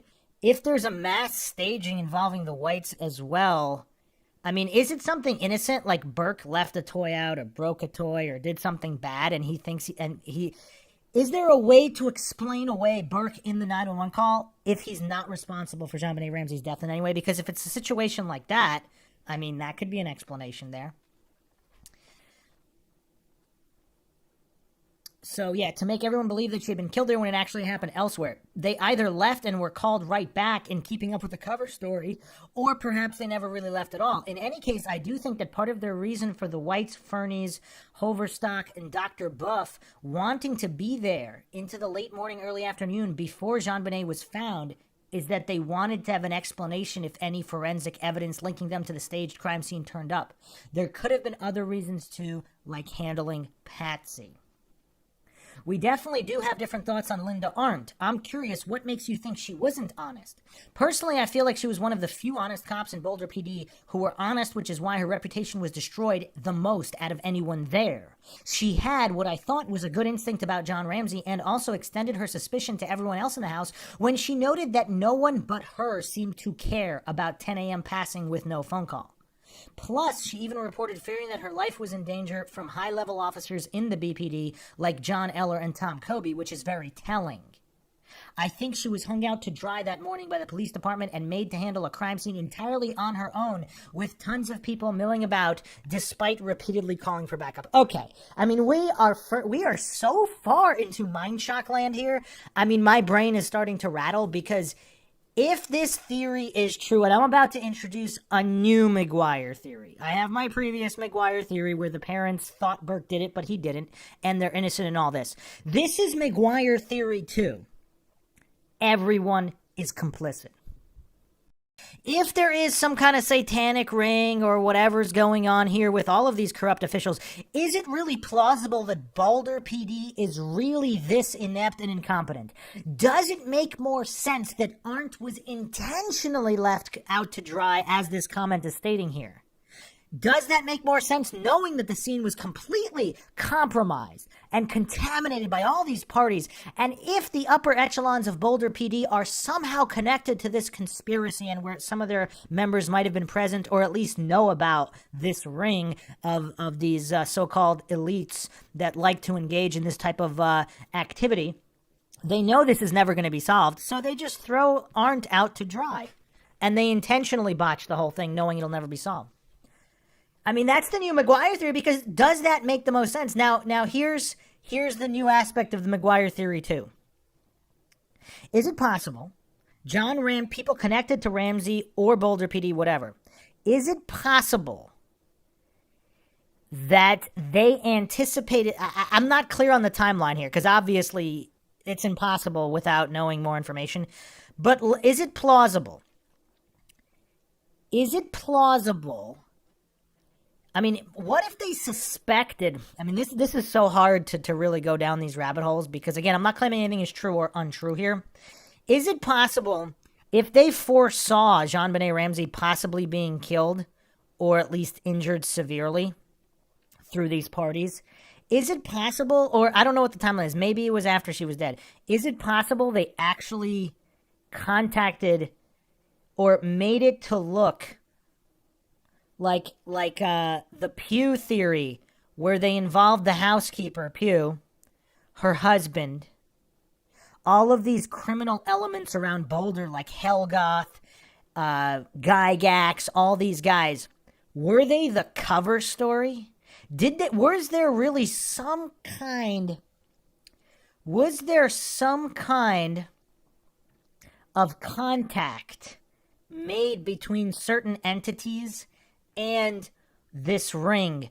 Pew, Gygax, Kennedy, Helgoth, made it to look like they could have been hired for some kind of kidnap job in order to cover up this illicit sex party where things went wrong involving Boulder PD or some kind of government officials of some kind. Would that check all the boxes? Would that account for all the variables? I'm just asking that question. I'm not claiming anything is true or untrue. But that's McGuire theory number 2 at this point. After reading all of this and going down all these rabbit holes, I mean, is it really possible that there's this level of incompetence, or is it all by design? All of this conflation and obfuscation to ensure that this is never solved. Anyway, continuing this post here, Tal Jones is a very interesting character in all of this. He is the son of OSS and Army Intelligence Officer Albert Hedding Sprague, who ended up remarrying to Alice Kristoff, Nancy Krebs' mother, making Tal Nancy's step-uncle. Tal, who was living in Boulder, got involved in the Ramsey case from the beginning, joining the online forums to post primarily Burke Did It theories as Spade. Per one account, Tal was working as a paralegal in the Boulder law office of Thomas Cecil Doc Miller, then boyfriend of Ramsey family friend Judith Phillips, and came into the office the day after Jonbenet's murder to announce that Fleet White had told him that Burke killed Jonbenet. Likely due to his association with Miller, Tal boasted of being well connected to the darker side of Boulder's political judicial network, which apparently involved drugs and blackmail. Now, you know what's crazy? I mean, does this all validate this alleged account from the judge? This is crazy. Tal even bragged about having Tom Haney, a former Denver cop who was assisting the Boulder police, as an inside source. When Nancy Krebs was considering coming forward, Tal was one of the people who approached her and tried getting her not to. His subsequent attacks on Nancy and continued pushing of Ramsey did it theory, largely Burke did it, narratives online made people see him as Fleet White's henchman of sorts. Reportedly, Alice even said at one point that she wouldn't be surprised if Tal or her stepson was involved in murdering Jonbenet. Now, how damning are these accounts if true? I mean, this is all absolutely insane. So here's a super random post from a blog, strangerinaJewishWorld.blogspot.com, from October 26, 2020, a look at Tal Jones. There is another character in the Jonbenet Ramsey murder mystery that I have not covered up to this point, and that is Tal Jones. I have not discussed him because I have not seen him as being really relevant to the murder, but after seeing his name come up a number of times in the research of other people, I guess it's time for me to do a post about him as part of doing due diligence in exploring every possible avenue of research that might shed better light on the truth. So in this post, I'll be doing my little expose on Tal Jones and how he fits into the big picture. Just who is Tal Jones and where does he fit in everything I've discussed about the Jonbenet Ramsey case on my blog? Talfrin Jones is the eldest son of Albert Sprague. Albert Sprague was the second husband of Alice Christoph, so Tal Jones is Nancy Krebs' step-uncle and is Gwen Krebs Boykin's stepsister. You know, is this all too much coincidence for some people? I mean, that's awfully coincidental on how dialed in Nancy Krebs' step-uncle is in the Boulder scene. Tal Jones is nicknamed Spade by a lot of researchers for whatever reason. Tal Jones has been actively involved in spreading BDI posts on JBR forums. There is speculation that Tal Jones knows the Whites perhaps intimately. He also knows Nancy Krebs. Nancy Krebs said that Tal Jones is one of the people who tried to get her to keep quiet about her story and not tell it to Boulder officials. Now, an anonymous poster said, is it true that he is Fleet White's half-brother as well? And if that's true, what would that mean? I mean, this is all crazy. This is all absolutely insane. By crazy, I don't mean untrue. Again, I'm not claiming anything is true or untrue. It's just, see, there's a problem with a case that has this much evidence and is still unsolved. That means that it seems very possible that there's some variables we're not seeing, and therefore any theory would have to account for all these known and unknown variables in order to make sense. A MindShock listener on the bigfooty.com forums, gg.exe, posted this, which is a curious comment that kind of sums up a lot of this shady business regarding all of this. It is very, very dark stuff here. I don't want to insert links to other blogs and forums too much on here. Don't want to break any site rules about such, but on the first page of the professor's JBR thread, someone else posts a link to their own blog site covering the JBR case, and so I clicked that and started reading through it. It's very good, leans completely to a pedophile angle. Based on Nancy Krebs, or whatever her name is, who was there at the party, also 5 years of age, and says it was a sex party. That blog goes through evidence, rumors, and hearsay and connections to a pedophile network, Ramsey, Whites, and many others who share their children around type thing.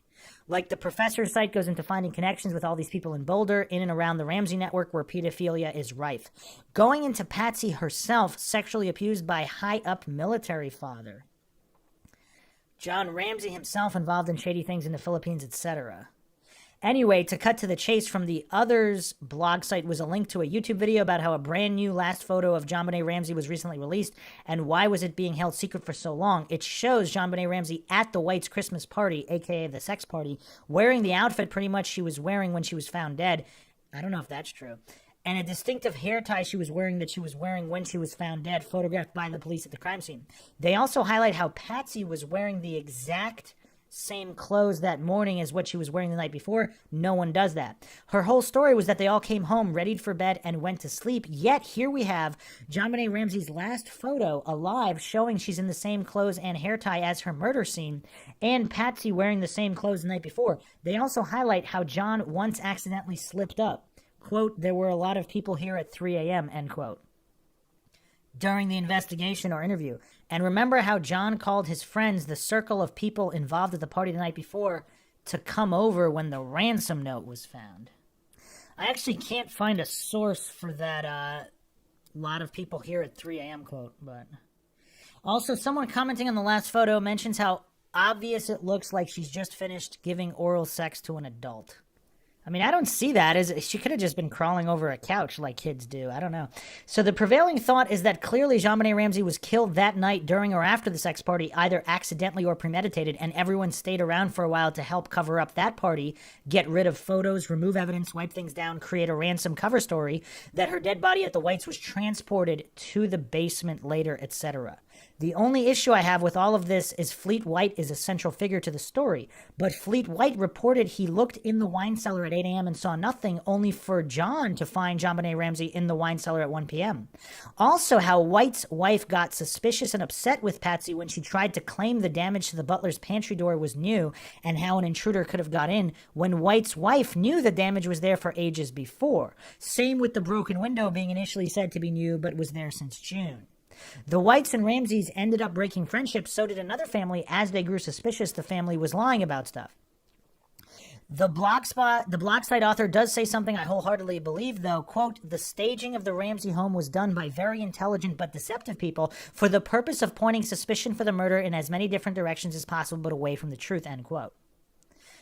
I believe that because when I researched this through MINDSHOCK and other sites, there are so many suspects, so much evidence that goes in many different directions that backs up an array of different overarching theories and possible suspects. To me, and as I posted on MINDSHOCK's channel's episode 9, if he hasn't deleted that too, quick aside here, I do not delete comments. YouTube removes them for spam.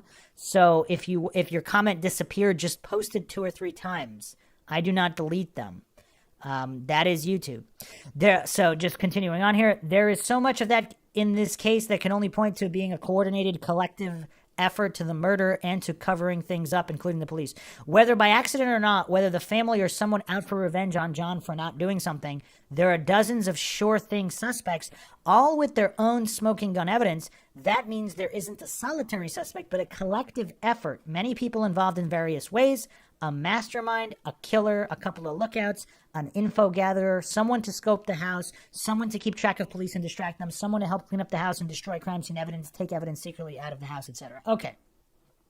So as the McGuire 2 theory here, yeah, I mean, I don't know. I wouldn't jump to they were all directly involved. It might be more likely, maybe, again, I'm not alleging this is true, that this circle, possibly not even the Ramseys, to protect all of this, whatever you want to call it, satanic ring of child abuse, they hired these lowly criminals. That way they would just possibly take the fall for it if certain evidence needed to be framed up as such, but mostly just to obfuscate and make sure it never got solved, because you have this just, the Pew Crew theory is just so weird on how a lot of this evidence seems to line up. But if that was all by design, does that make even more sense that these random, I mean, I don't know, it's a tough one. I mean, this case truly is one of the most mind-shocking cases ever. Marion number 1 also posted this. It seems likely to me that the whole drama of John Ramsey and Fleet White turning on each other was to save their own asses after they were put under the spotlight. Fleet probably figured he could deflect the attention away from himself by making it look like the Ramseys, particularly Burke, were the sole culprits, covertly using henchmen of his like Tal Jones and I suspect Thomas Cecil Doc Miller to push these narratives while assailing the Boulder DA's office for a cover-up protecting the Ramseys. John, conversely, has hinted at the guilt of every one of his former friends, especially Fleet, while acting as if the Boulder police have been conspiring against him and his family. Okay, see, that's another interesting point that doesn't get talked about. I mean, John Ramsey really did seem to throw everyone under the bus at one point or another, including the guy that sheltered him, Pasta J's co-owner. I mean, all of this is just so insane. But, I mean, how many cases has there been when someone literally burned every single bridge they had with all of these supposed people? Now, if they're all guilty of something, and is it possible that John Ramsey really is not guilty of anything involving his daughter, but he is involved in some kind of crime or corruption in these upper political circles, whether drug-related or business-related through Access Graphics, IBM, government contracts, whatever, that he's super dirty with all these other people, and he really did not pimp out his daughter, and all of this never happened, and he really did care about his daughter, but he clearly can't blow the whistle on all of this upper crime ring. Would that be a reason why he just threw everybody under the bus, because he just got so fed up with all of that, and he really wasn't actually guilty in what happened to his daughter directly? Is that a possibility? He's kind of hard to read. I mean, I do have to admit, he's pretty difficult to read. But I don't know if I could think of any other case where a parent of a murdered child behaved like he did. But continuing this comment here, or maybe it was even largely for show. Looking at their actions in tandem, it feels like John and Fleet were pushing equal and opposite narratives of the case, designed to force observers of the case to choose between two false narratives. Only one of the Ramseys did it, RDI, and everyone else is totally innocent, or an intruder did it, IDI, and the Ramseys are totally innocent. Maybe they were fueling an intentional false dichotomy. I like this guy's terminology, false dichotomy, logical fallacy right there, and laughing it up behind the scenes. You also have some weird actions where both sides appear to defend each other even after their apparent split. John denied under oath in the deposition for the Stephen Miles case that any altercation happened with Fleet in Atlanta, despite multiple witnesses and his own words in his own book he later published. Fleet and his wife initially backed Mary Keenan and the new Boulder DA, even though Keenan was involved in an incident of the DA's office trying to gain unauthorized access to war room police files, and their supposed ally at the Boulder PD, Steve Thomas, although Steve Thomas thoroughly despised Keenan as corrupt. Nancy Krebs' lawyer, Lee Hill, opined that, quote, the breakdown of communication between the families was just superfuge.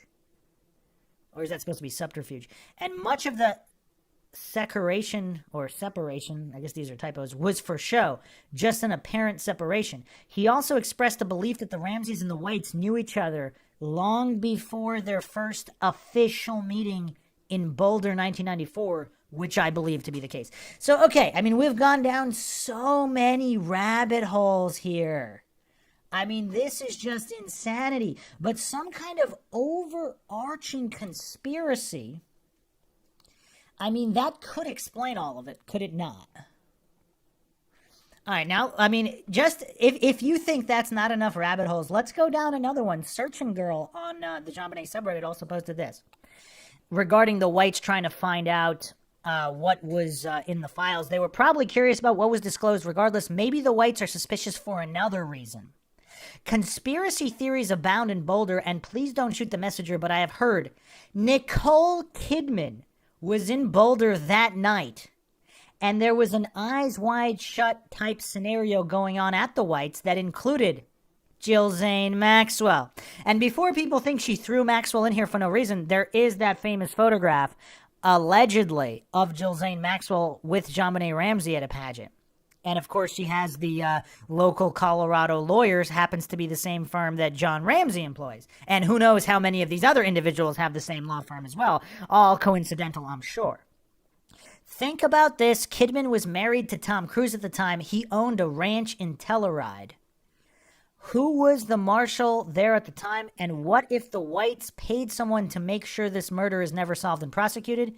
Like I said, I'm just relaying the story, but I'm at the point where nothing would surprise me anymore. So I don't know where this information comes from that Nicole Kidman was in Boulder that night, but the thing about Kidman and her father, I mean, there are so many conspiracy theories. And then, of course, the Tom Cruise dialed into Hollywood, all of those scenarios. I mean, all of these people have the same lawyers. I mean, this is just insane. Man, let's keep going down the rabbit hole then here. Affectionate Fly posted this. Don't even get me started on the Eyes Wide Shut lead. Remember the part in the movie where Tom was buying his costume at the store called Rainbow Costumes? There was a part where the owner's underage daughter came out. It was implied that perhaps the owner of the store was also renting his daughter out. It is rumored that the section of Kubrick's movie that was cut out was a scene where the Satanists rape and sacrifice a child, as in That Child from the Rainbow Shop. Now let's go back and remember some of the weird lies Patsy told. Remember Patsy denying writing in the baby picture book, Rainbow Game Players? It was most likely her handwriting. Why lie and try to distance yourself from what she wrote?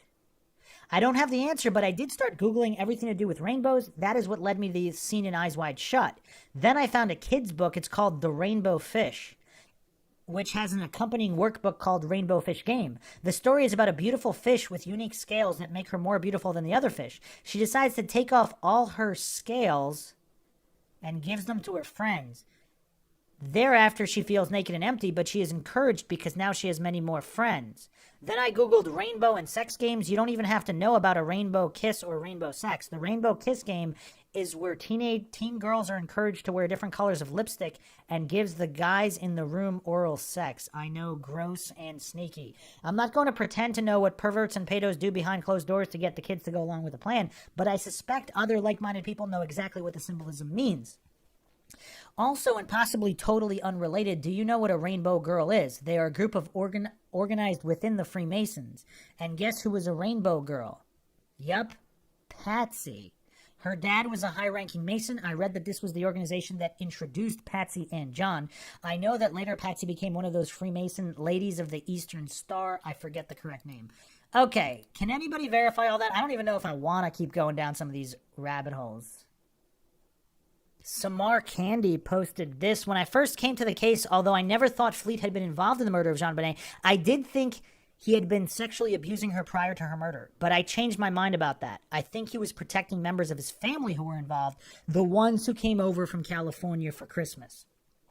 I do believe Nancy's evidence about him, which I think she said he was involved in her abuse along with his father and his associates, but stopped around the time he was in his late teens. Then there were those missing years of his and even the use of a different name. Did he try to break away from his family then and then try to lead a clean life? And it was very unfortunate that his relatives came to visit him in December 96. I wonder if he was happy to welcome them or if he was forced to accommodate them. That's an interesting theory as well. I mean, we're going down every single possible rabbit hole. I mean, we really don't talk enough about people who are criminals or had criminal pasts or illicit pasts, and they really do try to change their way, or their ways, and they are dragged back in by family members or pressure that they can't fight off for whatever reason. Does that lead to more anomalies in the cases? Someone needs to research his life and who he associated with in all the years he and Priscilla lived in Boulder. In my opinion, I don't even think I even know the year it was when they arrived. Was it when Fleet the Third was born? Benny Baku posted this. Fleet really does have a murky past. John nor Patsy knew exactly what he did for a living. They weren't rich. Priscilla worked. And his reaction post-murder was beyond bizarre. His behavior read to me desperate and fear-driven. Now, how do we know that John nor Patsy knew what he did for a living? Did they say they didn't know while they did know? I mean, can we trust anything anybody says? Fleet cozied up to Steve Thomas quickly. Steve Thomas was a weak link to protect his secret. Thomas was good for it. I don't think he was involved in the murder. Merv Pugh and his connection puts him on the top of my list. Affectionate Fly posted this. Agreed, let's just say the worst case scenario about the Whites is true. Can you imagine being besties with these kind of people? Sorry, there is something to be said about the company you keep. Birds of a feather flock together. I feel like I would sense in my soul if someone was at the very least vulgar. How much more so a father-son generational pedo family? Surely instincts would tell you something eventually. Searching Girl posted this. Nothing surprises me anymore. The father in Aspen and the son in Boulder is too convenient. So many celebrities pass through Aspen. Filthy rich fat cats. I can totally believe a pedo ring passes through there. I struggle with John Ramsey's involvement in such a thing, but if someone was operating on a revenge and or blackmail scenario, it might be motive for the crime. So Affectionate Fly actually... Okay, so they posted this... I just noticed this comment on MINDSHOCK. I worked in Marietta, Georgia in the early 2000s. I used to wax a group of girls' eyebrows. They were friends with Burke. They all went to the private school Lavette. All 3 or 4 of them told me that Burke told them that a business deal of his dad's went bad, and they were the ones that killed Jonbenet. They also said Burke was very nice. I suspect John was into some shady business and Lockheed could not afford for an investigation to be conducted on John or his business. Now, there's a little bit more in-depth conversation or in-depth description here by Affectionate Fly on the subreddit.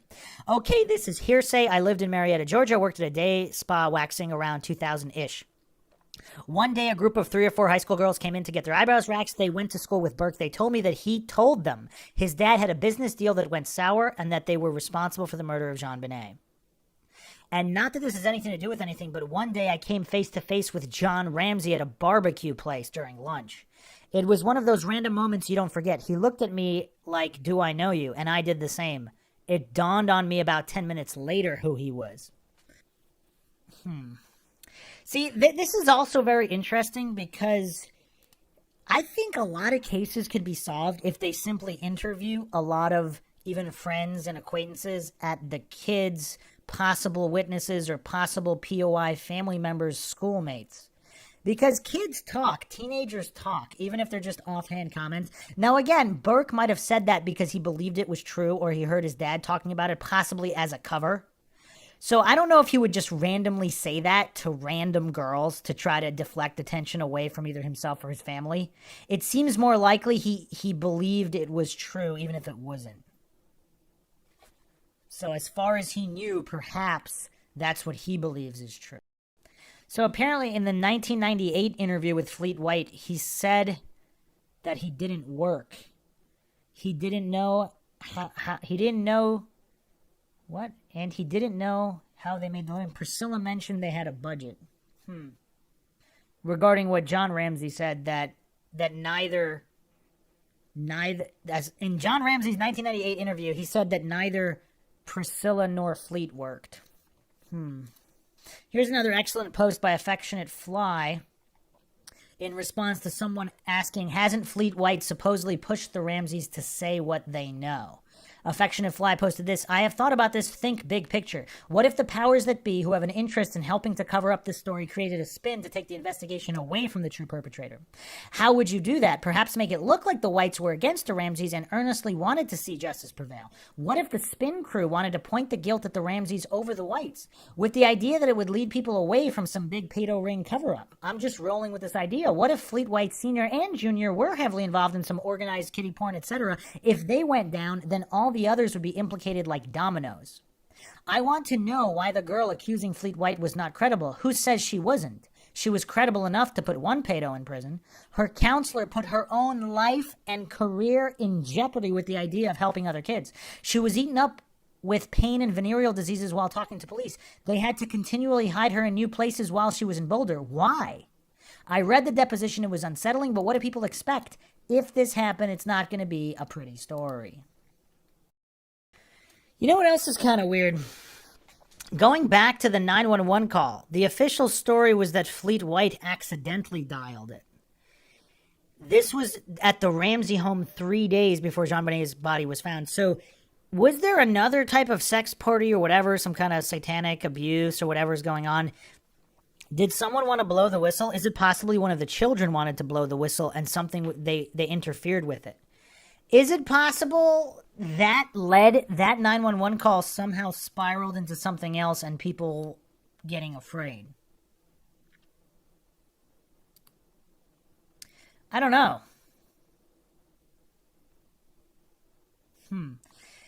Yeah, I don't know. The thing about, is it even 100% verified that he was the one who made the call? I mean, obviously there's sources that claim that he did in the Ramseys, but yeah, I don't know. That's kind of weird. Also, what's weird is Nancy Krebs also claimed this was all videotaped, as well as other sources, particularly those that you know, there are theorists who claim that Bill McReynolds was somehow involved and there is a videotape on the dark web. Well, Nancy Krebs was claiming this was all videotaped before any of these theories ever came to light. I mean, and one of these individuals is Thera Kuhn. And I went over some of their posts previously on Conspiracy NOPOL. They posted Jonbenet Ramsey and the pedophile network responsible for her murder. I mean, this goes into a lot of things, including North Fox Island. I've covered all of this on previous episodes, so check those out. I mean, this one's already getting pretty long, so I'm only going to go over the relevant point here in relation to what we're talking about. Others have come forward speaking about abuse relating to John Ramsey's friends, such as Fleet White.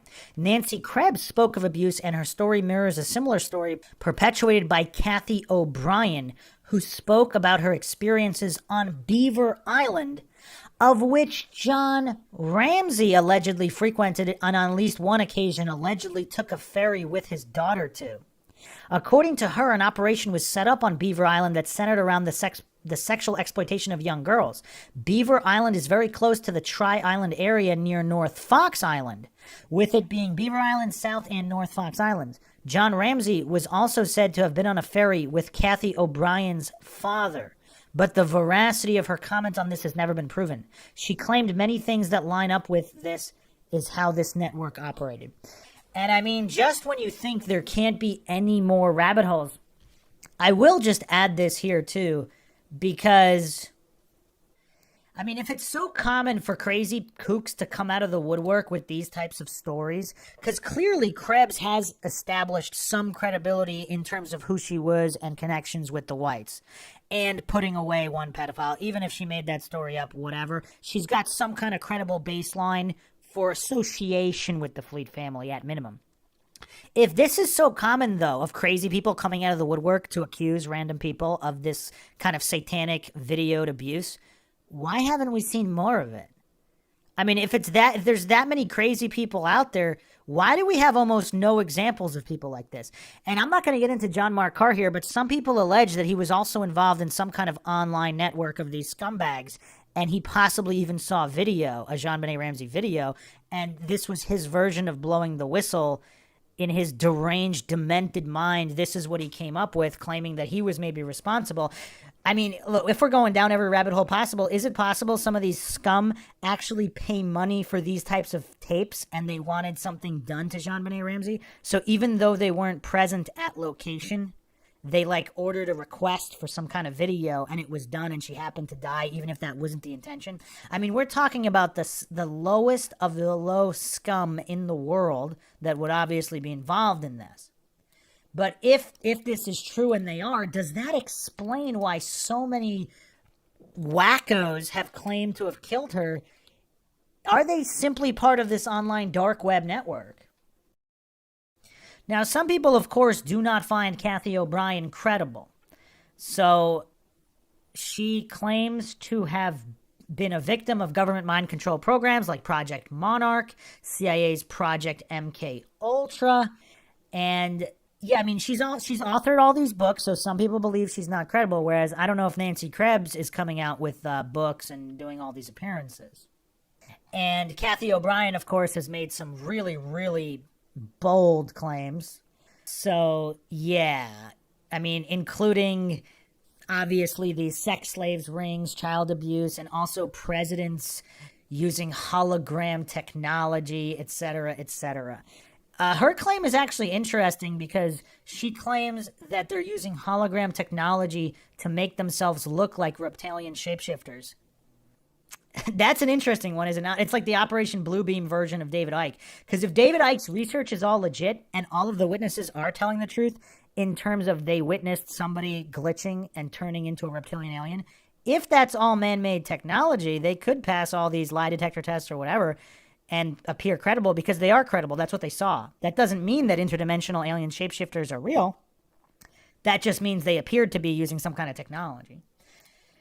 But yeah, I mean, Beaver Island is that's another huge rabbit hole. Here's a post by Conscious Language 92.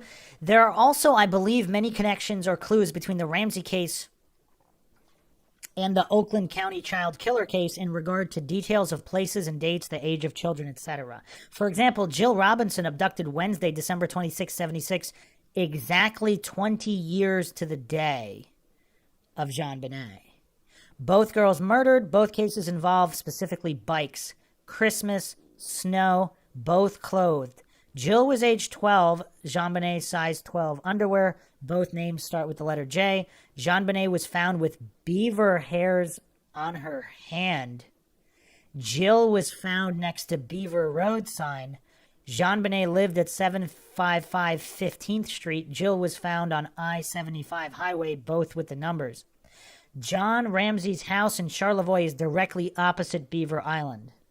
He chose the house numbers in Boulder, Colorado. He chose the J in Jonbenet as in Jonbenet Ramsey. Studied at Michigan University, an hour from all the victims' location when discovered. Owned a plane, owned a business called Access Graphics, $1 billion business. Theracoon also posted this. I go over a lot in my previous series relating to how the International Access Graphics headquarters were set up in child trafficking hotbeds, including the same vicinity as Frances Sheldon was currently living. What the heck is this? Lady Frolic posted this. I agree with you, it's more than a coincidence. James Dudley J. Ramsey gave Frank Sheldon permission to build a landing strip on North Fox. Their connection isn't Ann Arbor, though. John Ramsey went to Michigan State in Lansing for both undergrad and a master's, not U of M. The link could have been pedophilic, aeronautic, and or Charlevoix. Sheldon owned land in Charlevoix, and I believe the Ramseys summered there in the 60s and 70s. Sheldon was between the ages of father and son. He could have befriended both. It wouldn't require blackmail if they were all like-minded. I mean, that's kind of insane, though, if the Ramseys were linked to North Fox Island specifically through different family members and that area. And then also Beaver Island there, directly across from the Charlevoix house. Wow. Okay, Thera Kuhn posted this. This is really one for the coincidence theorists who think that snuff films aren't real and, or there's no actual attempt to create them. Thera Kuhn posted this. Take, for example, the website Mariana's Web. The website featured 28,000 members who actively shared materials. 28,000. They arrested 3 people not far from where I am in Michigan for a plot to kidnap, rape, and kill a child from a carnival in the area, all on videotape so they could sell it on the dark web. They were one of the few groups who were caught. In this group, there were 2 men and a woman, proving it's not just a boys' club either. I mean, this is insane. And for those that think this is a fake post, again, like a lot of these so-called conspiracy theorists posting on Reddit, when you vet them, it turns out to be true. WZZM13.com on the ABC News here. It was actually 4 people arrested in plot to kidnap, rape, and murder a child. Matthew Toole and Talia Furman among them. I mean, this is insane. This was September 21st, 2018. So, I mean, this is just absolutely insane. And John Ramsey's father was Dudley Ramsey, who was implicated in North Fox Island. Let's go over another interesting post circling back to the Judge Long's alleged comments here. This comment is by Benny Baku. It is unfortunate corruption and greed's tentacles suck the life out of the good of the people. It's not just Boulder, but everywhere where there is money and power to be had. They are intertwined in our political system, our government, and in every global nation on this earth. In order to save the people and the good of the people, you need to cut the head off the snake. No one is willing to do it because they'll probably end up dead, or they are knee-deep in the evil corruption that only money can buy. They are content with selling their souls to the devil. That's the one thing to bring this case is an example of how sick the rich are, John Ramsey being one of the elite in Boulder. He wasn't, and the circle of friends they had weren't either. We don't know much about the Fleet's wealth or lack of, but Priscilla has the career while Fleet stayed home. With that in mind, the Fleets may have been comfortable financially with Priscilla working, but they didn't have money to throw around. Their friends in Boulder really didn't run with the rich and famous of Boulder, Colorado. Really, the Ramseys didn't always have money. They built the company as a family. I don't know how much of that is true based on John Ramsey's father, but this is a bit off the subject, but while I'm here, I think people should be reminded of the importance as far as Patsy is concerned. People like to point out how Patsy was really, really good at spending John's money. It wasn't his money, it was their money. She worked equally hard at building the company to the level that it was attracting a huge secretive company like Lockheed Martin. When they were first in Boulder, she was working for the company, but then she got cancer. Cancer changed her perspective on what was truly important, their children. The company was off and running. It was time for Patsy to invest her time to the most important asset they had, the kids. She did, and she was happy, and she could have had that opportunity. Not everyone can without financial sacrifice. Back to my issue with the pedophile rings and why I find it a dangerous diversion to this case. There was and is no evidence John Ramsey was involved in such a depraved network. This was a homicide. Why the Ramseys and Jonbenet were chosen, we don't know. We don't know because we don't have the missing piece, the intruder and or intruders. Until then, to spend energies on far-fetched theories that take people down rabbit holes serves no purpose except take you down rabbit holes of no return. Well, unless some of the rabbit holes are true. As far as whether this judge did or didn't state this, just messes with the mind and focus of who did this. Then I wonder how in the world did pedophile rings enter into this narrative? Children are murdered by psycho pedos all too often, but how in the world does a ring of wealthy and powerful pedophiles come into play in this homicide, whereas in the murders of children in this country, such theories don't come into play. Well, and how many? In some of them they would, some of them they wouldn't, right? What is it in the Jonbenet case that fosters these theories? Was it because the Ramseys are wealthy? Was it because of the pageants? Was it because of the national coverage? Or, like the BDI theory fills in the weaknesses of the RDI theory, the PRDI, the pedophile ring theory, fills in the weaknesses in the IDI theory. The PRDI theory explains why the intruder wasn't and will not be found. They are protected by the cops and the Boulder elite, who's protected by those up the political ladder. I have ranted enough. This will be the last I say about that.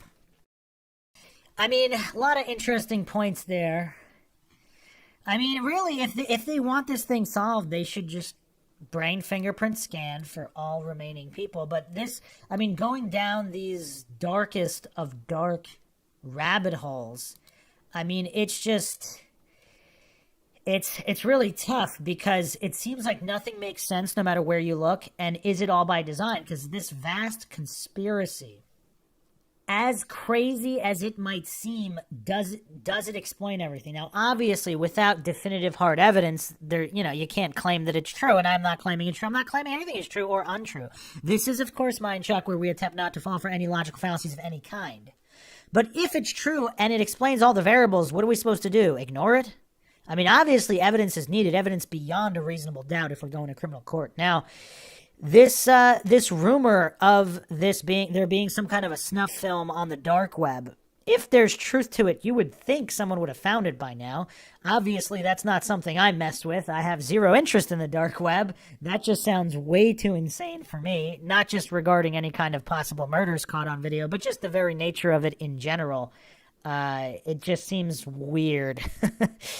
I don't know. It just seems way too weird. There's too much of a criminal element across the board. But people who have been on the dark web, they can chime in here on how all that stuff works. I actually did an episode on the dark web with JR. You can check that out on MINDSHOCK. It's an older episode. We didn't get into the Jonbenet Ramsey case, of course, or even other cases, just the general idea of criminals operating in the shadows, so to speak. But, yeah, I mean, this really is a one-of-a-kind case. You just don't see this many rabbit holes in other cases. So is it really possible that it's all mere coincidence that there's just even this many rabbit holes? I don't know. What do all the MINDSHOCK listeners think about this? Chime in the comment section. Obviously, we have way more suspects to go over. This was a long one, but there's seemingly an endless amount of rabbit holes and suspects, each with an assortment of variables that can and cannot be dismissed. So definitely very, very mind-shocking across the board. So I hope everybody found another edition of MINDSHOCK True Crime interesting and informative. If you want to help support the podcast, you can donate to our PayPal. Just check the link in the description. You can also become a YouTube member right here on YouTube for access to exclusive streams and chats. Make sure you subscribe to the podcast, like and share Twitter, Facebook, Reddit, Patreon. This is Bruce McGuire signing off. Catch you guys next time.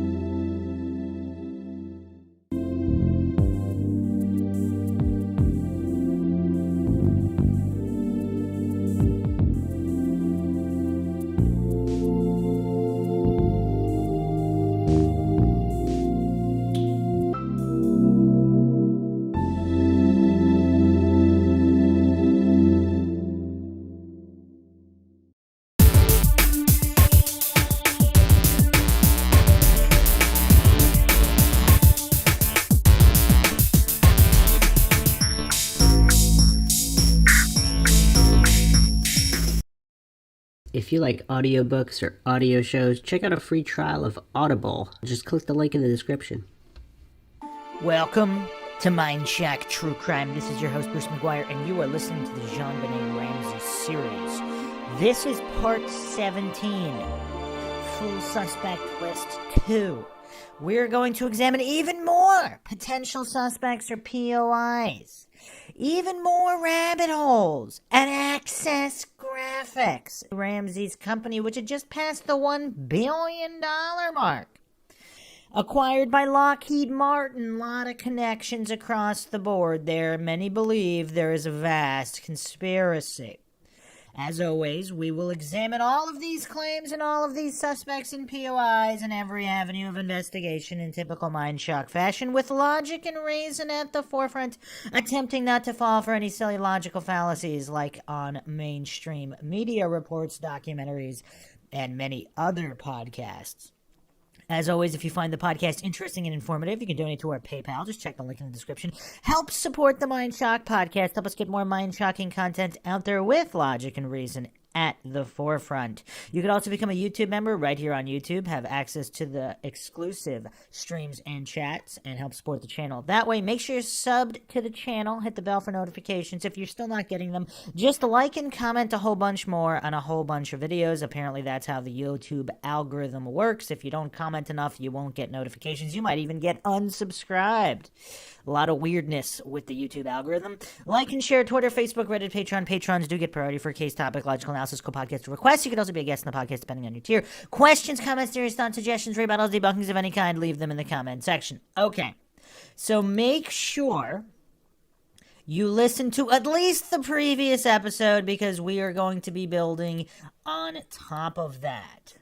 So, for those that can only appeal to incredulity and desperately grasp that logical fallacy to soothe their dissonance, that there are criminals out there that don't always act alone. That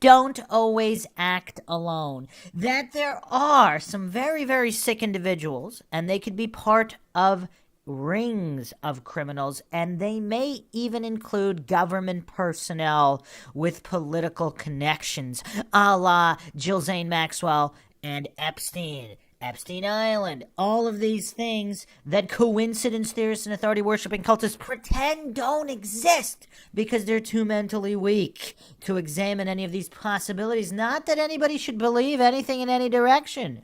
Obviously, the burden of proof is on positive claims, but to hallucinate that there's zero chance that there's criminals out there that don't act alone and are part of these rings, and some of them include very rich and powerful people dialed into political circles, I mean, of course, that is very, very silly, especially in the post-Epstein-Maxwell era, where even the most gullible of goofs have seen on the mainstream media these charges against them, and all the funny business and ties to other politicians, etc., etc.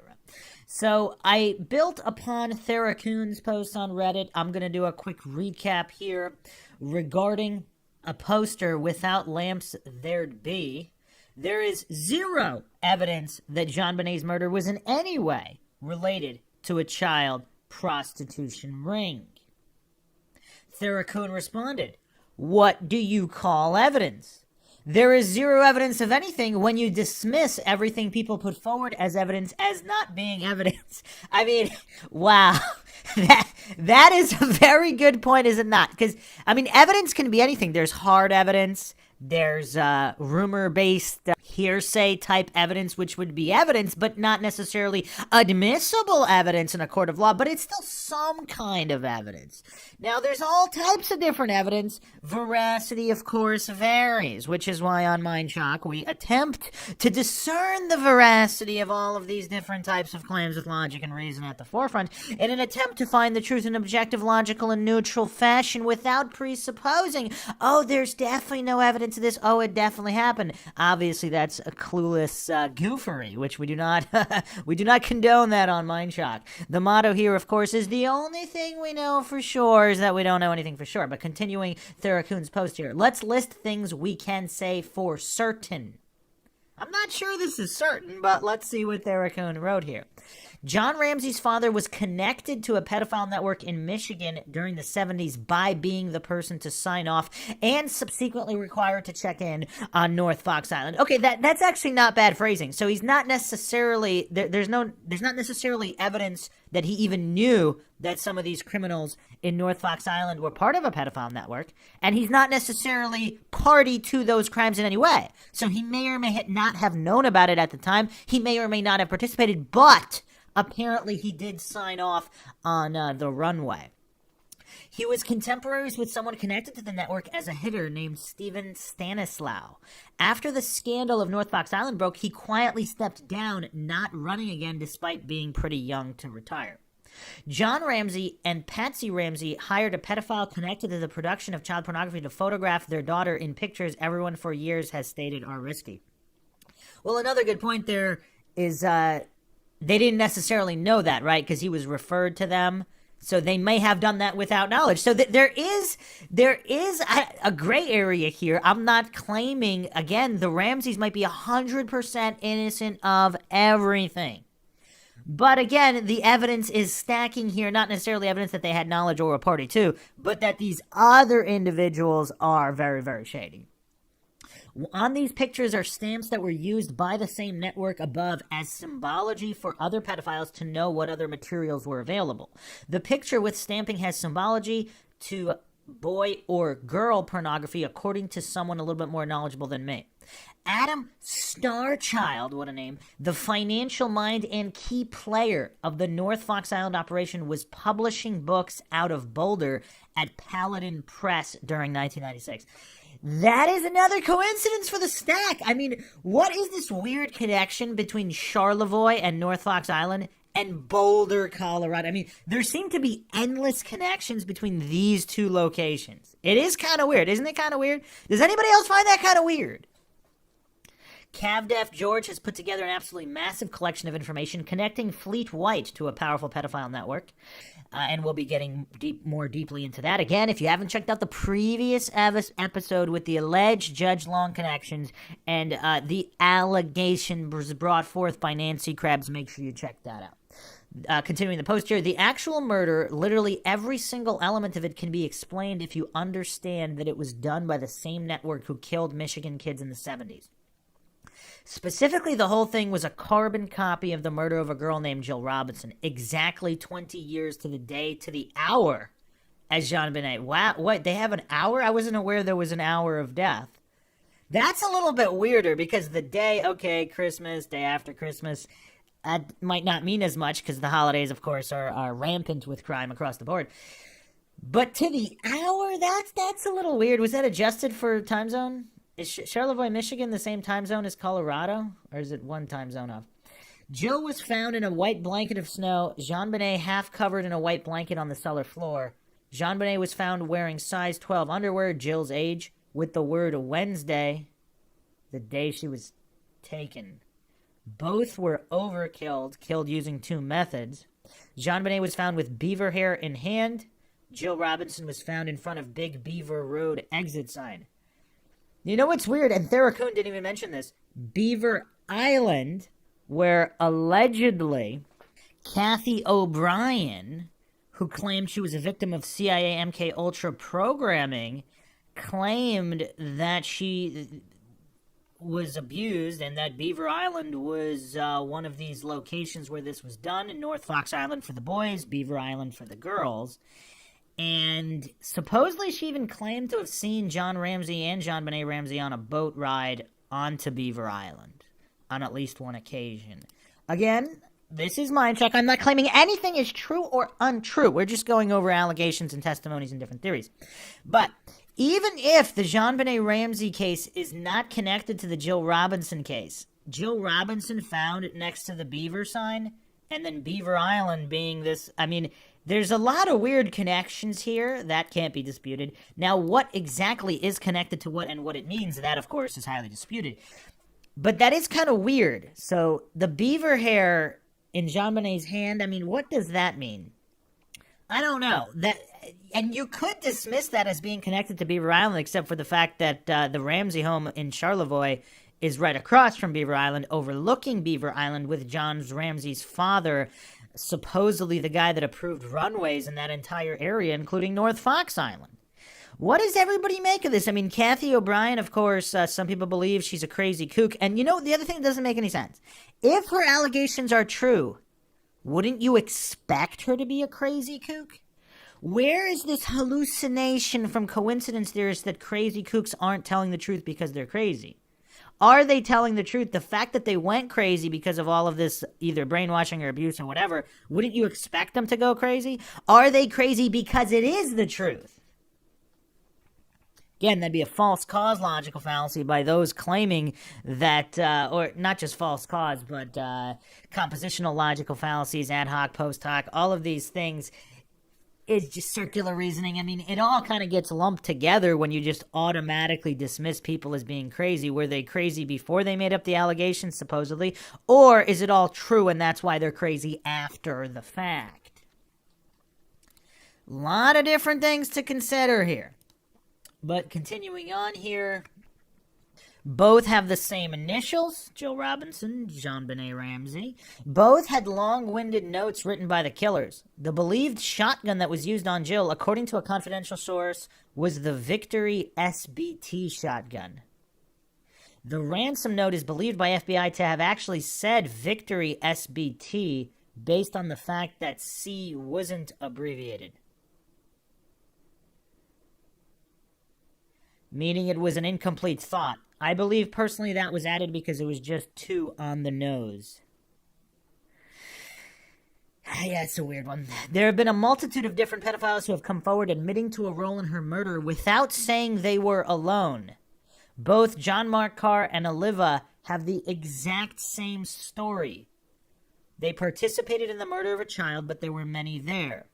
Stephen Singular found numerous people on the dark web seeking out Jonbenet snuff videos and various compromising photography.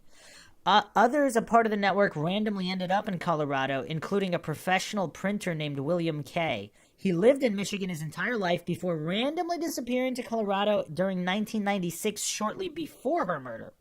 His family was oblivious he ever left the state at all, but records show he set up a house about 30 minutes from the Ramsey home. Okay, I have no idea who this William K. guy is, but here's the thing. Everybody wants to look at who left the area immediately prior to the murder. Has extensive investigation been done on what kind of criminals moved directly into the area shortly before the murder? And possibly also left immediately after. There was a piece of artwork found in the Ramsey basement that is absolutely one of a kind, and the only other similar artwork, rotatable artwork, different art depending on how it's hung up, I've ever found was connected to the Michigan murders tied to the same ring. The ransom note contains all 4 children's names from the original Michigan murders. It also contains the name King twice. It is believed there were 2 victims with the last name King. The amount just keeps adding on and on and on. A pedophile network did this. It's well understood by many that a huge cover-up occurred in this case and continues to occur. So, regarding a source for Beaver Island and John Ramsey being involved, where Kathy O'Brien said this, Therakoon pointed to this website, timeofreason.com, with a reference here. This website's no longer up, but here's the post here. Kathy O'Brien, an MK Ultra victim, states that a passenger manifest of the ferry between Traverse City, Michigan, and Beaver Island not only showed Kathy's father, who sold Kathy into the MK Ultra program, but also John Ramsey, Jonbenet Ramsey's father. They were headed to an obscure mind control training camp on Beaver Island. According to investigative reports, Jonbenet had stun gun prod marks all over her body. We know that a stun gun was used in the Johnny Gosh kidnapping. In addition, Kathy O'Brien states she was used in the production of a military film, How to Create a Mind-Controlled Slave Using a Stun Gun. This very video is reported to have been found in the Ramsey home. So if anybody else has further references to this, I mean, this is pretty insane. This is pretty weird. So, because there's two groups of people. There are some that believe Kathy O'Brien, but they don't believe she said this about John Ramsey. They believe that was somehow misconstrued. I don't know if there's any more sources to this, but Thomas Aquino, Colonel Aquino, the Satanist Air Force colonel, some believe is connected to the Johnny Gosch case. Obviously, Kathy O'Brien has mentioned him, and we're actually about to get even crazier here. A good post by Samar Candy following up here. That's pretty damning information, I do have to admit. So Kathy is saying that her father and John Ramsey had ties to one another. How can Kathy be so sure that John Ramsey, her father, had ties with was the same John Ramsey who was the father of Jonbenet? Nancy Cribbs thought that Uncle Johnny, who abused her and who was eventually found out was that John Ramsey was not John Ramsey's father. It was a Johnny Ramsey. Different birth date, same middle initial, though. I went over that in the previous episode. While I believe both Nancy and Kathy are telling the truth, they could be mistaken, and in my opinion are, about the true identity of the John Ramsey they knew. A very clever poster by the name of Mama found a John Ramsey in the Kern County Sex Offenders Registry who is more likely to be the one that both Nancy and Kathy knew, in my opinion. You know what's weird, though? If the Whites are all connected in this, what are the chances that the Fleet Whites Sr. and or Jr., they both have a good friend named John Ramsey? John D. Ramsey? There's two different John D. Ramseys, and they know both of them? I mean, Ramsey's not exactly as popular as Smith. I mean, if the guy's name was John Smith, okay, yeah, sure. Although, to be fair, I know a lot of people who have known a John Smith. How many people have known two John Smiths in close connection with family and or friends? That's a good question. Any MindShock listeners out there that know people who have not one but two John Smiths? But not only that, but the same middle initial as well. That's a curiosity. That exponentially stacks the odds. And again, Ramsey, I don't think I've even known a single Ramsey, anybody with the last name Ramsey. I know it's not an obscure name. There's a lot of Ramseys out there, but to know two John D. Ramseys? Or John B. Ramsey? As for Kathy saying that Patsy Ramsey had ties to an MK Ultra owner, I would very much like to know more about this. Did that date back to her childhood? What do you think the ties were? I've read that Fiona Barnett has to say about MK Ultra, so I find this very believable. Could she be in a similar situation to Nicole Kidman, do you think? Marion number 1 responded that after Patsy won Miss West Virginia, she was named the official state hostess by the state legislature. Her job was to be a promoter of West Virginia state government events such as ribbon cuttings, and according to her pageant-era business manager, Senator Robert Byrd was one of the people whom she would accompany at these state functions. The association with Byrd, Kathy's own alleged programmer, is interesting because Patsy shows signs of being abused by her father, Don Powell. You and I have come to the same conclusions about this, who worked for likely the CIA front Union Carbide. She was described by a pageant judge as having a very controlled and programmed way of moving, quote, a little automaton, end quote.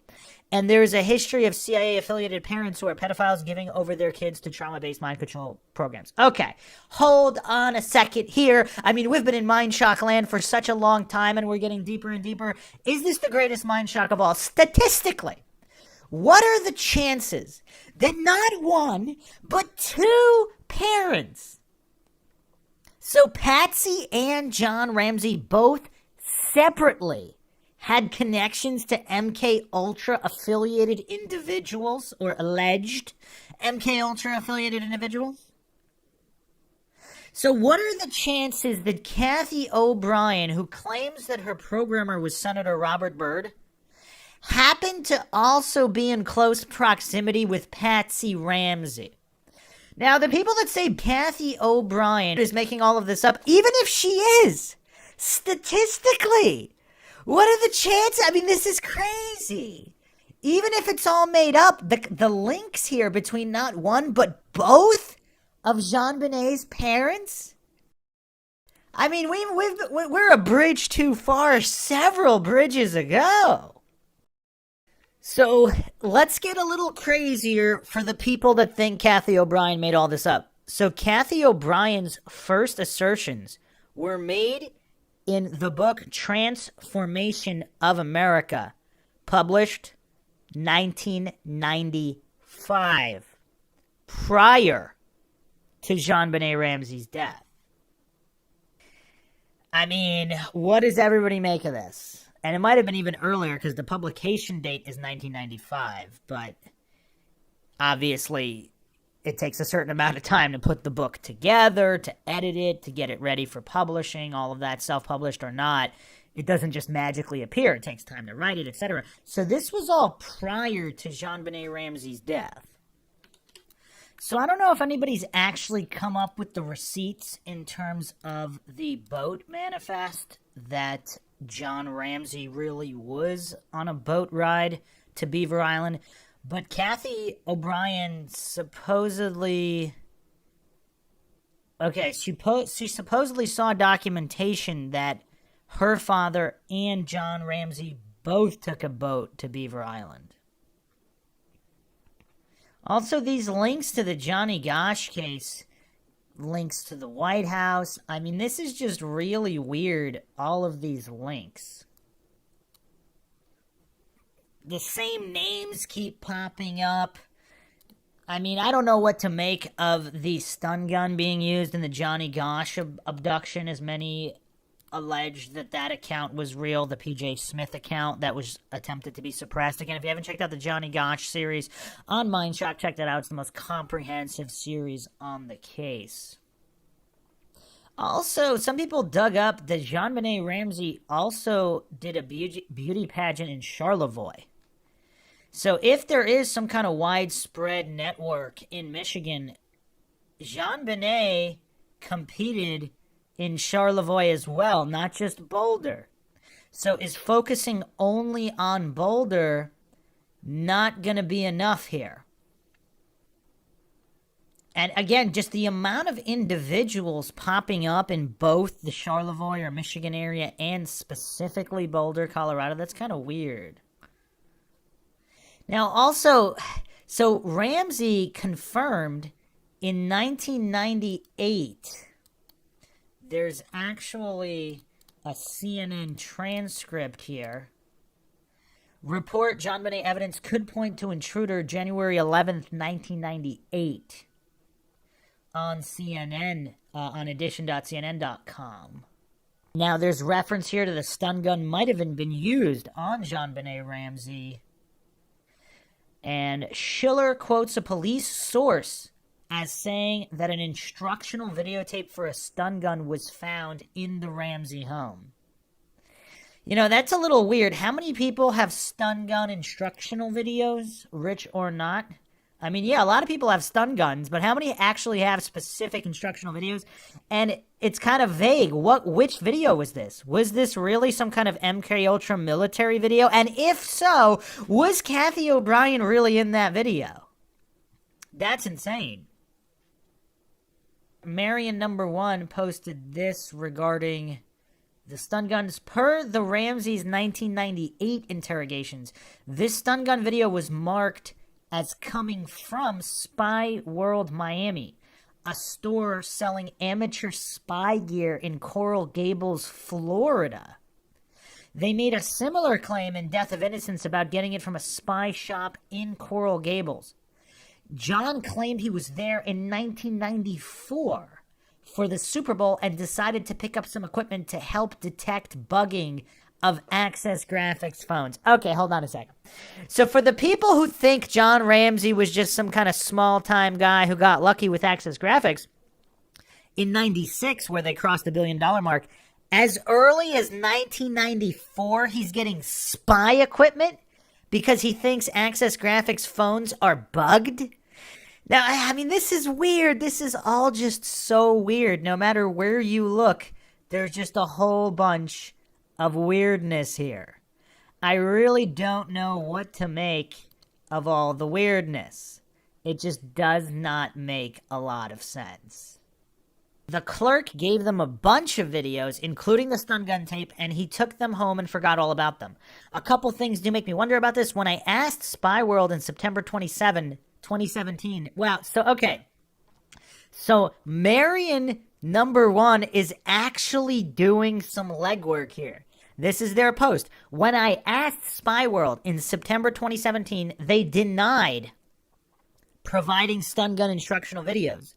Note that John claims in DOI that it was an ad, not an instructional video, and are unsure if they ever did. Okay, so they might have not even gotten this tape from Spy World, but Spy World denies having any stun gun instructional videos. So if John Ramsey is really connected to some kind of MK Ultra operation, did he try to explain it away using some kind of convenient excuse at a spy shop that he knows he did visit and hopes that that would get lost in the mix? But who knows? Why would this millionaire business owner of a defense contractor subsidiary need to resort to an amateur spy shop for basic physical security needs? Also, why would Ramsey himself be doing this? I mean, that's kind of weird. Wouldn't some lowly employee or some kind of independent contractor be brought in to detect the bugging of the phones? I mean, the head of the company is going to get his own spy equipment. Does anybody else find that weird? Also, the Miami Super Bowl was in 1995, not 1994. Uh-oh. And I wasn't sure why they didn't check this more carefully in the book they published. Incidentally, beyond a spy shop in Coral Gables, there was also a spy front in the same city. Wackenhut, a security contractor and CIA front, it relocated out of Coral Gables in, incidentally, 1995. Wait a second. So first of all, Marion #1, quite the researcher here. So an actual CIA spy operation was in Coral Gables in 94, and they left in 95. I never came up with any real answers. It was just another rabbit hole to go down that abruptly ended. Yeah, this is really weird. It seems weird to me they'd be relying on some amateur spy equipment for security when they were owned by a major defense contractor, and as I discovered last year, had a board of directors primarily filled with such people from Lockheed. Why were they so interested in Access Graphics? Yeah, this is all quite weird. Quite weird indeed. So let's go over the Access Graphics timeline. This was posted by user since deleted on Jonbenet Ramsey subreddit. So no clue who it was. I wanted to include a timeline I've been working on. I will edit to add more as I find. I have some other stuff I have saved that I will also be editing. Okay. In 1980, Sanders Associates bought Cal Comp. In 1986, Lockheed Martin, or Lockheed Corporation, now Lockheed Martin, bought Sanders Associates. In 1988 to 1989, 3 of CalComp's distributors merged together to form Access Graphics. John Ramsey's company was one of them. Access, which was formed in 1989 from the merger of 3 companies, CAD Distributors of Boulder, CAD Sources of Piscataway, New Jersey, and Advanced Products Group of Roswell, Georgia. Huh. In 1989, CalComp attempted to buy their company from Lockheed in an effort to become an independent firm again. That's weird. Okay. This was in the reported in the LA Times, April 5th, 1989. Approximately 1991, Access Graphics is awarded a contract with Sun Microsystems. That was actually a huge company back in the day. From LA Times, May 9th, 1991, Access Graphics was recently awarded a significant contract to carry Sun Microsystems' line of workstations based on the Unix programming system. But the distributor knew that it would not qualify for a bank loan to help finance the increased workload, Conlon said. 1991, CalComp bought Access Graphics, who had become their largest distributor and had been recently awarded a major contract with Sun Microsystems. So before I continue here, this isn't just John Ramsey and one little company. So he's definitely in the mix of various different company mergers and buyouts with these massive companies like Lockheed. So the story that it was just one little company and it got bought out, I mean, there's clearly so much overlap here with different companies. 1991, Calcomp bought Access Graphics, who had become the largest distributor and been recently awarded a major contract with Sun Microsystems. From funding Universe.com company histories, Calcomp Incorporated history, Calcomp grew steadily in the early 90s as the company introduced major new products in each of its divisions at a rate of about 5 products per year. In 1991, the company strengthened its presence in the CAD/CAM market with the purchase of Access Graphics Technology Incorporated, a leading distributor of computer-aided design equipment. The company also entered into a number of strategic alliances. Ramsey merged his computer company with 2 other firms in 1988, forming Boulder-based Access Graphics. In 1991, Lockheed Martin acquired Access and Ramsey was made president. So by 1994, he had already been president of this major company, and he's going to a spy shop himself to buy some amateur equipment? Does that story make any sense to anybody? And apparently he can't afford to get a window fixed in his basement in 1996. The dot-com bubble, Lockheed owned Sanders. Sanders owned Calcomp. Calcomp owned Access Graphics. Lockheed sold all of these during the dot-com bubble between 97 and 2000, starting with Access Graphics in November 1997. This dot-com bubble lasted from 95 to 2000, and from mid-2000 to 2002 was the dot-com bubble burst. Note, John Ramsey mentions in the law enforcement transcript, I'll be going back to include the quote and link for this, that he was made aware in 1995 or 96 that Lockheed planned to sell Access and other companies. He mentioned awareness that his position in the company was not secure. That's curious. Even in an article after the sale of Access Graphics, when John Ramsey was replaced, there was this quote. This is from the Daily Camera, 97. His forthcoming departure was not a surprise to employees because a change in management often accompanies a change in ownership, said Access spokeswoman Julian Anderson. In 1995, Lockheed Corporations and Martin Marietta merged to become Lockheed Martin. Just 8 months earlier, then Secretary of Defense Les Aspin had called together executives of the nation's largest defense contractors to inform them that the Pentagon's budget would be drastically shrinking. It was time to consolidate, streamline, and adapt to changing times. Unbeknownst to each other, Lockheed and Martin Marietta had each researched prospective merger candidates in the wake of that meeting and found each other to be on the top of their respective shortlists. Lockheed and Martin Marietta had much in common. Each had a rich heritage, roots that traced back from the earliest days of aviation. Both had beat back hostile takeover attempts, and both believed in acquiring new divisions to strengthen their companies for the long term instead of selling off divisions to make a quick profit. So if they both weren't the type of company to flip a company for quick profits and were in for the long haul, then why did they start selling off companies? Also, what's kind of weird here, I mean, call me a crazy coincidence theorist. The Secretary of Defense is Les Aspin, A-S-P-I-N, not A-S-P-E-N, but regardless, the Secretary of Defense associated with Lockheed Martin is acquiring Access Graphics and then selling it off in Colorado. Is any of this just simply too much coincidence for people? But continuing on here, in 97, Lockheed sold Access Graphics. This is Daily Camera. Access Graphics, which hit $1 billion in revenues last year and has already surpassed that mark this year, was having trouble making good profit margins, probably because it was a standalone operation. Nisbet said GE may change that. In 98, Calcomp was near bankruptcy, and Lockheed refused to extend credit to them. LA Times, December 30th, 98.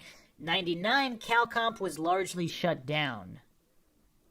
LA Times, January 16th, 99. In 2000, Lockheed sold Sanders to BAE.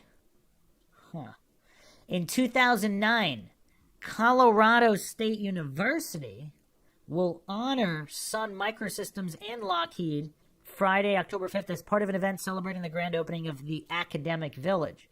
Sun Microsystems donated Sun Thin Client computers and servers to the Engineering Academic Village, allowing for a workstation for each student in the building, and provided equipment to enhance the computing environment in the electronic classroom. Sun has supported the College of Engineering with more than $1 million in gifts in kind in the last 10 years. Lockheed Martin has maintained a long-standing history of funding the College of Engineering and student design studios. In the past 10 years, Lockheed Martin has donated more than $500,000 to support such initiatives as the Engineering Academic Village, and most recently provided an additional $20,000 to the project. Note, 10 years of donations puts them starting these donations to CSU in Boulder around 1999 to 2000. Lockheed and Sun wouldn't have had affiliations with Boulder after November 99 when Lockheed sold access to GE. As well, 2000 to 2009 would have been financially difficult years to the dot-com bust beginning in 2000. In fact, Sun Microsystems ended up being acquired by Oracle in 2010, yet they were donating money to CSU during this time. Yes, I know about tax write-offs, but it's still interesting to me. In 2010, Sun Microsystems failed to survive the dot-com bust and saw major declines starting in 2000 and was acquired by Oracle in 2010. NetworkWorld.com, the downfall of Sun Microsystems. The dot-com bust hurts everybody, but it's arguable that Sun was most hurt of all because it had profited so much in the run-up to the boom in the first place and hadn't grown its business out as deeply as IBM and some others had, says Pund IT analyst Charles King. Ex-employees and or suspects of Axis Graphics. An employee is fired from Axis Graphics for smoking on his lunch break. He brought a lawsuit against the company for violating Colorado's smokers' rights laws. The employee won $15,000. Wow. A spokesman said the company won't hire smokers in order to control health insurance costs. Okay, now we have these two other POIs that some allege might be responsible. And supposedly, John Ramsey, the first suspect John Ramsey ever named on December 26, 1996, was Jeff and Kathy Merrick. They left Access Graphics in 1996. Jeff Merrick lodged a complaint with Lockheed Martin about unethical behavior happening at Access Graphics. He later was awarded, anybody want to guess the amount of money he was awarded? Going once, going twice? $118,000 from the company. Not 100, not 110, not 120, but $118,000. This would be the person John Ramsey would go on to first name as a suspect. But they were awarded the money, so why would they want the money again in terms of some kind of ransom attempt if this is what people are alleging? So let's get a little bit more into the background of Jeff Merrick. So he allegedly met John Ramsey in 1971. So they'd been together for quite some while. Quite some time. Both worked at AT&T Columbus, Ohio, started Access 1994, quit in 96 when Ramsey needed to cut salary. Said Access owed him $118,000 but settled for half. Filed ethic violations with corporate headquarters at Lockheed. In Death of Innocence, page 166, quote, Jeff Merrick, who had threatened to bring me and Access Graphics down when he left the company in 96, end quote. I believe that's the Ramsey quote. John Ramsey quote. Huh. That's kind of weird. So Nedra's suspect list included Jeff Merrick and his, quote, vicious wife. Their alibi on Christmas visited Kathy's brother-in-law in Aurora, Colorado, then visited Dick, Diane Foote, and were home 8 p.m., watched TV, went to bed. Okay. Supposedly the Merricks, according to Donald Powell, thought that the Merricks were at Pasta J's restaurant December 18th. And if you haven't checked out the previous episode, I go over Pasta J's and everything associated with Pasta J's in this case. Yeah, this is kind of weird. Very, very weird. I mean, I really don't know what to make of this. Because just the amount. I mean, if the Ramseys were responsible for the ransom note, would they have made it $118,000 just to point suspicion at Jeff and Kathy Merrick? But if so, why did they only reference this suspicion once or twice and then mostly focused on all these other suspects that they pointed the finger on? It's kind of weird. It's kind of weird. So another former employee, Mike Glynn, was also supposedly at this dinner at Pasta J's. In Perfect Murder, Perfect Town by Lawrence Schiller, on page 130, references Detective Thomas interviewing Mike Glynn. Glynn left Access Graphics supposedly on good terms in 1996. So Detective Thomas interviewed Mike Glynn, another former Access Graphics employee. He was cooperative. He told the detectives he had been with his in-law in Tucson, Arizona, the evening Jonbenet died. Glynn had met Ramsey in 1991 while he was on the football coaching staff at, anybody want to guess which college? Anybody? University of Colorado, and joined Access Graphics in 1992 as head of international business development, where his knowledge of several foreign languages would come in hand. Would it also come in hand for anybody recruiting CIA agents or CIA operatives or something? Glynn and Tom Carson set up the company's overseas sales and distribution center. By 96, however, Glynn didn't see room for advancement in the company and decided to leave. Ramsey offered him more money to stay, but on May 3rd, 4 days after Jeff Merrick left, Glynn went to work for CompuWare in Tucson, where his family preferred to live so they could be closer to Glynn's ailing mother-in-law. So that's plausible right there.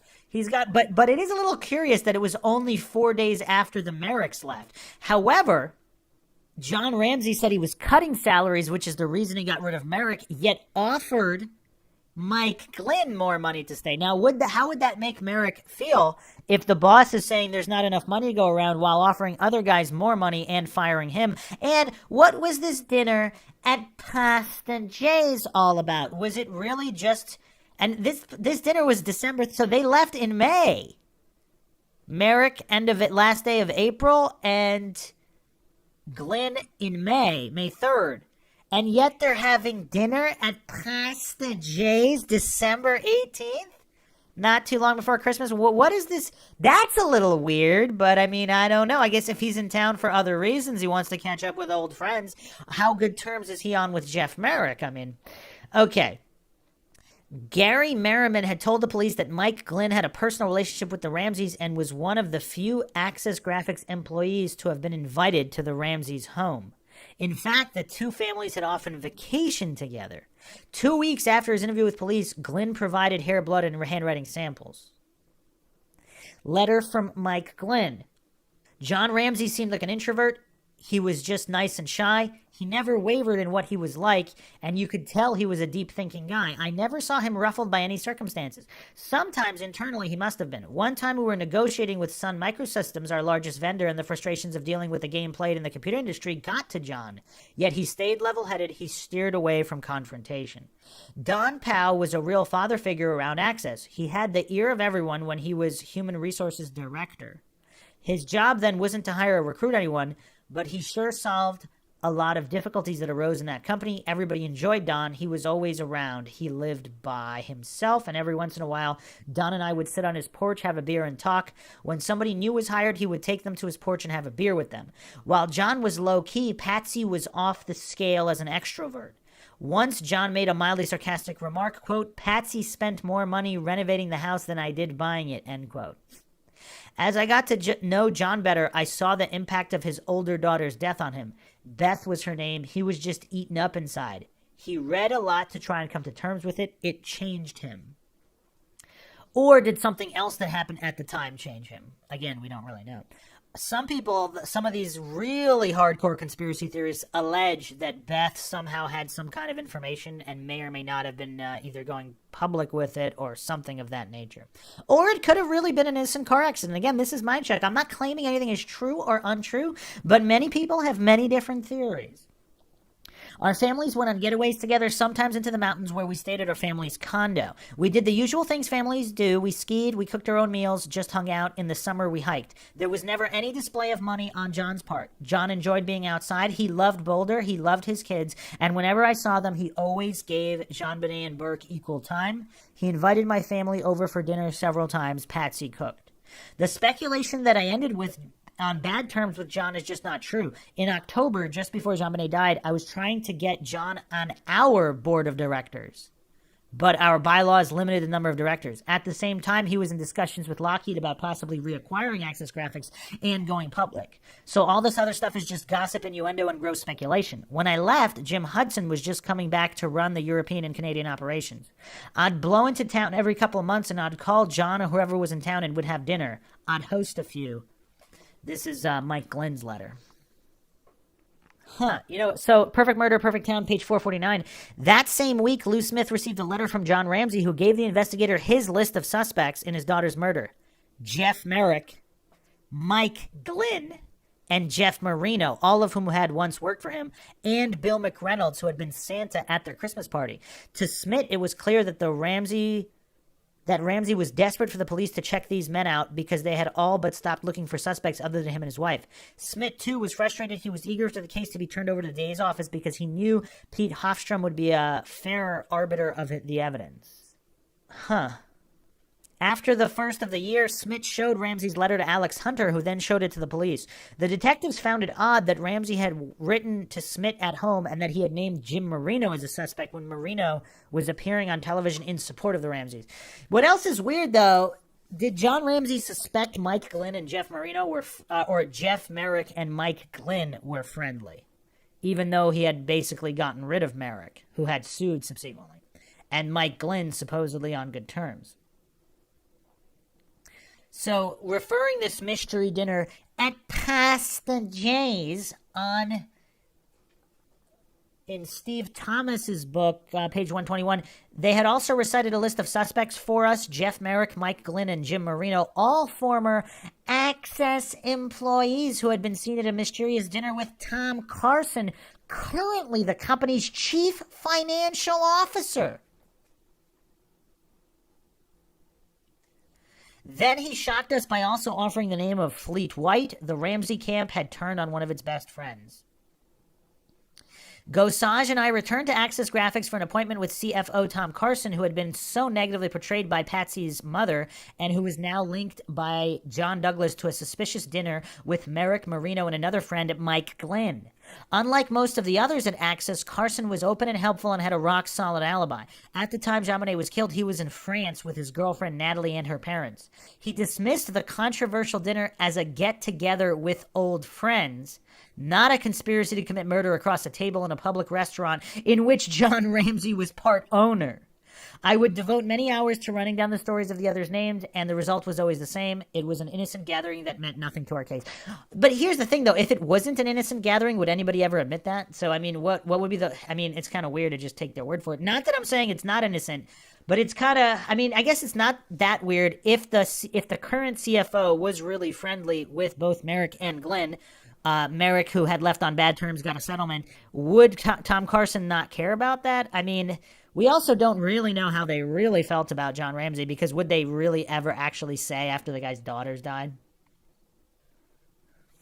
So Jim Marino, again, back to this timeline right up here, couldn't find a date when he left the company. He was named as a suspect by the Ramseys, but seemed to continue a friendship with John Ramsey. Marino had known John Ramsey since the 70s in Atlanta. Marino had an accident in 78 and was temporarily confined to a wheelchair, so John Ramsey hired him for a sales job, which turned into long-term employment. Marino was making $51,600 a year when he left Access. Marino stated in Vanity Fair that he was never invited to the Ramsey home. So that's kind of weird. Is this really a case of the current CFO just randomly having a get-together dinner at Pasta J's with ex-employees? I mean, that's a little strange, too. I mean, again, this is just so weird. If this was a fictional novel or movie, wouldn't it just get so instantly rejected because this would be all deemed too unrealistic in terms of coincidences? Another employee supposedly at this dinner was Curtis Fisher, who left the company right before that Christmas in '96 and supposedly had a disagreement with John Ramsey. So there seems to be quite a few disgruntled employees, and that's not really what's strange. What's strange is that these disgruntled employees are having dinner with the current chief financial officer of the company at Pasta J's just days before Jonbenet Ramsey is found dead. Does anybody find that a little too coincidental? Okay, so just when you think, okay, but we've been so far into MindShock land this whole time. I mean, this next moment, this really seems like the biggest psyop possible. This is just unbelievable. So the Merricks were supposedly awarded either $118,000 or settled for half of that amount. Now get this. Bud and Sandra Henderson of Access Graphics filed a claim against them and owned the company $18,000 and owed another $100,000 in debt as claimed in a court hearing. So what's 100 plus 18,000? So we have two references to $118,000 specifically. Like, what are the statistical chances here? This is all just pure impossibility, but let's look at this. Okay. So supposedly, Bud and Sandra Henderson of Henderson Technology owed Access Graphics $18,000.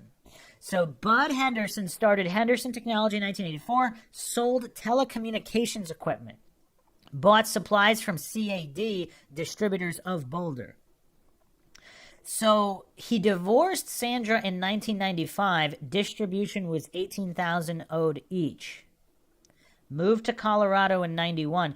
Access Graphics claimed Bud owned $145,000 unpaid invoices. Bud said the signature was forged. Is that a classic defense there? So it's not okay, so we have 18,000, 100,000, and 145,000. A few different numbers here. So Sandra was operations manager for Jim Hudson, owner of CAD Distributors that later merged into Access Graphics. Okay, she was later fired from Access Graphics. So from Perfect Murder, Perfect Town, page 129, January 17th, Thomas and Gosage continued an interview at Access Graphics with comptroller Susan Reichart, who told them about Sandra Henderson, a former employee, who was in trouble with the law, and her husband Bud, each of whom owned the firm $18,000. Add $100,000 to either of them, and you have the ransom note, which gave the detectives cause for suspicion. They put Bud and Sandra high on the list of those to be interviewed. So Henderson Tech ordered equipment from Access Graphics, which Henderson then sold. This is Perfect Murder, Perfect Town, page 139. Sandra paid the bills and kept the books. In 1991, without prior notice, Access abruptly placed a credit hold on Henderson Technologies' account and told Bud Henderson he owed the company $145,000 for invoices that his wife hadn't paid. He was shown a promissory note with his and his wife's signatures. Henderson had never seen it and said his signature had been forged. Henderson later said that his wife had agreed to pay off the debt over the next 12 months, made only one payment, and then defaulted. Within a week, Access Graphics fired Sandra Henderson when it was discovered that she had altered Henderson Technologies' account at Access. Henderson said that his wife tried to delete the balance that was owed. The company that bonded Access Graphics employee paid the firm $100,000, leaving a balance of $40,000 to be paid. Henderson made one payment of $4,000 before they divorced in '95. In family court, their outstanding obligation was $36,000. It was divided into two notes for $18,000 each. By then, Henderson's believed that John Ramsey was furious at him and his ex-wife. That's interesting. So the company that bonded Access paid $100,000, $40,000 left to be paid. Henderson's made one payment of $4,000. And then they were divorced, so then there's no longer lump sum. It's $18,000 for each of them. Statistically, what are the chances here? I mean, I don't know what to make of this. This is weird. Perfect Murder, Perfect Town, page 141, letter from Bud Henderson. Everything they asked me to write was from the ransom note. I wondered if the police had my telephone tapped. You have to wonder, what do you say over the phone? You start to think people are following you. Every time I walk into a restaurant, go into a bar, the first thing I do is ask myself, who in the hell do you see in there that looks like a detective? I've been stopped twice for absolutely no reason. They say I was weaving. They check my ID. These are Boulder cops. I hear a knock on my door. I open it and a video camera is running. The interviewer sticks a microphone in my face, have the police talk to you. Hard copy went and taped Sandra going to prison. The media knew we owed Access Graphics money. How they found out, and I don't know. One writer told me Sandra orchestrated Jonbenet's murder from prison to get back at John. I have one friend that calls me killer. Finally, I did a long interview for Hard Copy and American Journal. It wasn't a hell of a lot of money. I still get calls, a call a week from Hollywood, from New York, even from the Daily Camera. This is Bud Henderson's letter. Okay, so that's curious. So the people that say that the police never investigated anyone else, apparently they did. And again, we really don't know how many of Boulder cops are on the take versus not on the take, if there is some kind of conspiracy, drug running, whatever, which may or may not have anything to do with the Jonbenet Ramsey case. So there's a lot of weird stuff going on here. I mean, I do find it curious that 118,000 came up twice with Access Graphics in place. Not once, but twice. Technically, there's 3 people, because since they got divorced, that's 2 different people with 118,000 amounts. Anybody find that weird? I mean, so what are the options here? I don't know if this could be coincidental. So whoever wrote, even if it wasn't the Ramseys who wrote the ransom note, would they have knowledge of these 118,000 amounts? Because that's way too specific of an amount. It can't be coincidental. Somebody knew something, whether it was the Ramseys that wrote the note or not. Someone knew, or even if it wasn't the Merricks or if it wasn't any of these people, it was someone that knew all of these people and these amounts. And if there is some kind of vast government conspiracy, would they have put that into the ransom note on purpose? So that way, whatever the Access people that had nothing to do with Jonbenet Ramsey's murder, they would think it was definitely John Ramsey. Because who else would know that? I mean, are they just really screwing around to this level? So Affectionate Fly with another mind-shocking post here. Check out these links. Marion 1 shared them with me. They are hard to find. Apparently, some woman who was later hired by the FBI believes her husband set John up. She posted it on some old social media website, then she disappears. I don't know what happened, but I suspect that several people were abusing Jonbenet. I suspect John and Patsy set her up to do naked pics with that photographer. I suspect some very influential people, perhaps political, enjoyed the porn, if not more violations against that innocent child. I suspect the inner circle of John's business understood it was involved in a pedo ring that includes John's daughter. John pisses off a colleague. He sets him up. The whole energy of the case was spent on spin because there is no way the pedo ring could be exposed. Blaming everyone and everyone creates mental exhaustion. That keeps people from actually entertaining the idea that our own government, the CIA, and local leaders were knee-deep into kiddie porn. So let's look at these posts, no longer available, but web archive, of course. This was posted on Topics. So a lot of crazy stuff has been posted on Topics over the years. So someone's very close to the Ramseys. So James' son's ex-stepmom posted this July 13, 2006. I believe that the only involvement the family had was with a VP at Lockheed Martin who had a grudge with John and wanted him out of the succession plan. My ex-husband, the VP of corporate compliance, spent the 3 weeks preceding the murder at the Access Graphics facility, part of the Lockheed and Martin Marietta merger. I provided information to the Boulder Police Department, and the next day the FBI handcuffed my ex-husband, stripped him of all his security clearances, and he was fired from LMCO and his position on the board of directors at Los Alamos National Lab, Sandia Corp, Hanford, Oak Ridge, and other facilities. In a separate investigation, he lied about his involvement. He threatened me that if I ever came forward and told the authorities the same thing would happen to our children. Now ages 15 and 12, I'm not afraid any longer, and Jonbenet is long overdue for justice. Yeah, I mean, this is truly a mind-shocking post here. So now we even have Los Alamos wrapped into this? I mean, wow. I mean, this is why people think it's a psyop. I mean, just the level of overlap here. I mean, there's even KGB, MK Ultra overlap if you haven't checked out the previous episode. So someone asked, did they test his DNA? Did he have a stun gun, rope, knowledge at tying those particular knots? What size man is he? Does he drink from a glass? Would he have an accomplice? Where was he Christmas Day? This poster responded, no, he is a strategist, highly skilled and trained by the most elite agencies.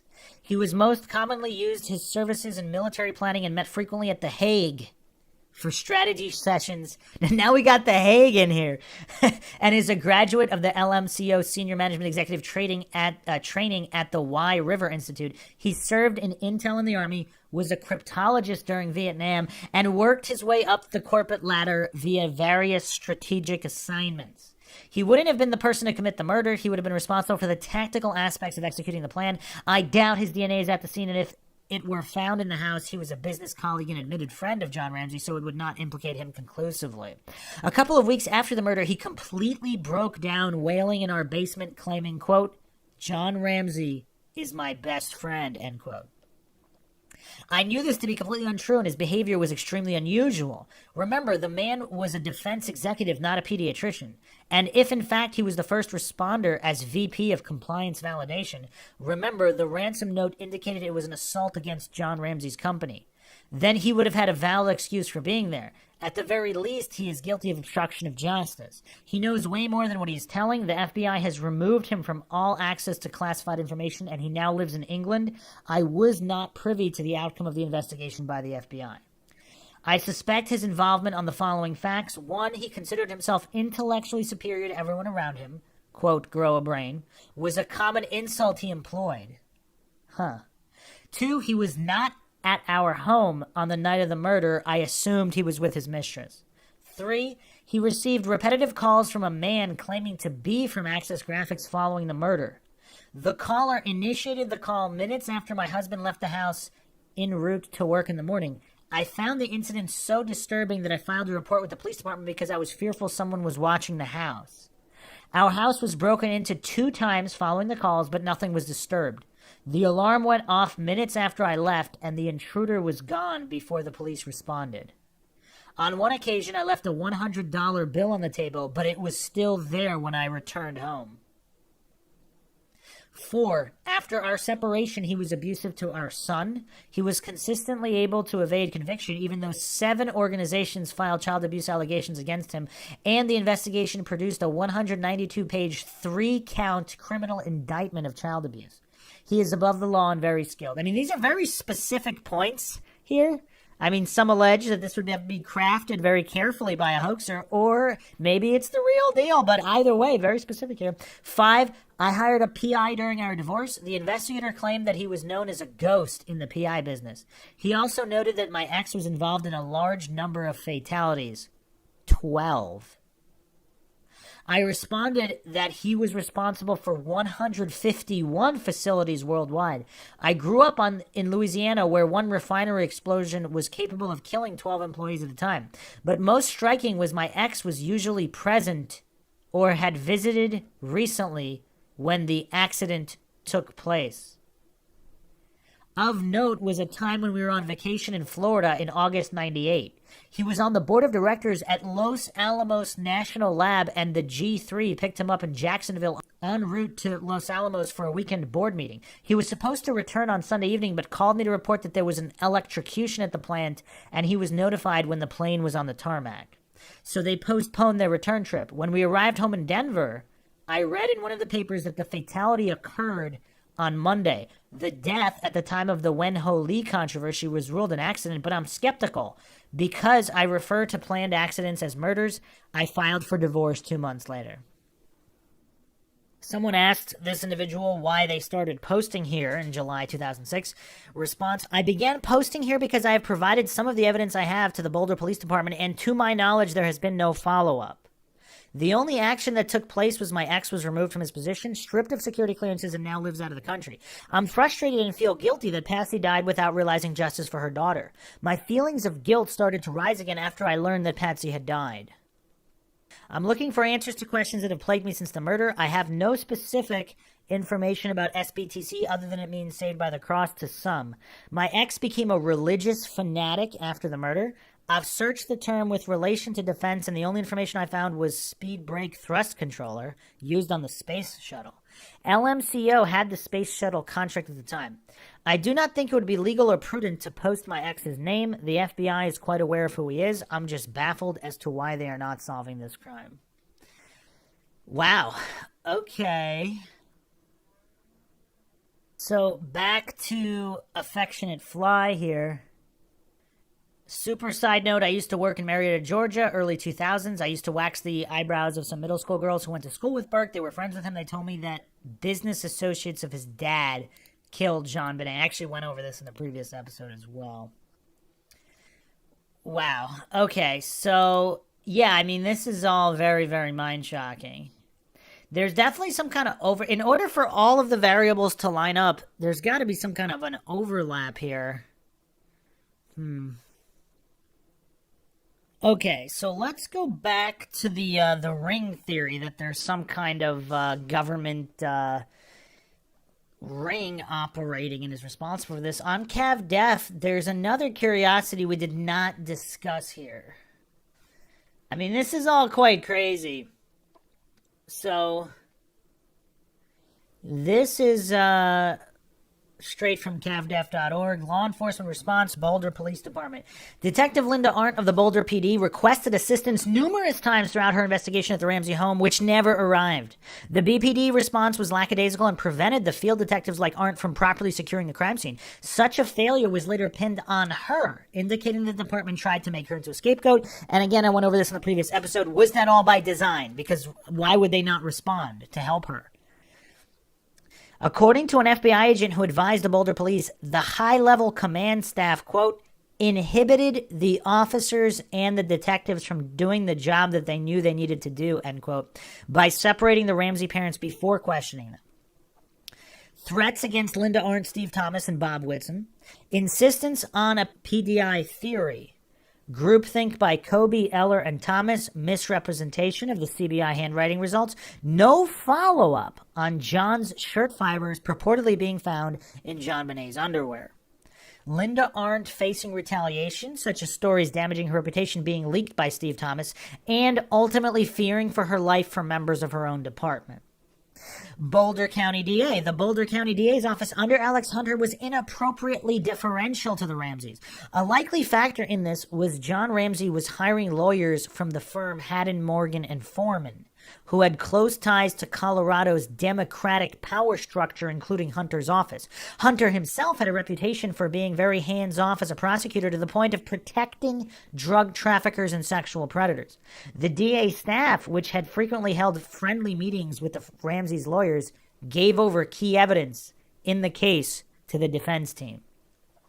At one point, the police stopped sharing their most sensitive information with the DA's office, and shortly thereafter, their computers were hacked into.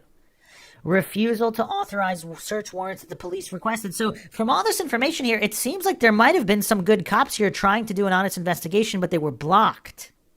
So it wasn't 100% failure on the part of the Boulder PD. Despite some willingness to work with journalists like Steven Singular, he also tried to prevent Singular from pursuing leads into prominent pedophiles within Boulder that might damage the city's reputation.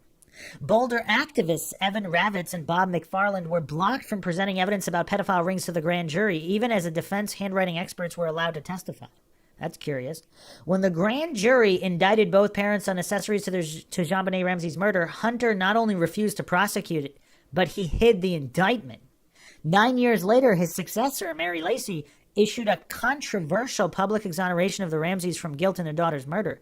Lacy's exoneration, which was based on DNA, exonerated the Ramseys from something the grand jury never charged them with. A blatant sham that would not be revealed for 5 years until the grand jury indictments became public. Yeah, I mean, there's funny business across the board here, and then I'll just reiterate again, no DNA has been tested using the latest generation technology. federal authorities. Now, this is really curious here. The FBI did not immediately step in to take control of the investigation, allowing the inexperienced Boulder police to handle it instead. Considering that the crime initially presented itself as a kidnapping of a defense contractor executive's daughter by a foreign faction, which had terrorism, national security implications, as well as the appearance of a victim being transported across state lines, there was no legitimate reason why the FBI did not directly involve itself from the beginning.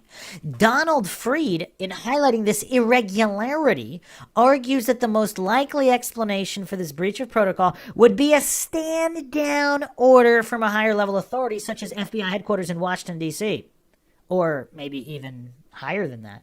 This would in turn indicate high-level political will to subvert a proper investigation. The scrubbing of the Ramsey cell phone records purportedly sealed on the orders of the White House. Okay, this is really weird. So the Ramsey cell phone records are just going to be sealed forever, so nobody ever wants this solved? Now, you could argue that to protect an investigation, certain steps need to be taken. But how many years, how many decades need to pass before they would be unsealed? Just a question there. Just a question. I mean, does anybody think the investigation is on the up and up and there isn't some kind of an overlap here from something else going on? I'm not claiming to know what that something is, but a potential ring of criminals in the political elite would explain this, would it not?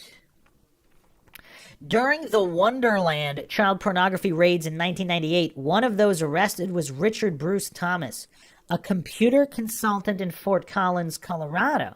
His role in the network is unknown, but he was found dead the next day of a purported suicide. The police never examined his hard drive, despite his proximity to Boulder and nature as a potential suspect. Interestingly, the Wonderland raids commenced on September 1st with Bruce Thomas being found dead on September 6th, and the Ramsey grand jury convened shortly thereafter on September 15th. The timing could suggest that the FBI suppressed the grand jury, which risked revealing a pedophile ring until the raids were done, either to protect their sting-op or, if their motivation was more sinister, to give themselves a chance to clean up the evidence. I mean, this just does not look good no matter how you look at it. I mean, just the level of coincidence here. I mean, this stratospheric coincidence stack. I mean, this is just absolutely insane.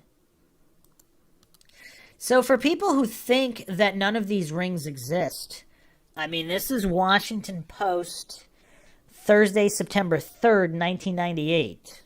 Internet child porn ring raided by Michael Grunwald. Law enforcement agents in the U.S. and 13 other countries yesterday raided nearly 200 suspected members of an internet child pornography ring, a secretive network described by authorities as the largest and most prolific ever uncovered. The U.S. Customs Service, which seized computers from 32 American suspects yesterday in 22 states, said the online Wonderland Club required all members to possess thousands of sexually explicit images of children, some of them as young as 18 months. Club members then used secret passwords to meet in private internet hideaways where they traded the images like baseball cards, officials said. The ring was targeted for possessing and distributing child pornography, but in some cases the images pictured club members molesting their own relatives, the officials said. Officials around the world described the Wonderland raids as the most extensive child porn sting in history and as troubling glimpse of the future of law enforcement. The digital age, they said, has made it much easier to commit crimes like this, money laundering, intellectual property theft, while erasing traditional borders between nations. Yesterday's sweep included targets in the U.S., Australia, and 12 European countries. Investigators said they are aware of additional Wonderland members in 33 other countries, from Japan to Israel to Brazil. So, I mean, clearly this is just very, very high profile, and nobody ever talks about this anymore. I mean, I really don't remember this being referenced. Just skipping along the article here, American officials said the prom had its origins in a high-profile 1996 case involving a California-based child porn ring known as the Orchid Club. One of the defendants in that case implicated a British club members, and authorities in the UK soon linked him to the much larger and more sophisticated Wonderland ring. And I wonder if this Colorado ring has anything to do with Nancy Krebs or the people she unfortunately came into contact with. I mean, yeah, and the timing with not just the timing, but the fact that if this is true, and they did not allow any evidence in the grand jury in the direction of any rings to be presented, that's really weird. Regional pedophile networks. Many prominent people in Boulder disappeared from public life shortly after Jonbenet's murder. There are indications from various accounts which Stephen Singular gathered that many high-level citizens in Boulder were involved in pedophilia. Local activists Evan Ravitz and Bob McFarland also pursued this angle extensively and tried to comment on this to the grand jury, as was their legal right, but Alex Hunter blocked them. The judge originally set to preside over the grand jury was suddenly replaced and left to go to Cairo. He had previously been involved in a child custody case where he kept children with their abusive parents, the Ballards, who prostituted them out.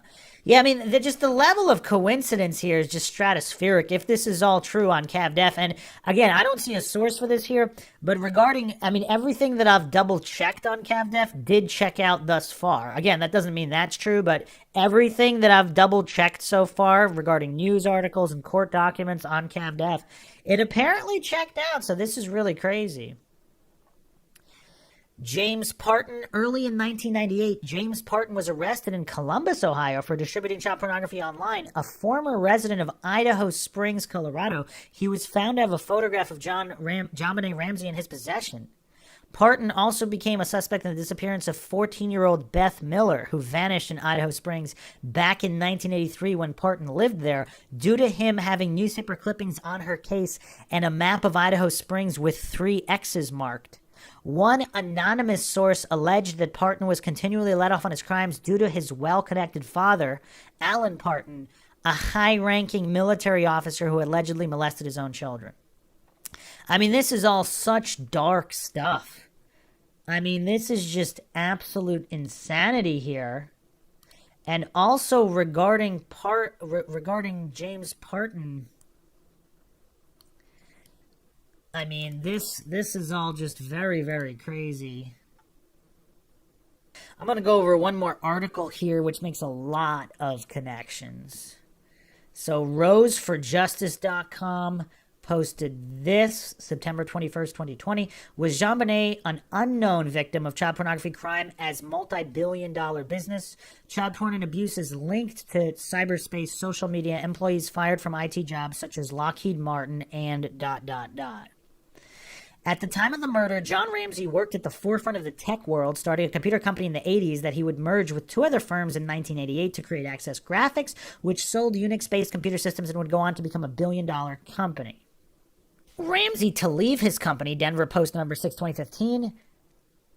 John Ramsey will be out of a job with the computer distribution company he started is taken over by another corporate giant. At the time, Ramsey will leave as president of Access Graphics, a firm he started in 1988 and then sold to Lockheed Martin Corporation in 91. Lockheed Martin kept him on and promoted Ramsey to president and chief executive officer. Once the sale is completed to General Electric, Ramsey will be retained as a consultant. Access Graphics was sold to General Electric in 1997. His net worth was reported at $6.4 million May 1st, 96. Prior to his daughter's murder in December 96. He announced to his employees that he no longer will be president of Access Graphics once the acquisition is completed, which would be before the end of the year, said Hal Haddon, Ramsey's attorney. Haddon had been advising Ramsey on the investigation into the death of his daughter, Jonbenet, who was found strangled in the Ramsey home December 26, 96. With Ramsey saying he needed time to grieve, Lockheed named an interim president to replace him. Ramsey later returned to head the company as the murder investigation of his daughter dragged on. June 3rd, 2018. The Daily Beast reported police in Arizona say the murder of prominent forensic psychiatrist Stephen Pitt earlier this week is believed to be connected to several other killings near Phoenix. Pitt, perhaps most well known for his work in the Jonbenet Ramsey case in 1996, was shot dead outside his office Thursday night. The next day, paralegals Valeria Sharp and Laura Anderson were killed near the Scottsdale law firm, police said.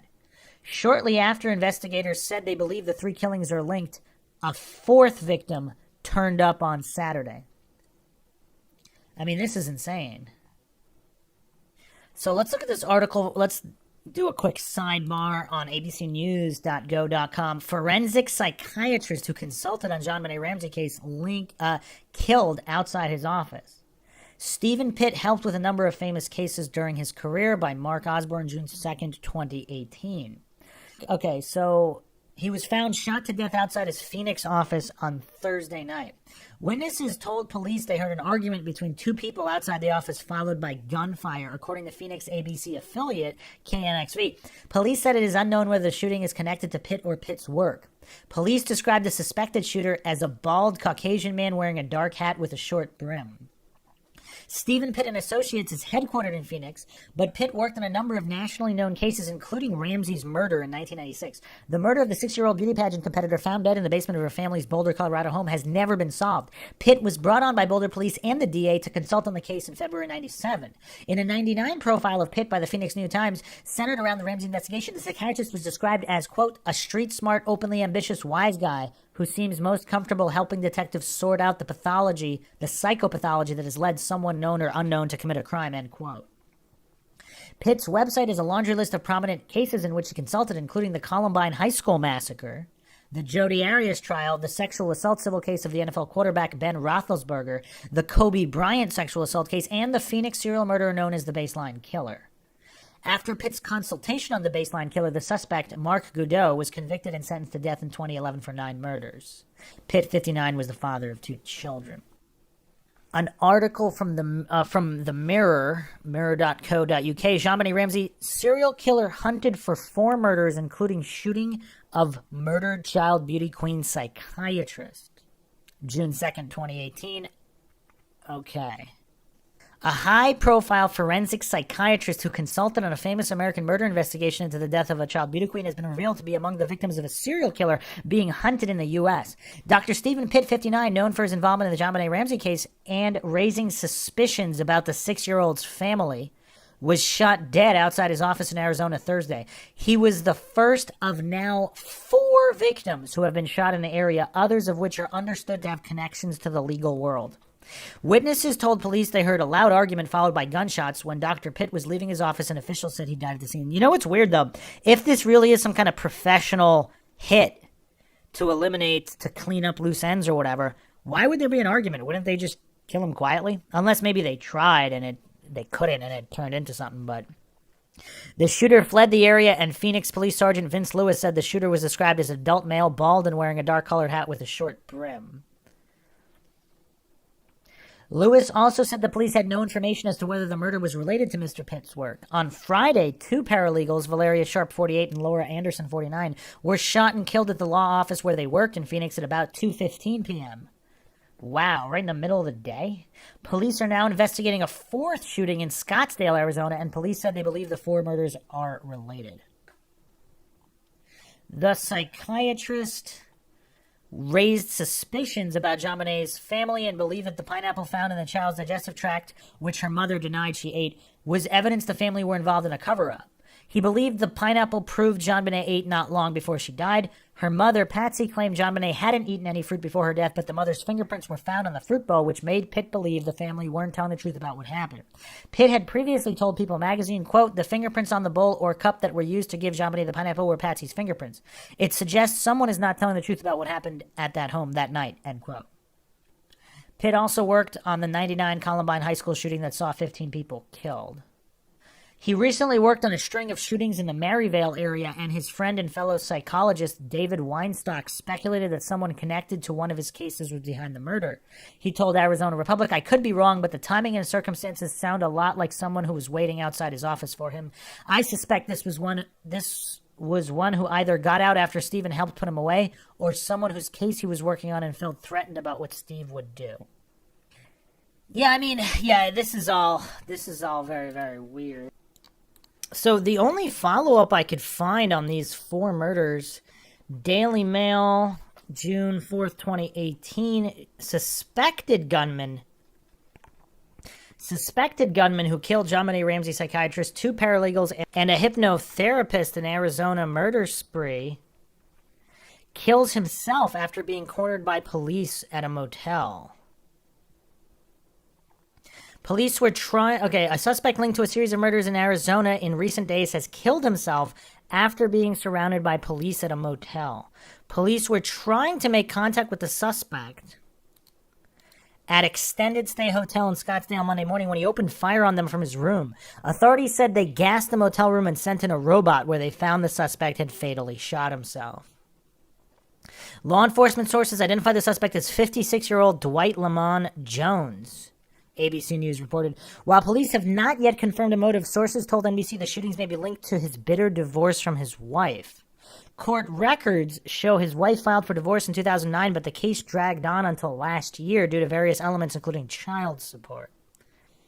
Police said they were in the process of evacuating the surrounding rooms when the suspect started shooting. No officers returned fire, according to Phoenix Police Sergeant Vince Lewis.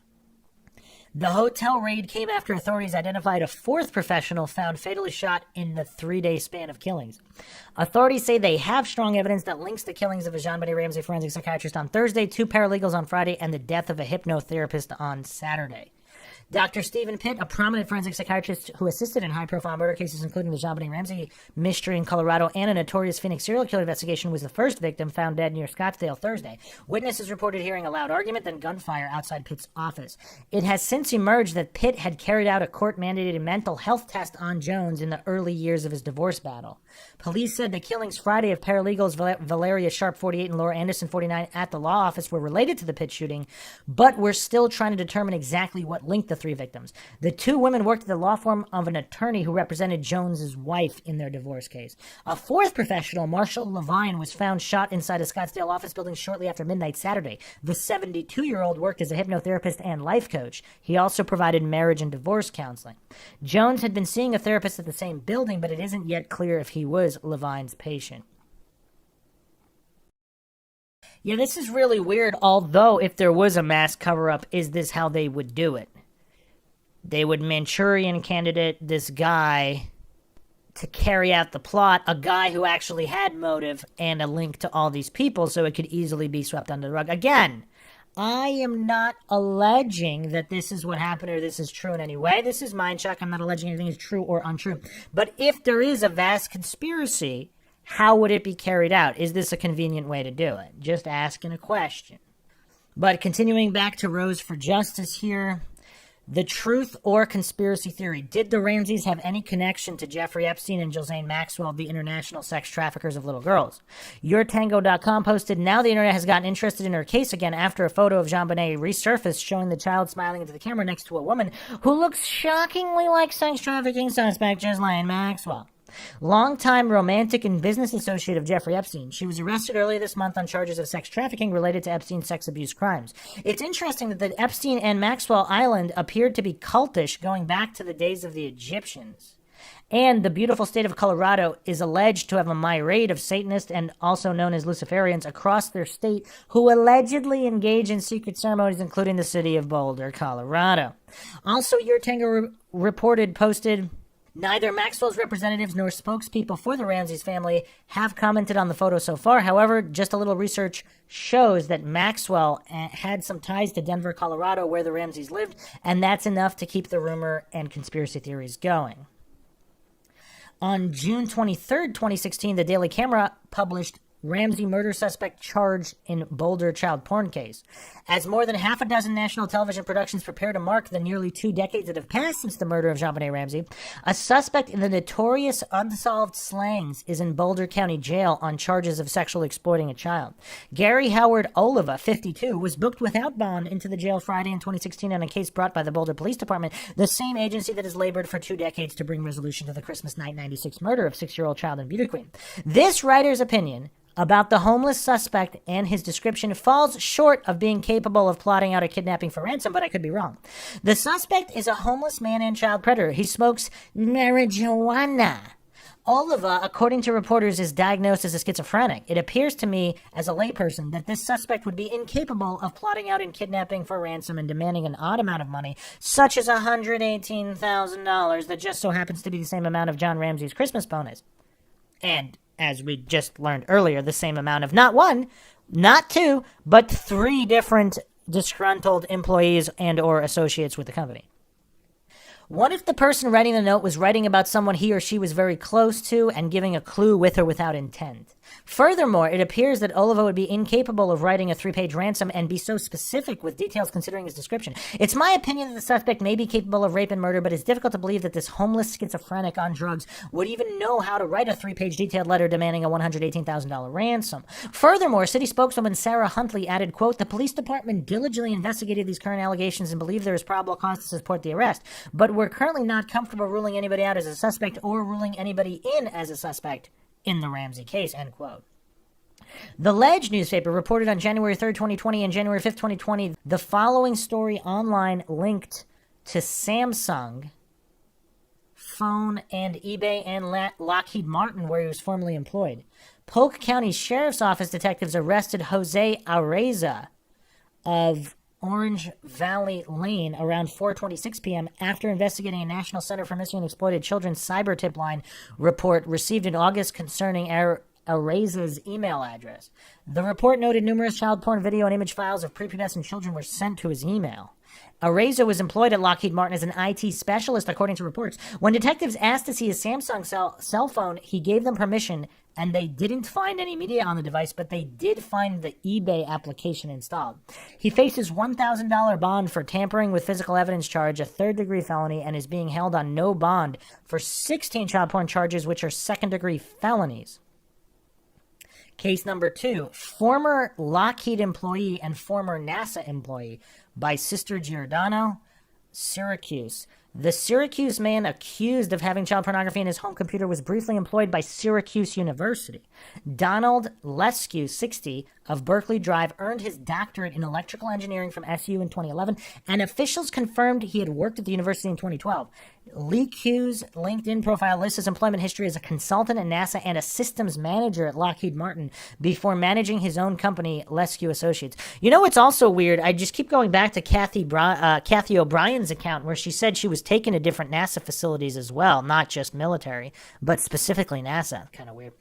On Friday, Syracuse police arrested Leskew in connection with an investigation stemming from a September 12, 2012 search warrant at his home. During the search, detectives found child pornography on his home computer, police said. Leskew was charged with a felony, possessing sexual performance by child, and was issued an appearance ticket. He was ordered to appear in Onondaga County Court Wednesday, February 27, 2013.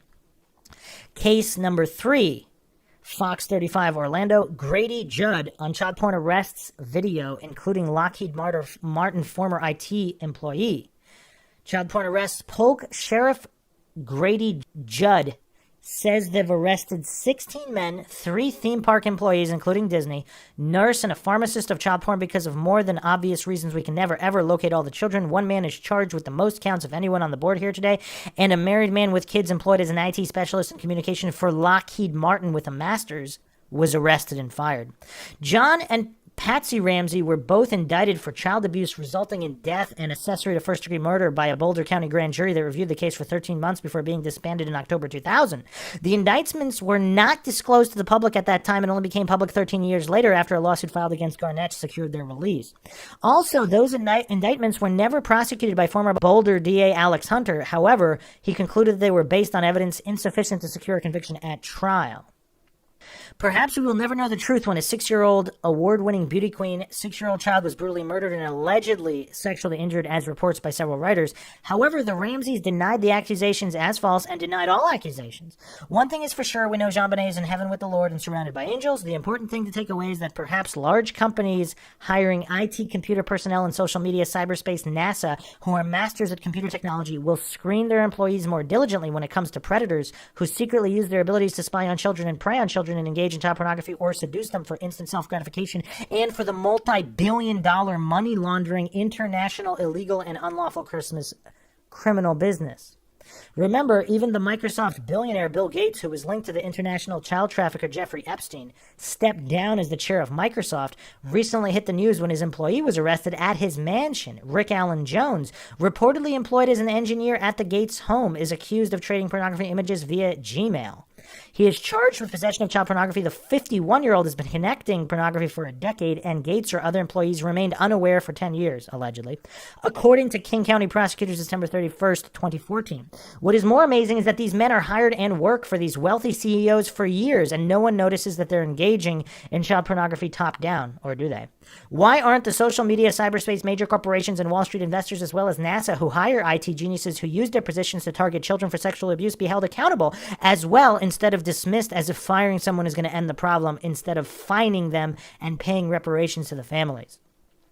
Rose Colombo, activist and advocate for justice and former CEO of Women Fight Back, stated the world needs to wake up that trafficking involves babies and toddlers, little children who are used and abused and many snuffed out, many trafficked as sex slaves and raped several times per day by adult males who are the lowest form of life on the planet. No matter who they are, how much money they have, they are insecure and very dangerous to society. Colombo is a longtime advocate for justice, referred to as crusader for justice by the media. She proposed laws to legislatures in California and nationally that were implemented. Her books are Irwin Award-winning and 5-star reviews. Obamacare, Dinosaurs, Rednecks, and Radicals is a political satire on the redistribution of wealth and depopulation, as well as a self-help book titled Fight Back Legal Abuse. Okay. All right, so a lot of information in this article here that there have been all of these vast arrests. I mean, there's also a mass CIA arrest scandal, which I had referenced before as well. I mean, there's just so many layers of all of this. Also, Affectionate Fly mentioned this on the Reddit, that Kevin Shipp, former CIA operative, stated on Twitter that Lockheed Martin was a cover of a CIA op. The tweet was, of course, since deleted, but does anybody else think it's kind of weird that Francis Sheldon, this pedophile and criminal scumbag who owned North Fox Island, and John Ramsey's father just happened to be the one who approved runways or built runways on North Fox Island, right next to Beaver Island, and that Patsy Ramsey, through winning a pageant Miss West Virginia, was connected to this senator, allegedly the guy, the MKUltra handler of Kathy O'Brien, who allegedly also saw John Ramsey's name on a manifest, even if it's a different John Ramsey, going to Beaver Island, right next to North Fox Island in Michigan. Patsy Ramsey from West Virginia. I mean, is this too many coincidences for most people? I mean, regardless of whether the Ramseys are innocent, because theoretically, they could still be innocent even with all of these connections. But the connections aren't necessarily coincidental. Because if high-ranking officials know about them and these connections are real, that doesn't mean they intentionally harm their daughter in any way, but clearly there's something else going on with other individuals known to them, and it is not coincidental. That's the point that I'm making here. That is the major takeaway point here. There's actually plenty more to come. We went over mostly the Access Graphics link and the overlap to possibly military or intelligence agencies and political affiliations. All of this seemingly coincidental to those that believe it has nothing to do with anything. I mean, the coincidence theorists, the field day they can have with the past 2 episodes. I mean, there's more coincidences here than even the most devout coincidence theorists can shake a stick at. So believe it or not, there's still plenty more POIs and suspects to cover, and even more in the direction of the Krebs account, the Kathy O'Brien account, and all of these overlaps. Hope everybody found another edition of MindShock True Crime interesting and informative. If you want to help support the podcast, you can donate to our PayPal. Just check the link in the description. You can also become a YouTube member right here on YouTube for access to exclusive streams and chats. Make sure to subscribe to the channel. Like and share Twitter, Facebook, Reddit, Patreon. Patreon's your priority for case topic, logical analysis, co-podcaster requests. You can also be a guest in the podcast depending on your tier. Questions, comments, theories, thoughts, suggestions, rebuttals, debunkings of any kind, leave them in the comment section. This is Bruce McGuire signing off. Catch you guys next time.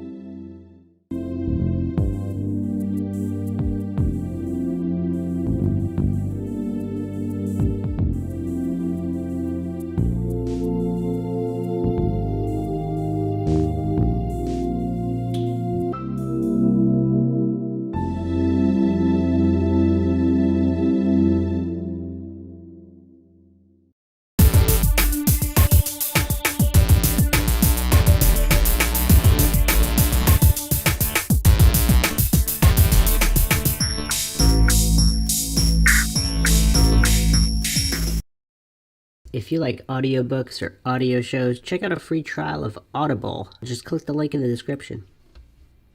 Welcome to MINDSHOCK True Crime. This is your host, Bruce McGuire, and you are listening to the Jonbenet Ramsey series. This is part 18, Unreleased Clues. We are going to go over an overlooked interview, an Ask Me Anything on Reddit, if you could call that an interview of sorts. The first one that investigator Kolar had done, and quite a few little tidbits that many probably have either never known or have since forgotten about, but might hold some critical clues in solving this case. As always, if you find the MINDSHOCK podcast interesting and informative, you can donate to our PayPal. Just check the link in the description. Make sure you're subscribed to the channel. Hit that bell for notifications. Like and share. Twitter, Facebook, Reddit, Patreon. Patrons do get priority for case, topic, logical analysis, co-podcast, or requests. You can also become a member right here on YouTube. Just check the description. Questions, comments, theories, thoughts, suggestions, rebuttals, debunkings of any kind, leave them in the comment section. Alright, so let's jump right in here. Make sure you've checked out the previous episodes. We went over a bunch of suspects. And believe it or not, still way more. So this was posted in the so-called official Jonbenet Ramsey subreddit by May333 a few years ago. Going over Kolar's first AMA, found several surprising answers he gave. Some that stood out to me are included below. As a side note, none of these are DNA related, as there were far too many to address in one post. Question: was it the conclusion of law enforcement that since there were no fingerprints on the ransom note, that a stager or stagers or the killer himself may have been wearing gloves when writing the note? In your book, you referenced that lab technicians thought that the brown fibers found at the crime scene of the wine cellar may have been work gloves. It seems like a latex gloves offer a tighter fit and would be easier to use than work gloves when writing the ransom note with a Sharpie. Did law enforcement ever find any evidence of latex gloves used that night? Answer: I don't believe there was any evidence developed regarding the use of latex gloves. Now, this is a curious answer here. No evidence was developed. Now, here is a note. Boulder Police Report number 1-1924. A neighbor who lived a few homes away from the Ramseys found a latex glove in her trash can in the alley. She didn't know how it had gotten there. Latex gloves are used by law enforcement officials to avoid contaminating evidence with their fingerprints. The glove, if part of the case, could have been used by an intruder, or it could have been discarded there by a BPD officer. Also, notation here, Boulder Police Department Report number 2-37. That is curious, and there were no fluids, so the latex gloves is item number 59. And yes, no fluids as noted. So make of that what you will. Is it common for law enforcement? I guess if they're sweeping the neighborhood, they wouldn't take the latex gloves off. Do they randomly discard them in neighbors' trash cans? Again, I don't know the protocol for all of this involving police officers scavenging the area with latex gloves. But that's a curiosity nonetheless. Next question. What does Jonbenet Ramsey's autopsy actually say regarding the final cause of death? Was it the blow to the head or asphyxia or some other factor? Answer. The coroner ruled the strangulation asphyxia created by the application of the garrote was the cause of death. One only needs to read the autopsy report to know that's a half-truth. Okay, so that was his answer, but here's the notation here. The autopsy states, quote, cause of death of this 6-year-old female is asphyxia by strangulation associated with craniocerebral trauma. Yeah, that is curious. So if it was a strike to the head and not the garrote. Yeah, that's weird. And also, what's up with the blind faith in the one coroner? Because again, obviously, there have been various opinions regarding the autopsy and other so-called professionals. So I don't know. Yeah, it's also, yeah, I mean, that is weird. A lot of people just put blind faith not only in experts, but in single experts while ignoring other experts. Authority worshiping cultists really don't make a lot of sense. Like, let's follow science, not scientism. Question: so it wasn't done to cover up an accident? Answer: don't think so, if I understand your question. Notation here. Of course he understood the question, so what is Kolar's theory? Yeah, he is being really weird in answering these questions, and the way he's answering them. Very, very weird. Question: other than the fact that Patsy could not be excluded from handwriting of the note, does any physical evidence point to Patsy Ramsey that is not explainable by the fact that she was Jonbenet's mother and therefore had close contact with her in the 24 hours before death? Answer: I think the answer to this relates to the fibers found on the sticky side of the duct tape used to cover Jonbenet Ramsey's mouth. Laboratory analysis revealed that these fibers were microscopically and chemically, if I recall the correct language, consistent with the fibers collected from Patsy's jacket worn at the white party and on the morning of the reported kidnapping. Investigators posed the question, what were fibers from Mom's jacket doing on the tape reportedly used by the kidnapper/murderer to silence Jonbenet? By all accounts, Patsy never got near the piece of tape. Tex believed direct contact had to have been made for the transfer to occur between the tape and the jacket. Of further note, it took nearly a year for Patsy to turn over that jacket to Boulder Police Department for analysis. Another illustration of the family's cooperation with authorities. Yeah, this is so okay. None of this makes any sense because if they couldn't get a warrant for that, I mean, none of this really makes any sense. Also, if she wore the jackets at the white party, was the tape placed on Jonbenet's mouth at the white party? And if it's not Patsy, would someone else have the wherewithal to, let's say, take the piece of tape, press it to the jacket, and then put it on Jonbenet's mouth? That way it would fool all the gullible goofs like Kolar. Again, if he's not if he's not intentionally deceiving here. Some notations here. Patsy did not wear the jacket the morning of the 26th. Quote from Thomas: French walked up a curving sidewalk lined with Christmas decorations and large candy canes, small lights glittering in the darkness, and was met at the front door by a distraught dark-haired woman in black pants and a red sweater.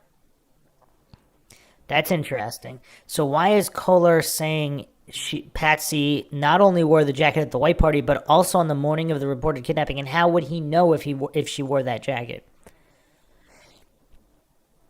Further notations here on Reddit. There were 4 red fibers found that were consistent with her red and black jacket. Hardly enough needed for direct contact.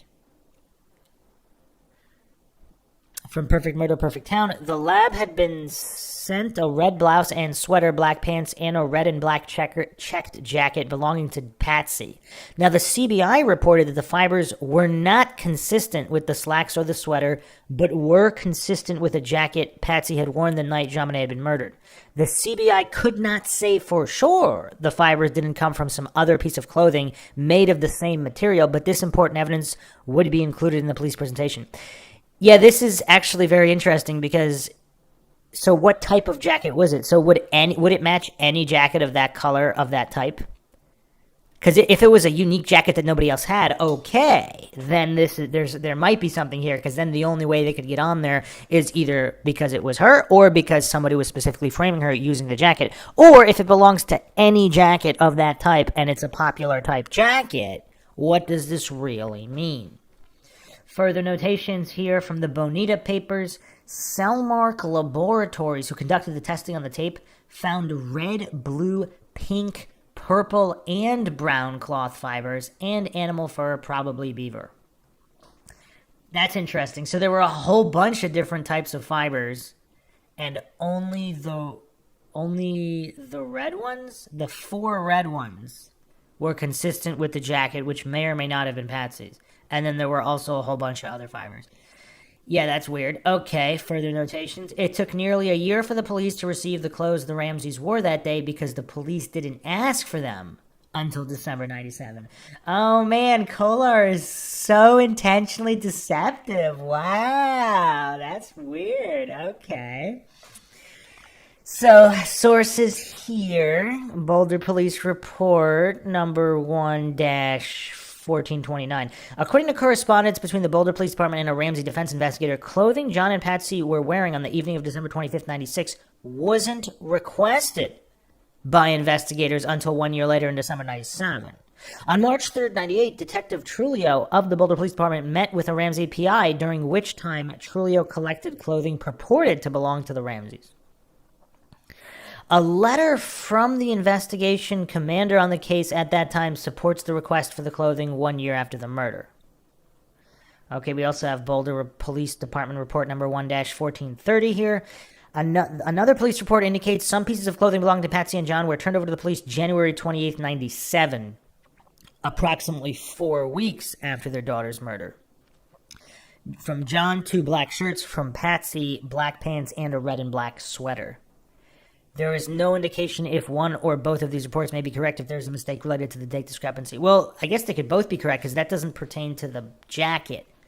So 4 weeks after the murder, they turned over a bunch of clothing, and then supposedly a year later they turned over more clothing, as requested. Interesting. From Perfect Murder, Perfect Town, more than a year after Jonbenet Ramsey was murdered, her parents have turned over to Boulder police the clothing they were wearing the night before their 6-year-old daughter was found in their home. 2 months after police finally made the request, they received 2 shirts, a pair of pants, and a sweater this week from John and Patsy Ramsey, according to sources. Authorities sought the clothing to compare the fibers found in the case, sources said. Yeah, that's weird. So either one report is wrong or they're both correct, and they were just different pieces of clothing handed over at different times. So it says here, Perfect Murder, Perfect Town. So not police reports is stating that they took 2 months. So there was a request, and then it took 2 months. So were they not living in Boulder? If they were out of town, I mean, that could make sense, because then it has to go through a bunch of channels. I don't know. But in any case, wow, Kolar framed that so intentionally deceptively. Wow. I mean, this is really quite the expose into Kolar. Question, were the golf clubs Mr. Ramsey had removed from the house ever recovered? And if so, was any testing done on them? And if so, what are the results? Answer, to my knowledge, the clubs were never sought by investigators after the Ramseys moved from their home. And wow, completely wrong. So there's a lab report here. Exhibit 319, golf club, no blood indicated. Hair, fiber, and or fiber controls were collected. Exhibit 308, golf club cover.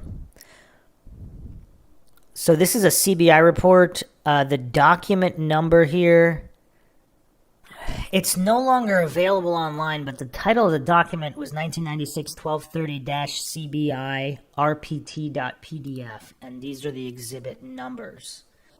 It's no longer online from JonbenetRamsey.pbworks.com, but yeah, so the exhibit, also exhibit 308, golf club cover, no seminal fluid indicated, hair fiber and or fiber controls were collected, and there were also search warrants here, golf clubs 4 GLI, golf club 79 BAH, and golf club cover 50 BAB. So wow, Kolar, to his knowledge, so he's really not that knowledgeable on this case. Question, do you believe the scream came from Patsy Ramsey or Jonbenet Ramsey? Answer, under my theory, Patsy. Jonbenet Ramsey never would have been able to scream after being struck unconscious. Well, this is really weird because who said the scream was from that particular strike? She could have screamed at any time before. She could have screamed as somebody's winding up to strike her. She could have screamed as someone is pulling her into a room. I mean, Kolar, I don't know what to make of Kolar. Either he's just that dumb, or he's intentionally trying to frame a narrative here. Because who said the scream had to have come from a strike? And if so, maybe it did come from like a light slap earlier, and then that wasn't the death-inducing blow. I mean, this is like Logic 101 here. Like the way, this is so weird. This is so weird. I've never heard a so-called investigator answer questions like this. let's do a quick aside here before we get back to this. So, on his LinkedIn here, A. James Kolar, Telluride Marshal's Department, went to University of California, Santa Barbara, retired chief. About James Kolar began his law enforcement career with Boulder, Colorado Police Department in '76 as a reserve police officer. Over the course of his career, he served as a patrol officer, detective, detective sergeant, supervisor of the department's narcotics and intelligence unit, and as a sergeant in the Uniform Patrol Division. In collateral duties, he served as assistant commander for the SWAT team, the coordinator for the department's gang unit, and as a supervisor for the Recruit Officer Field Training and Evaluation Program. He instructed nationally on the topic of the San Jose-based FTEP program for Kaminsky and Associates for over a decade. Kolar left the Boulder Police Department in '93 to take the chief's position in the mountain resort community of Telluride, Colorado. For nearly 11 years, and in response to community growth, he managed the operations of the department, building and expanding upon the components of administration, patrol investigations, and code enforcement. After retiring after approximately 28 years of law enforcement service, he accepted an investigator's position with the 20th Judicial District Attorney's Office in Boulder, Colorado in June 2004. As chief investigator for the DA's office, he assumed the lead role for the Jonbenet Ramsey cold case homicide investigation.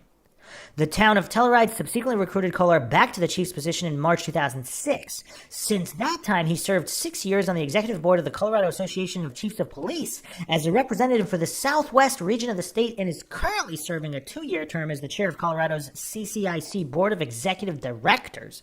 He serves as a vice chair for the San Miguel County Emergency Telephone Service Authority and is a member of Colorado's Western Slope Joint Terrorism Task Force. Okay, so this guy seemingly quite accomplished with so many decades of experience. Not only that, but he's the chief investigator, the lead role in the Jonbenet Ramsey investigation, and he doesn't know about the golf clubs? And he can't answer basic logic 101 questions? He's hallucinating that any scream from Jonbenet Ramsey could have only been made from a strike, not a second before. I mean, this level of goofery, would we expect that from a man as accomplished as Kolar? Or is this definitive, intentional steering? Now let's look at Boulder Police Reports 1-1390, 1-174, and 1-175. A Ramsey neighbor, quote, stated that she heard one loud, inaudible scream that was the loudest, most terrifying scream she had ever heard. It was obviously from a child. Let me go over that again. Directly from the Boulder Police Report, which no doubt Kolar would have read and known about as the lead chief investigator. It was obviously from a child and lasted from 3 to 5 seconds, at which time it stopped abruptly. So 3 to 5 seconds is definitely long enough to determine possible, I mean, if it was clear enough to whoever's listening, whether it was a child or an older woman or a middle-aged woman. So if it was only like one super brief scream, I mean, yeah, it could be kind of hard to tell, kind of hard to remember. But if it's a sustained 3 to 5 second blood-curdling scream that would haunt your nightmares forever, especially if you know what happened after, I mean, would someone forget such a scream and be that level of mistaken? According to Kolar, yes. According to the Boulder Police Report, the department report, and the neighbor stating it was obviously from a child, no. She thought the parents surely would hear that scream. The scream came from across the street south of the Ramsey residence. And it happened between midnight and 2 a.m. Wait, the scream came from across the street? South of the Ramsey residence. Is that a typo? Was that heard from across the street or came from across the street? This is weird. Huh. And supposedly there's a bigger window here. I had thought that it was kind of nailed to around midnight, maybe 12:30-ish. It's stating here between midnight and 2 a.m., so that's a bigger range. And it also states came from across the street south of the Ramsey residence. Huh. That's pretty weird. That's pretty weird, unless that's a typo. But what's not, I mean, it states here it was obviously from a child. I don't know how that could be mistaken by anybody other than Kolar, I guess. Next question here. I've heard that your book focuses heavily on Burke as a suspect. Do you have any statistics on the incidence of sibling murder in the U.S.? How common is it for a 9-year-old to sexually abuse and murder his kissed sister? Answer. I have not checked the statistics collected on child offenders since Foreign Faction was published, so thanks for your question. I will gather those updated stats for the upcoming second edition ebook release. In short, yes, there are many documented instances in which 9 and 10-year-olds have committed acts of sexual assault and murder. Notation here, really, question mark, where, question mark, does he include those stats in the second edition ebook release? Serious question. Here's what's weird. So this chief investigator with decades of experience, he didn't even pull the stats that would support his main theory. I mean, what level of goofery is this? I mean, this guy's supposedly a serious chief investigator with decades of experience. I mean, this is weird. I mean, literally in any case where maybe someone is alleging boyfriend, ex-boyfriend of a female that met with foul play, I mean, obviously you're going to bring up the statistics that's the statistical likelihood. And depending on the year, you know, statistics could vary, but it's the overwhelming majority of females met with foul play are met with foul play at the hands of either a boyfriend, ex-boyfriend, husband, ex-husband, someone they know, not a stranger. And obviously you'd include those stats, yet this guy, I mean, this is really weird. I mean, this is really kind of exposing Kolar here. Question. I read that the Ramseys had given out no fewer than 15 house keys to random people. Nannies, gardeners, housekeepers, etc. Any insight on whether that's true? Thanks in advance. Answer. I did not waste my time researching the Ramseys' changing story about keys being passed out to the kingdom. They originally told investigators that John Andrew and their housekeeper had keys, and then the number increased exponentially. Kolar apparently didn't waste his time on researching who had keys to the Ramsey home, but still, so that was his answer. Notation. Kolar apparently didn't waste his time on researching who had keys to the Ramsey home, but still made the following statement in his $25 paperback. Quote, no keys had been lost or stolen, and the only other people who had keys to the residence were Patsy's mother, John's oldest son, John Andrew, and the housekeeper, Linda Hoffman Pugh. End quote. However, Perfect Murder, Perfect Town states the following individuals had keys. Patsy Ramsey, John Andrew Ramsey, Nedra and Don Powell, Fleet and Priscilla White, Jay Pettipiece, the painter, Joe Barnhill, the neighbor, the Fernies, Linda Wilcox, housekeeper / former housekeeper, Linda Hoffman Pugh, housekeeper, Suzanne Savage, the babysitter. I mean, this is straight from the Boulder Police Department reports, 1-6505, 1-1264. John and Patsy Ramsey had given several keys to subcontractors. Friends and neighbors, Boulder Police Report 1-1104, most of which were not returned. This comes information also from Woodward. Several police department reports indicate that investigators talked with more than 35 people outside the family about whether they had keys to the home.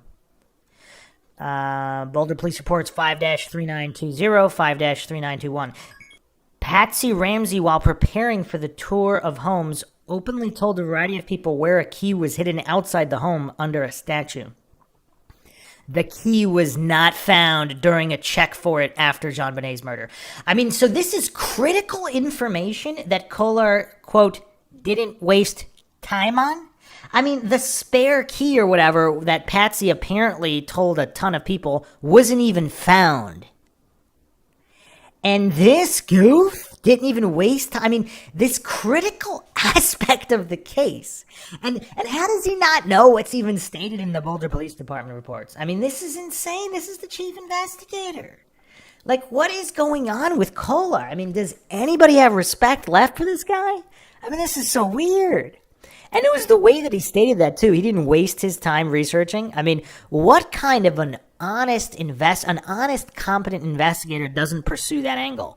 If anything else, just to rule it out. So, again, the spare key was never found. And apparently, I don't know if this is true, but we went over this in previous podcast episodes. Did they not change the house keys when they moved in? Because I read that as well. I don't have the source in front of me right now, but we went over that in the early episodes. So if that's the case, I mean, there's really an unlimited amount of people that could have had the key, and Kolar doesn't consider that, he doesn't consider that pertinent. He doesn't consider that worthy of any investigation time. That's weird. Okay, also Carnes, in Carnes' book here, 86, at least 7 windows and 1 door were found open on the morning of December 26, 96. Okay, next question. Where in Jonbenet's room were the feces-smeared pajama bottoms thought to belong to Burke found? If they were in plain sight, is there a crime scene photograph of them? Were they collected? Was the feces-smeared candy box collected? If not, do you know why not? Answer. It is my recollection that the PJ bottoms were on the floor, but I didn't see that they or the box of candy were collected. It was an odd observation noted by investigators, but I don't think they grasped the significance of those items at the time. Interviews were still being conducted with family employees and friends during and well after the completion of the execution of the warrants. Notes. Kolar certainly made some bold claims regarding these items that, according to him, CSI didn't find significant. How on earth would a box covered in feces not be significant? Below is a portion of Patsy's interview with the police where they discuss the pants that were turned inside out and found on Jonbenet's bedroom floor. This is with Tom Haney. How about 378? Patsy says, this is Jonbenet's floor, her pants. Haney asks, do you recall those particular pants? When she would have worn those last? Patsy responds, not for sure, probably recently because they were dropped in the middle of the floor, but I don't remember exactly. Haney states they are kind of inside out. Patsy responds, right. Haney says 379 is a close-up of it. It appears they are stained. Patsy says, right. Haney says, is that something that Jonbenet had a problem with? Patsy states, well, she was at an age where she was learning to wipe herself, and, sometimes she wouldn't do such a great job. Haney states, did she have accidents, if you will, in the course of the day or the night, as opposed to just bedwetting? Patsy responds, not usually, no.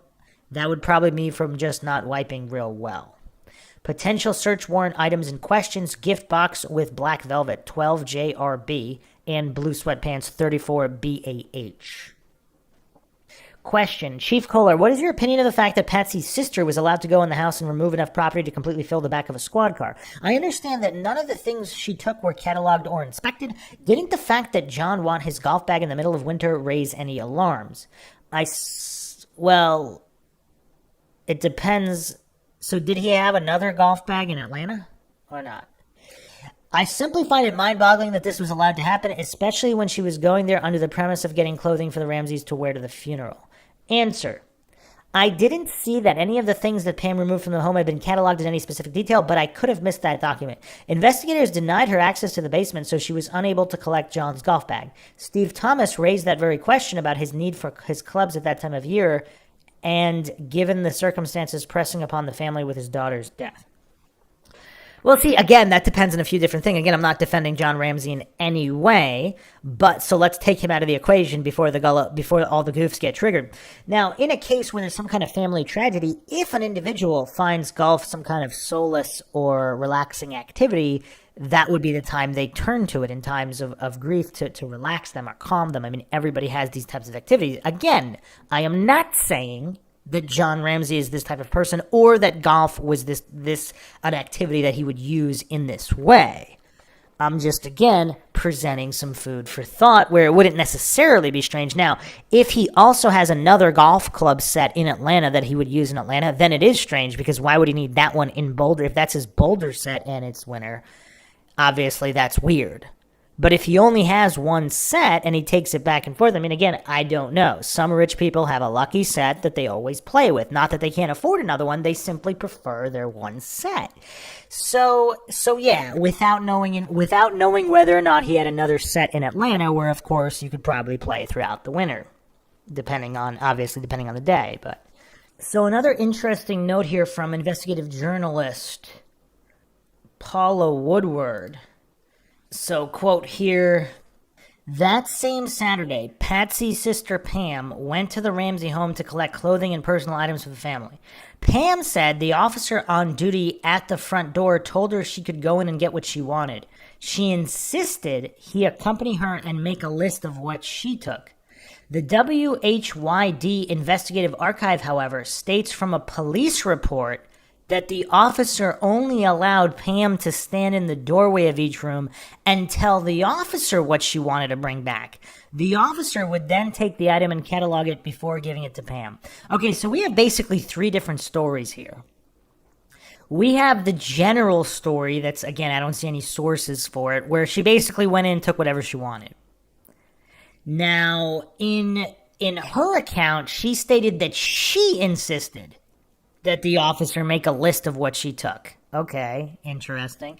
And then we have a third account, supposedly from Boulder police reports, which may have been made just to cover up incompetence. I mean, we don't know, unless, of course, the report is true.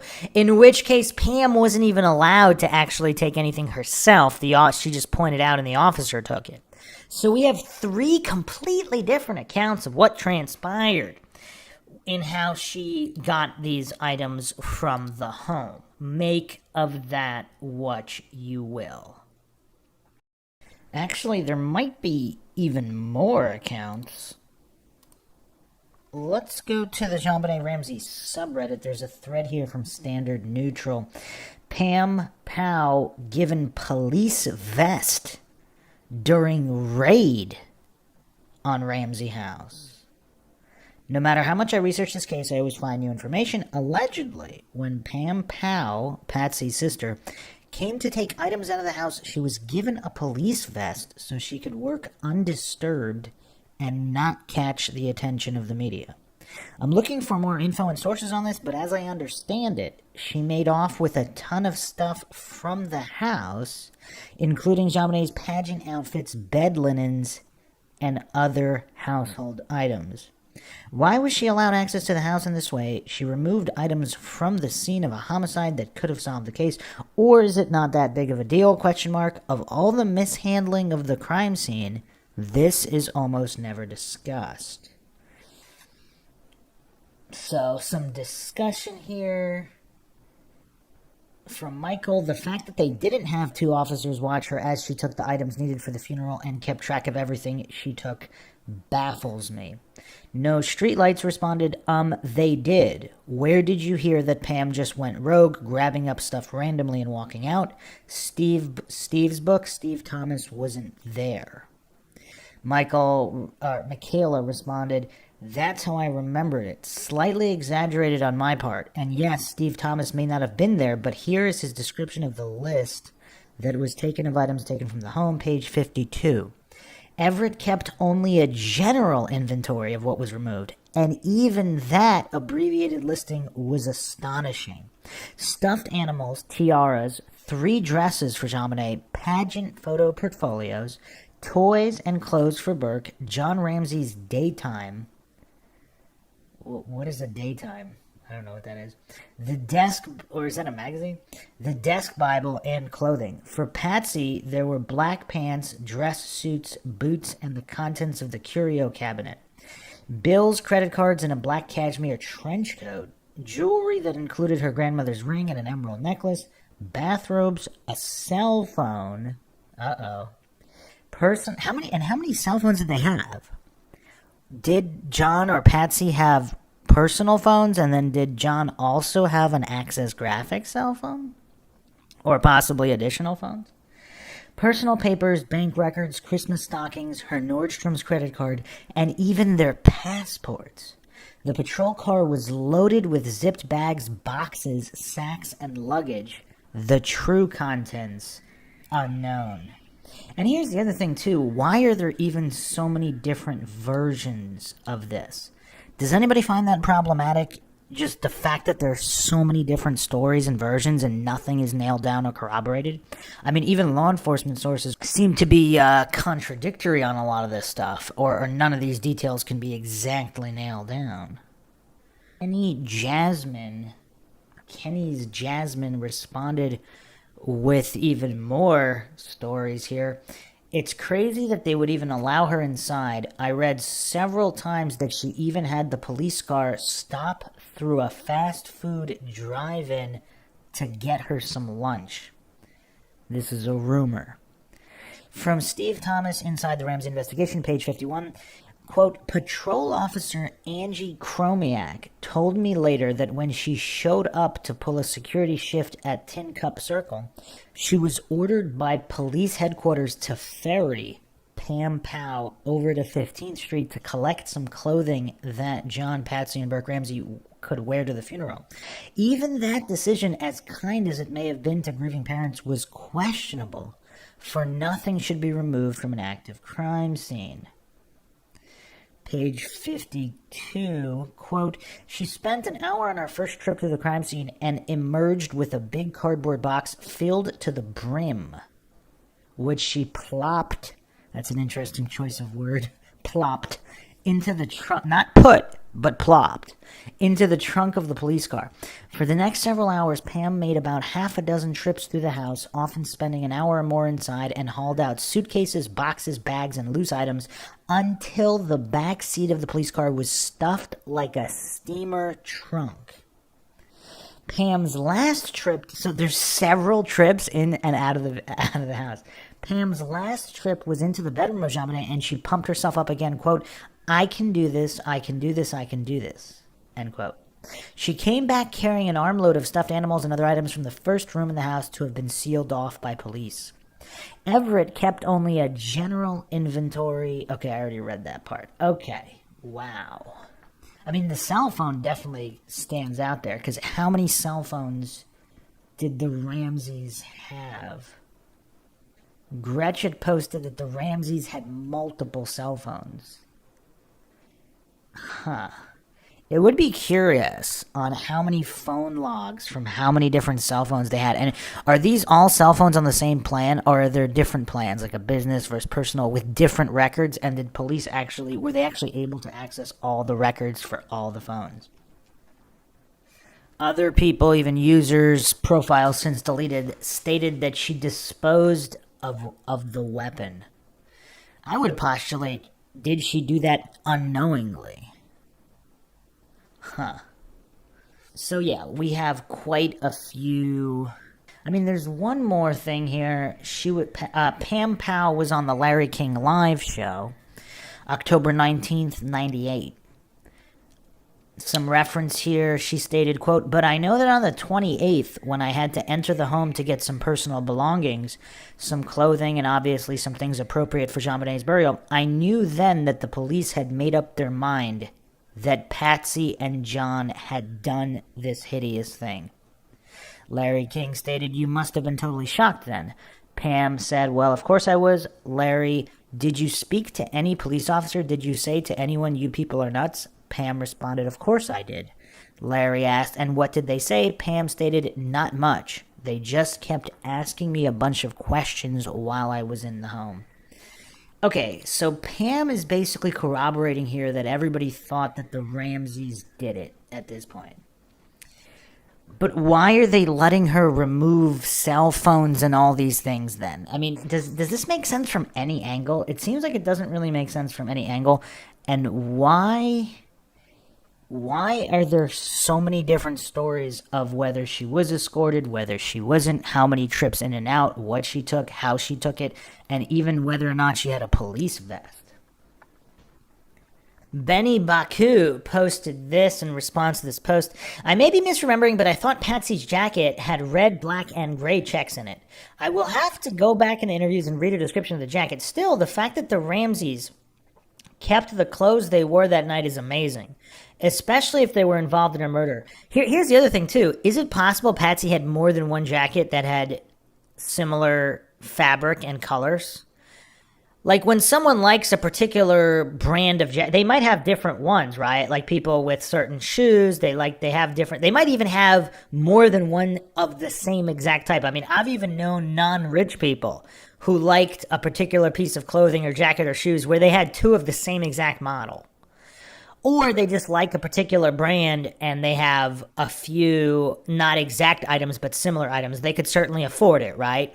So is it possible there were two different jackets with similar fibers. I mean, they didn't take an interview of every single jacket Patsy Ramsey had, right? They were only interested in the one she wore the night before and the mornings, possibly, if she wore one that morning. Would they have actually gone through her entire wardrobe? I mean, how many jackets did a woman like that have? A former beauty queen married to this rich guy working for a company who just crossed $1 billion.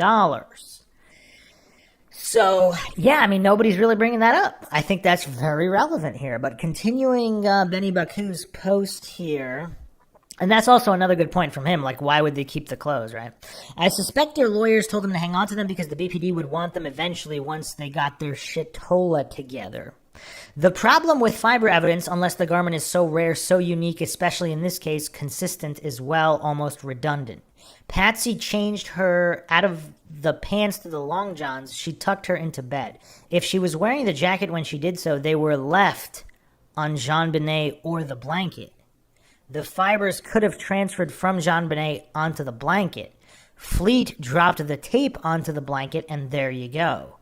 The problem is the fiber evidence has been played loose by the BPD trying to connect Patsy to the crime with no official reports except Woodward. We take Thomas and Kolar's word for it? No thank you. In my opinion, BPD played fast and loose with their investigation, and Kolar was the worst of them. I mean, that would explain a lot of things. Yeah, I mean, regardless of what the real truth is. Again, this is MINDSHOCK. I'm not claiming anybody's innocent. I'm not claiming anybody's guilty. I'm not claiming anything is true or untrue.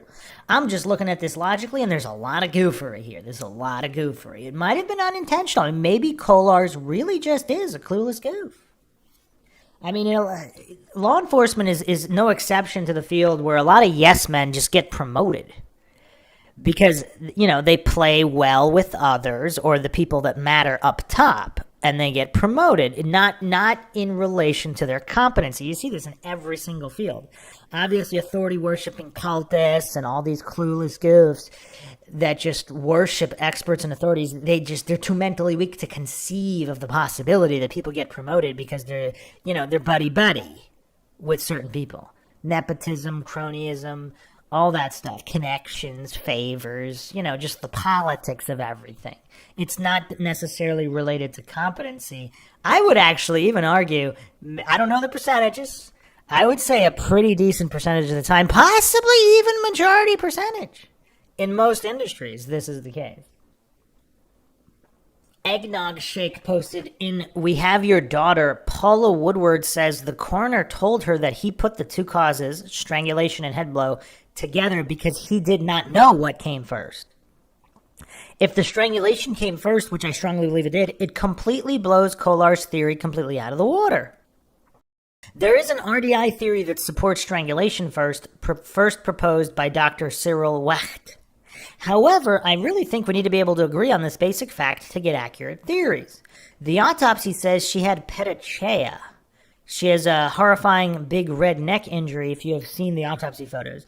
That means her heart was still beating, trying to get blood to the brain, but was prevented from doing so by the strangulation that was occurring. The lack of blood in the brain is very significant, less than a teaspoon.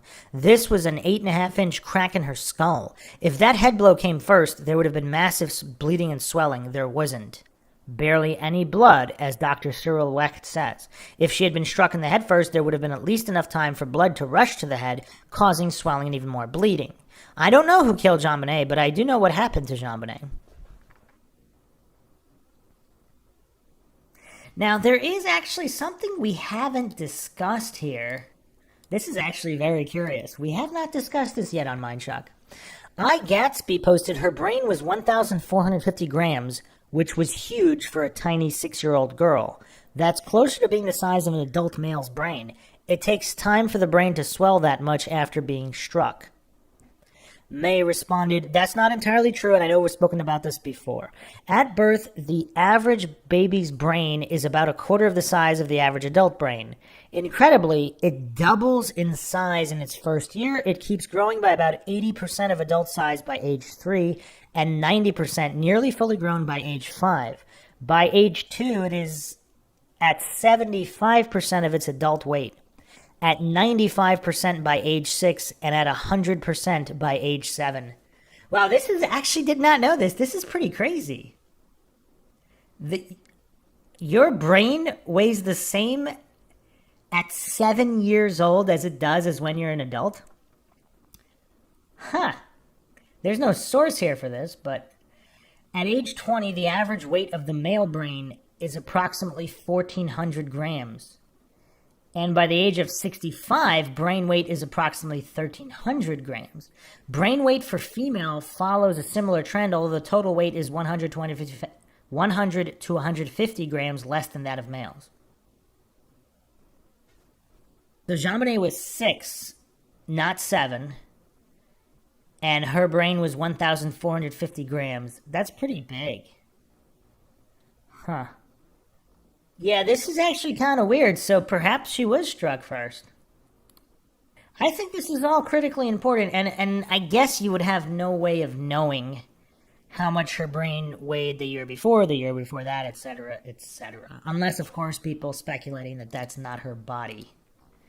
There's all sorts of theories out there. I mean, it is kind of curious that nobody really talks about brain size, even though there was supposedly no actual bleeding in them. I mean, yeah, there's so many problems here with this case. Also, supposedly... Also, without knowing the exact manner, after being strangled, the brain actually could swell as well. I mean, this really is a unique case. You don't see this level of just people on completely different pages with so many of these other cases. It's just, yeah, I mean, the brain size and the order of injury, this seems very critical. So Dr. Meyer wasn't aware of any head wound first because the swelling and hemorrhaging was internal from the injury. That's also kind of curious. I mean, you're going to hit somebody that hard, and there's going to be barely a mark on the exterior. I mean, none of this really makes any sense, does it? I mean, it really, really doesn't. So, yeah, just a short one today. I will be following up with more theories. We do have some very, very dark and sinister theories that we still haven't gone over, believe it or not. I mean, this is already the most comprehensive podcast series on the Jonbenet case, but we're not even done. So that's it for now. Hope everybody found another edition interesting and informative and comprehensive. As usual, in typical MindShock fashion, attempting not to fall for any silly logical fallacies. You can donate to our PayPal, help support the channel, help us get more mind-shocking podcasts out there, and keep up awareness in unsolved and cold cases, wrongful convictions, missing person cases, and more. Awareness is what gets cases solved. Make sure to subscribe to the channel, hit that bell for notifications. If you're not getting them, just hit like and share. If you're on MindShock right now, make sure you're also subscribed to the Bruce McGuire channel. I post a lot of stuff on there that I do not post on the MindShock, the main MindShock channel. You could also become a member. Like and share Twitter, Facebook, Reddit, Patreon. Questions, comments, theories, thoughts, suggestions, rebuttals, debunkings of any kind, leave them in the comments section. This is Bruce McGuire signing off. Catch you guys next time.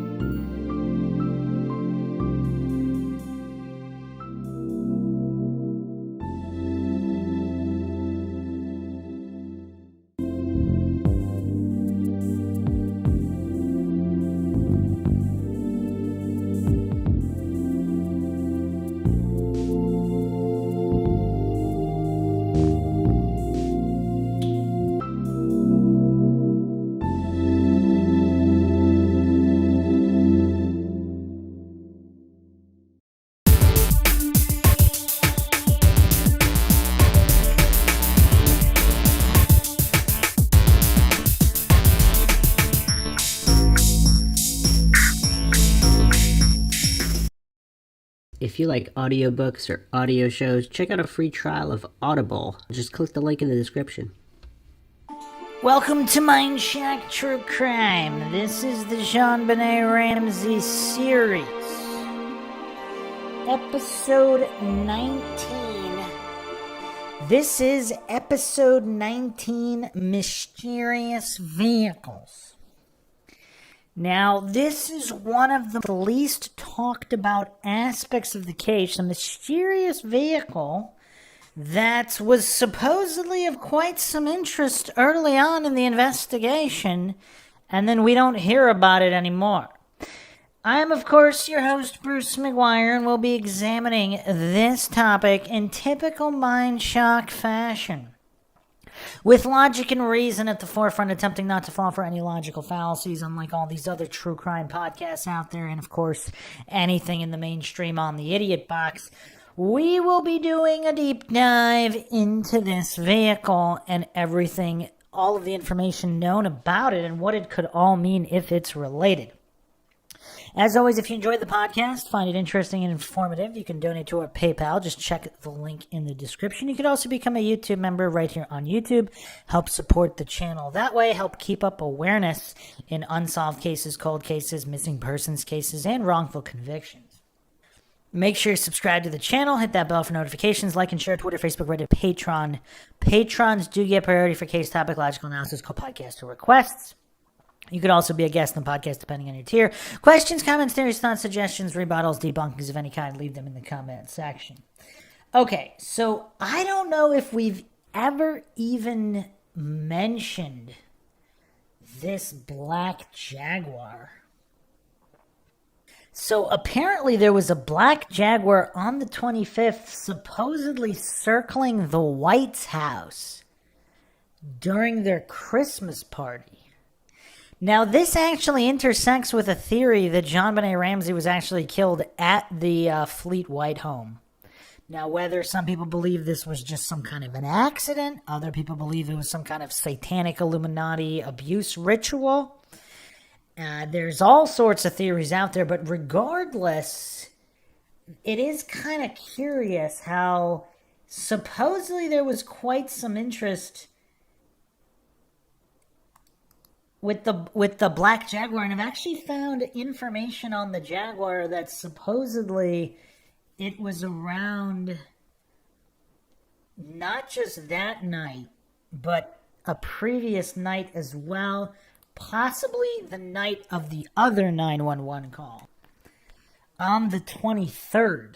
And this, of course, was attributed to Fleet White, but we went over all the funny business surrounding that call.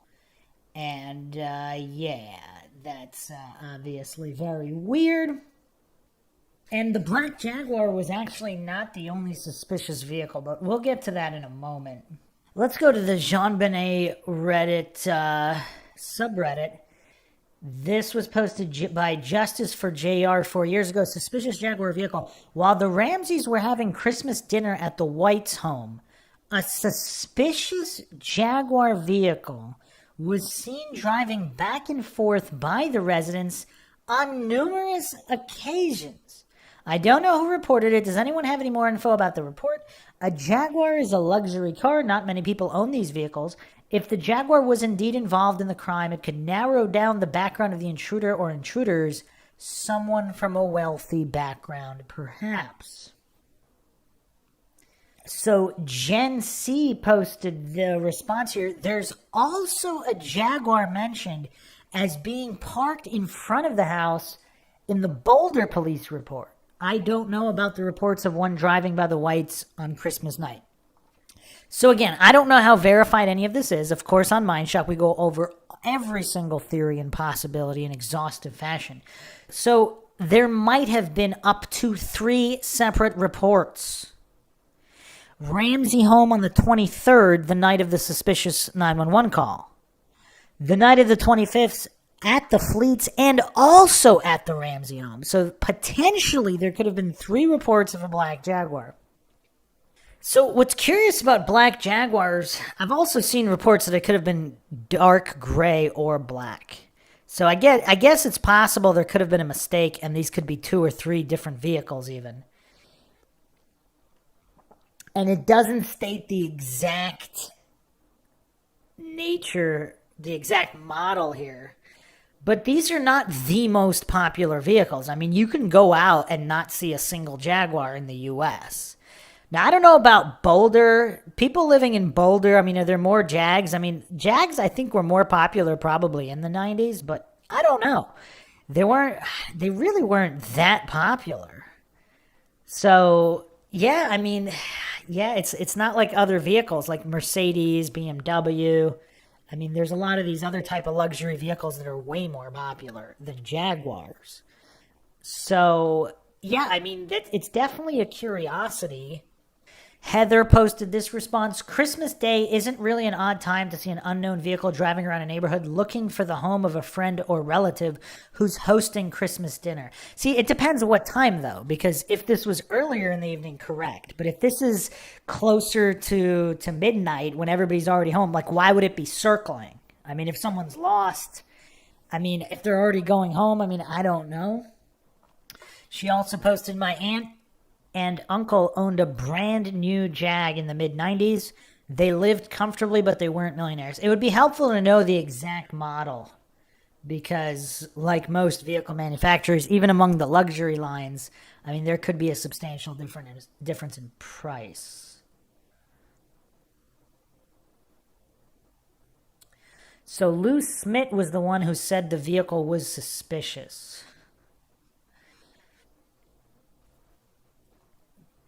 According to the 98 Boulder Police Department interview, John Ramsey stated, so Lou Smith asked him, so apparently there was 1 or more witnesses at the White's house regarding this black Jaguar circling their house.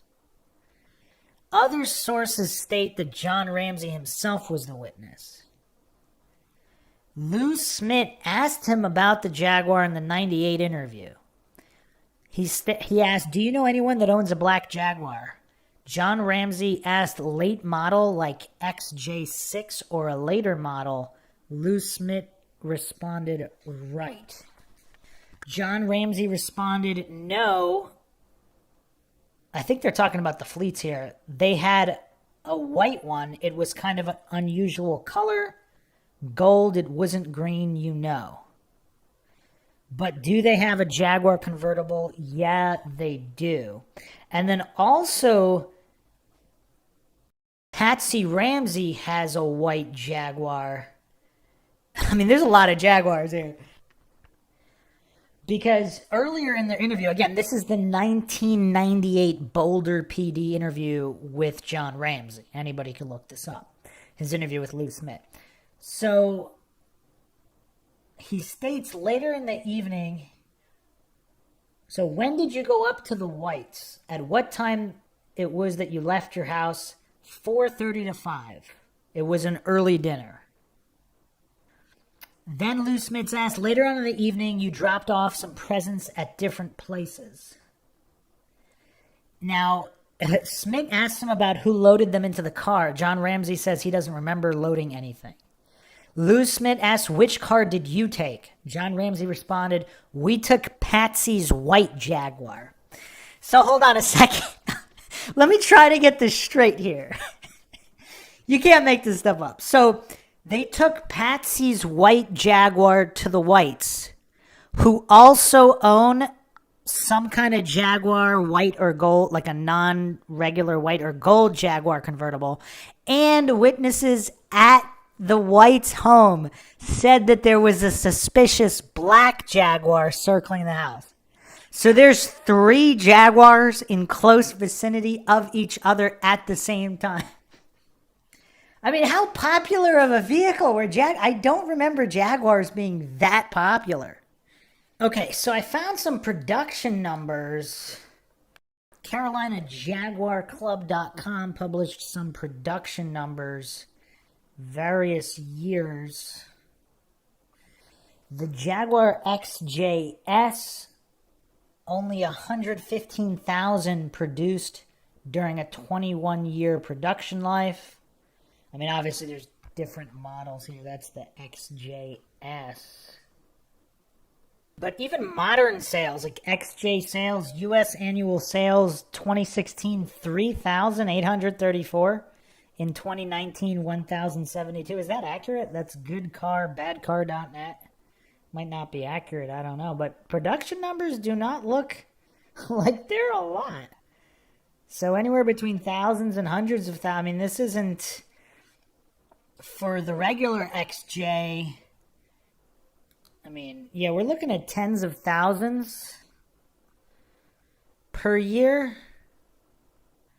For example, the XJ Series 1 between 1968 and 73, there were only 82,000 produced over 5 years. 91,000 produced between 73 and 79. XJ Coupe between 75 and 78, only 10,000 produced. The XJ Series 3 sedan between 79 and 92, only 132,952 produced. Now that's how many produced. So how many were exported to the States? I mean, I don't know if it makes a distinction here. So 79 to 92, the Series 3 XJ12, only 10,500. Oh, wow. On productioncars.com, I mean, they're saying supposedly total Jaguar USA sales figures. In 96, only 17,878. In 95, 18,085. In 94, 15,000. So this is not a lot of vehicles. So to have 3 Jaguars, I mean, right around the same house? I mean, does anybody find that weird? That's kind of weird. Wow. So the Ramseys are driving around in a Jag. The Whites have a Jag. And there's also another mysterious Jag circling the house with 2 other Jags there at that time. With only, somewhere around 10 to 15,000 even being exported to the U.S. year after year. The whole U.S. So this is Boulder, not the most populated city. And this is Colorado, not the most populated state. So when Lou Smith asks him, do you know anyone else that owns the Jaguar? John Ramsey says, hold on, yes, I do. There's a guy that had an apartment in Barbara Fernie's mother's complex that we looked at renting. This was after this happened for a place to live. And he had a black Jaguar, I believe. So this random guy at an apartment so Barbara Fernie's mother. So the Fernies are one of the least talked about so-called friends of the Ramseys. We went over them on previous episodes. So Barbara Fernie's mother, how well off is she? She's in a random apartment complex where some guy has a black Jag? I mean, I don't know. So that's 4 black Jags? Well, it doesn't say that Fernie's in Boulder, but I would like to know how many Jags were in Boulder versus every other city. Obviously, I don't think there's stats on that, but because across the whole U.S., I mean, there's really not that many sales. Across the entire U.S., there's only 18,085 sales of Jaguars. These are all models, so not just convertibles. These are total Jaguar USA sales figures according to productioncars.com. 18,085 and 95. So I don't know if these are 95 model or 95 sales. Because the 96 model, for example, that would have came out in 95. But either way, it's the same thing. Anywhere between 15 and 18,000 per year. And they went down a lot. So, for example, in 92, there were only 8,681 Jags sold. And then, so 96, 17,878, 97, 19,503. It wasn't until 98 where it was 22,503, 99, 35,000, 2000, 43,000, 2001, 44,000, 2002, 61,000. So, but back in 92, it goes 8,000, 93, 12,000, 94, 15,000, 95, 18,000, 96. 17,878. So not a lot of Jags being sold. And we have 4 right here that John Ramsey himself, or at least 3, they have a Jag, the Whites have a Jag, and this random guy. Would you even remember that? Like, this is kind of weird. If you're John Ramsey, not your friend's mother is at a random apartment complex, and there's a guy there that has a Jag. So this was after this happened. I'm assuming this happened. He's talking about Jonbenet's death. They were looking for a place to live. He had a black Jaguar, I believe. Lou Smith said there was one scene in the neighborhood, the Whites on that morning or that evening. What does that mean? How does Lou Smith not know whether it was the morning or the evening? John Ramsey says that's the only black Jaguar I have seen in Boulder. This guy's got to be a short guy. He was in real estate. He was inaudible, but just peculiar. Huh. So it does multiple speakers, something inaudible, and Ramsey responds, the Fernies might, I guess they're asking if he knows his name.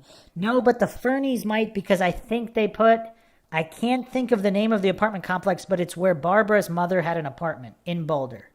He had to leave. I think he had left it there where he had a sublease, perhaps. Then Lou Smith states, how about anybody that owns an Astro-type van? Do you have any friends that own that or people from Access? There was an Astro-type van seen in the area in the report. What color? There was no color. John Ramsey says Access had a van that was a white Chrysler minivan. He also states that Fleet had a gray Caravan. So the Fleets have a white or gold Jag convertible and also some kind of Caravan minivan. That's interesting. Some Mark Candy posted, you'd think it'd be easy to find the owner of such a car, even if they came from as far away as Aspen. I wish the Whites had been questioned about friends or relatives of theirs who owned black Jags. Samar Candy also posted, when you think of the leads that BPD did follow, like sending Thomas and Gosage on a 5-week hunt through 4 states, locating friends of John's dead daughter to see if she had confided with them anything about John having molested her, and this is even after his living daughter and son and ex-wife had said John had never behaved this way, and allowing Thomas and Gosage to set up microphones in a Georgia graveyard in the hopes of capturing a confession Patsy might make when visiting Jonbenet's grave. You would think that checking on car ownership would be a far more cost-effective way of finding the true killer of Jonbenet. Of course, this all assumes that the police force wouldn't have had the mindset that the Ramseys were guilty. Wow, that is mind-shocking. I don't remember reading about that anywhere. That's crazy. So they mic'd up Jonbenet's grave? That's really weird. Has that been done in any other case? If that's true, that's really weird. And they also... So apparently they went to a bunch of different states tracking down Elizabeth Ramsey, who died with her boyfriend, Matthew Darrington, January 8th, 92, in a car accident. Some people think the accident is suspicious, but who knows? Yeah, I mean, this is definitely a weird case. That's kind of weird.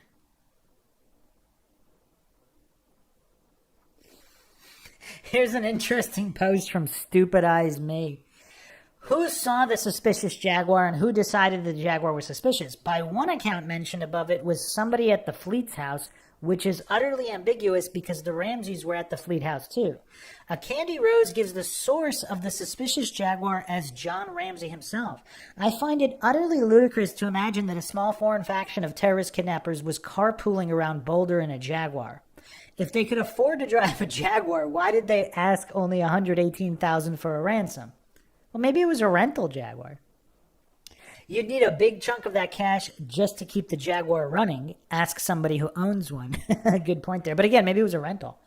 Nor do I believe desperately depraved pedophile intruders looking for a way to secretly enter the Ramsey home would scout the neighborhood in a Jaguar. A Jaguar in the U.S. would have to rank as one of the stupidest getaway vehicles of all time. Jaguars stand out like sore thumbs even in wealthy neighborhoods because they're British luxury automobiles. Jaguars have very distinctive body styles and hood ornaments, making them utterly unsuitable to any clandestine activity in the U.S. I think the suspicious Jaguar story is just another Ramsey red herring. Well, maybe it's a complete red herring, but on the other hand, if it's a rental or this is some kind of Illuminati in the club people, they're not concerned about getting caught because they're not going to be prosecuted. I mean, just look at all of the craziness and the Franklin scandal and even the Epstein case nowadays. I mean, this is just crazy. So, I mean, I wouldn't jump to any conclusions there fallaciously. Other people asking why would someone drive, even if they are scoping the place out, why would they drive by several times conspicuously instead of just parking down the street somewhere? That's a good point. Some Searching Girl responded, to get a better, closer look at the star, ? Stupid Eyes Me responded, that's a good possibility. When I was a kid, we loved to drive around to look at Christmas lights. Christmas time is also when people have friends, relatives, and out-of-town guests over, and maybe they aren't familiar with the local streets and addresses. It was practically a national sport to drive around lost in the olden days before satellite navigation. And everybody knew someone who refused to stop and ask for directions, no matter how hopelessly lost they were. So, yeah, did they have some kind of really cool decorations? Because that would definitely explain it, unless it was the same Jaguar at the Fleets and the Ramsey home, and the same one 3 nights prior during the call, the other 911 call. I mean, obviously, I don't know how anybody would corroborate that was all the same Jaguar, but since Jaguars are relatively rare vehicles in those years, or any years, I mean, it's just, yeah, it's kind of hard to completely write it off just because it's a Jaguar, just mathematically.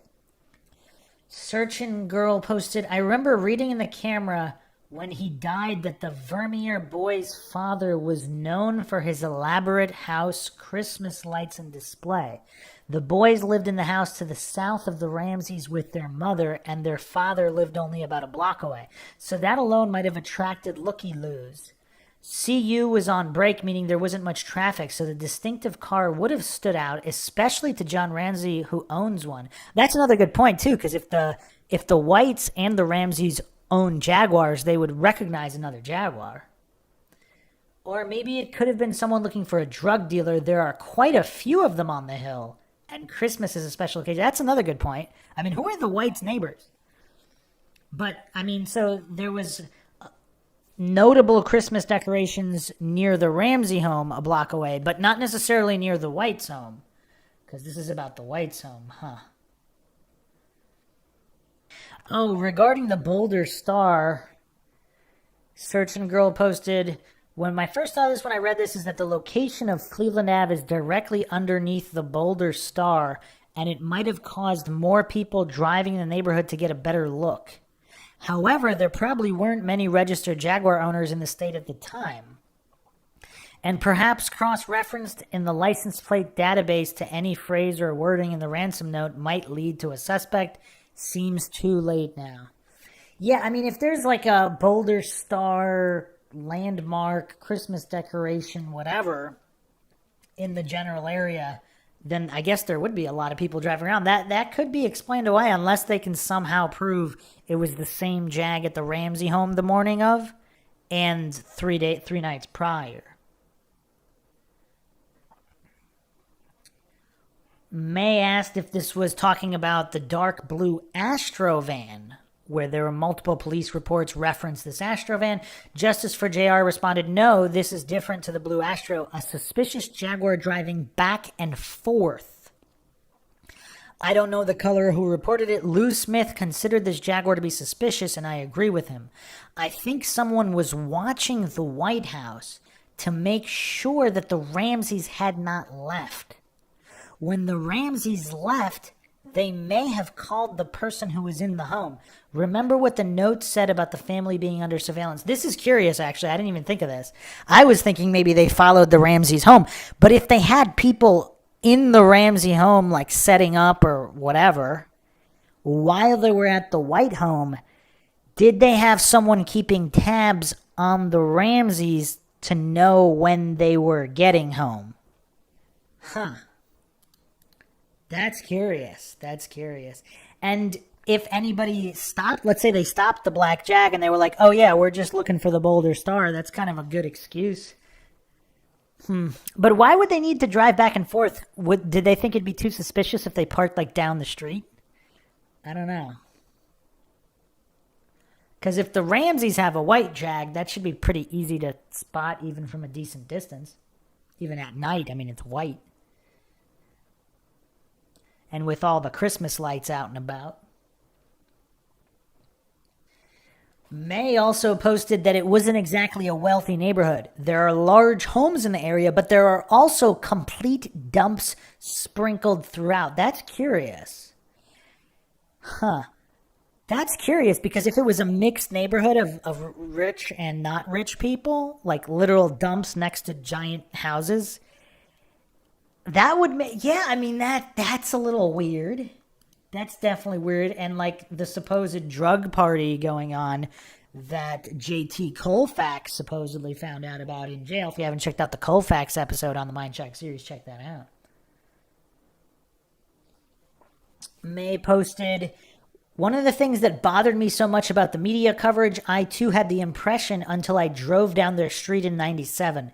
I was expecting to see sprawling mansions in an ultra-posh neighborhood, just like I had heard about time and time again. What I saw was vastly different. On their block in the 90s, there was a mix of large homes, dilapidated expletive holes, and fraternity houses.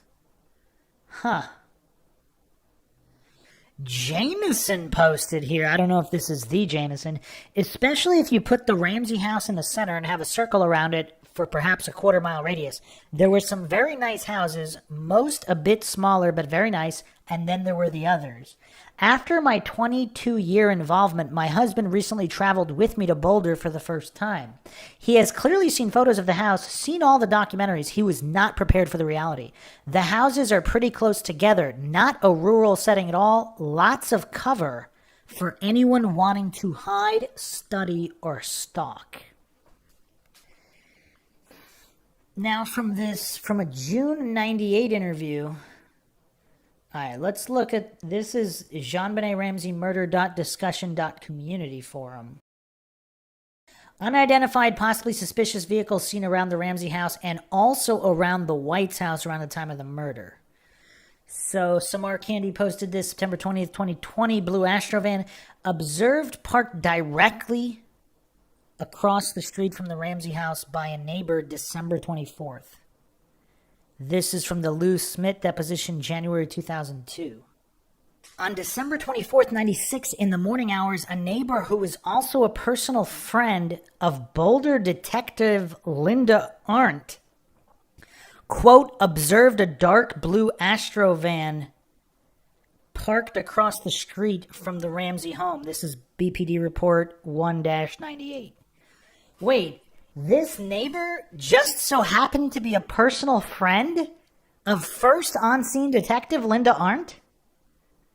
Oh, man. How high is this coincidence stack? This is weird. I mean, how often is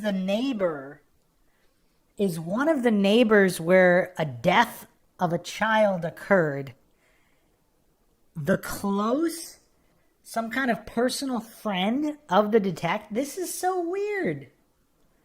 I'm assuming this Linda thought this was legitimate since this was her friend that she personally knew.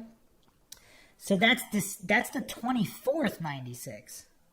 So December 25th, 10 a.m., the same neighbor, wow. So the next morning, the same neighbor, quote, observed a dark blue Astro van traveling northbound on 15th Street in the 700 block and stopped in front of the Ramsey home. Also from BPD report 1-98.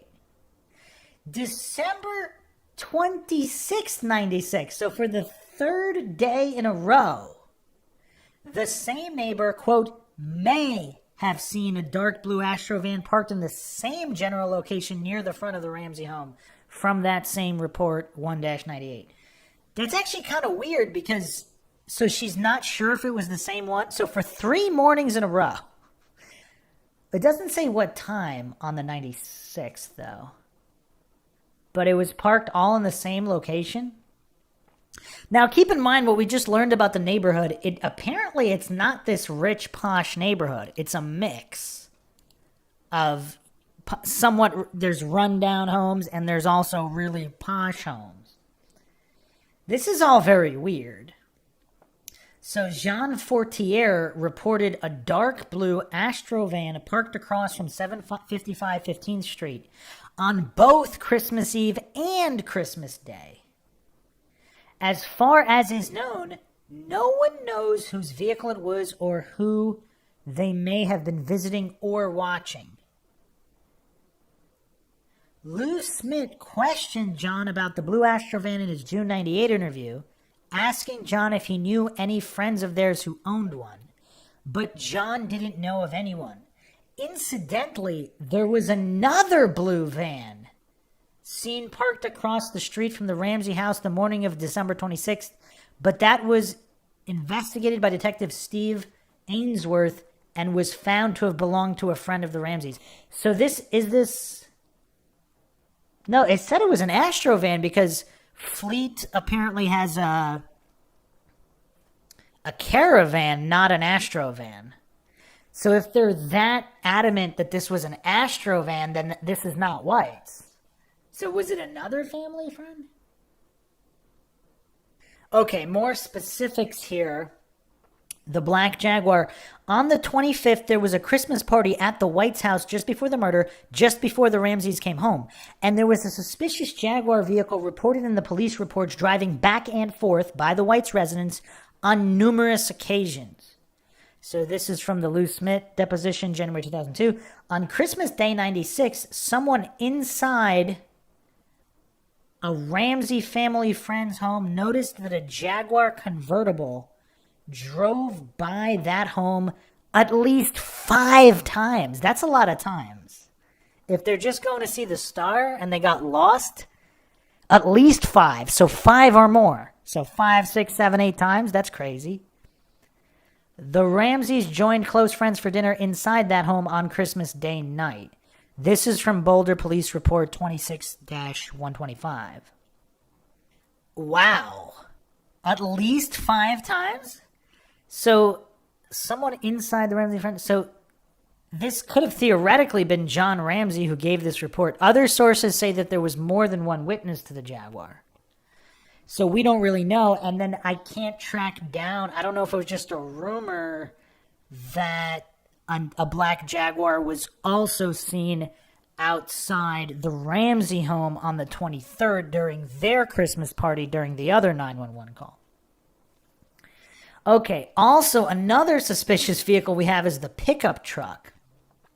From John Ramsey's 98 interview, there was a truck that was parked in the alley across the road that I had never noticed before, and I was watching the truck to see if possibly somebody who was ... This is John Ramsey said that. Lou Smith said, let's talk about the truck that you say you see. Which window were you at when you saw it? Ramsey says, I think I was in Burke's room because the window is here. Lou Smith asked, where was the truck parked? John Ramsey responded, well, it was kind of behind the barn hills. There's an alley behind the barn hills and then almost like a house behind the barn hills. And I watched it for a while and there wasn't any activity. I specifically do remember the truck. Did Glenn Meyer have a vehicle? And if so, what kind of vehicle did he have? Because he was the boarder at the Ramseys, at the Barnhills, also came over to the Ramseys during their Christmas party. There's also a white hatchback from the June 98 interview. I also saw a little white car that seemed to drive by inaudible, and I think it was early morning the day after Christmas. There wasn't much going on. I remember seeing the white Ford Fiesta or something like that. It was a small white Lou Smith asked, and where was that at? It drove by. You get the picture of your house? Ramsey says, yeah, it drove on Cascade, drove down the street. Updated interview with Keenan and Schuler. Ramsey stated, I thought I saw him drive by twice on Cascade on the 26th, and there was hardly any traffic. What time? Early 7-ish, probably. It was early in the process. So you noticed a small white car? Mm-hmm. Hatchback type. It could have been, but it's possible. I don't remember it specifically, but it was a small white car. Several times, I want to say twice. Twice in one direction or down and back. Possibly twice in the same direction. I mean, it was a little suspicious to me at the time, but it wasn't enough to really lock in on it.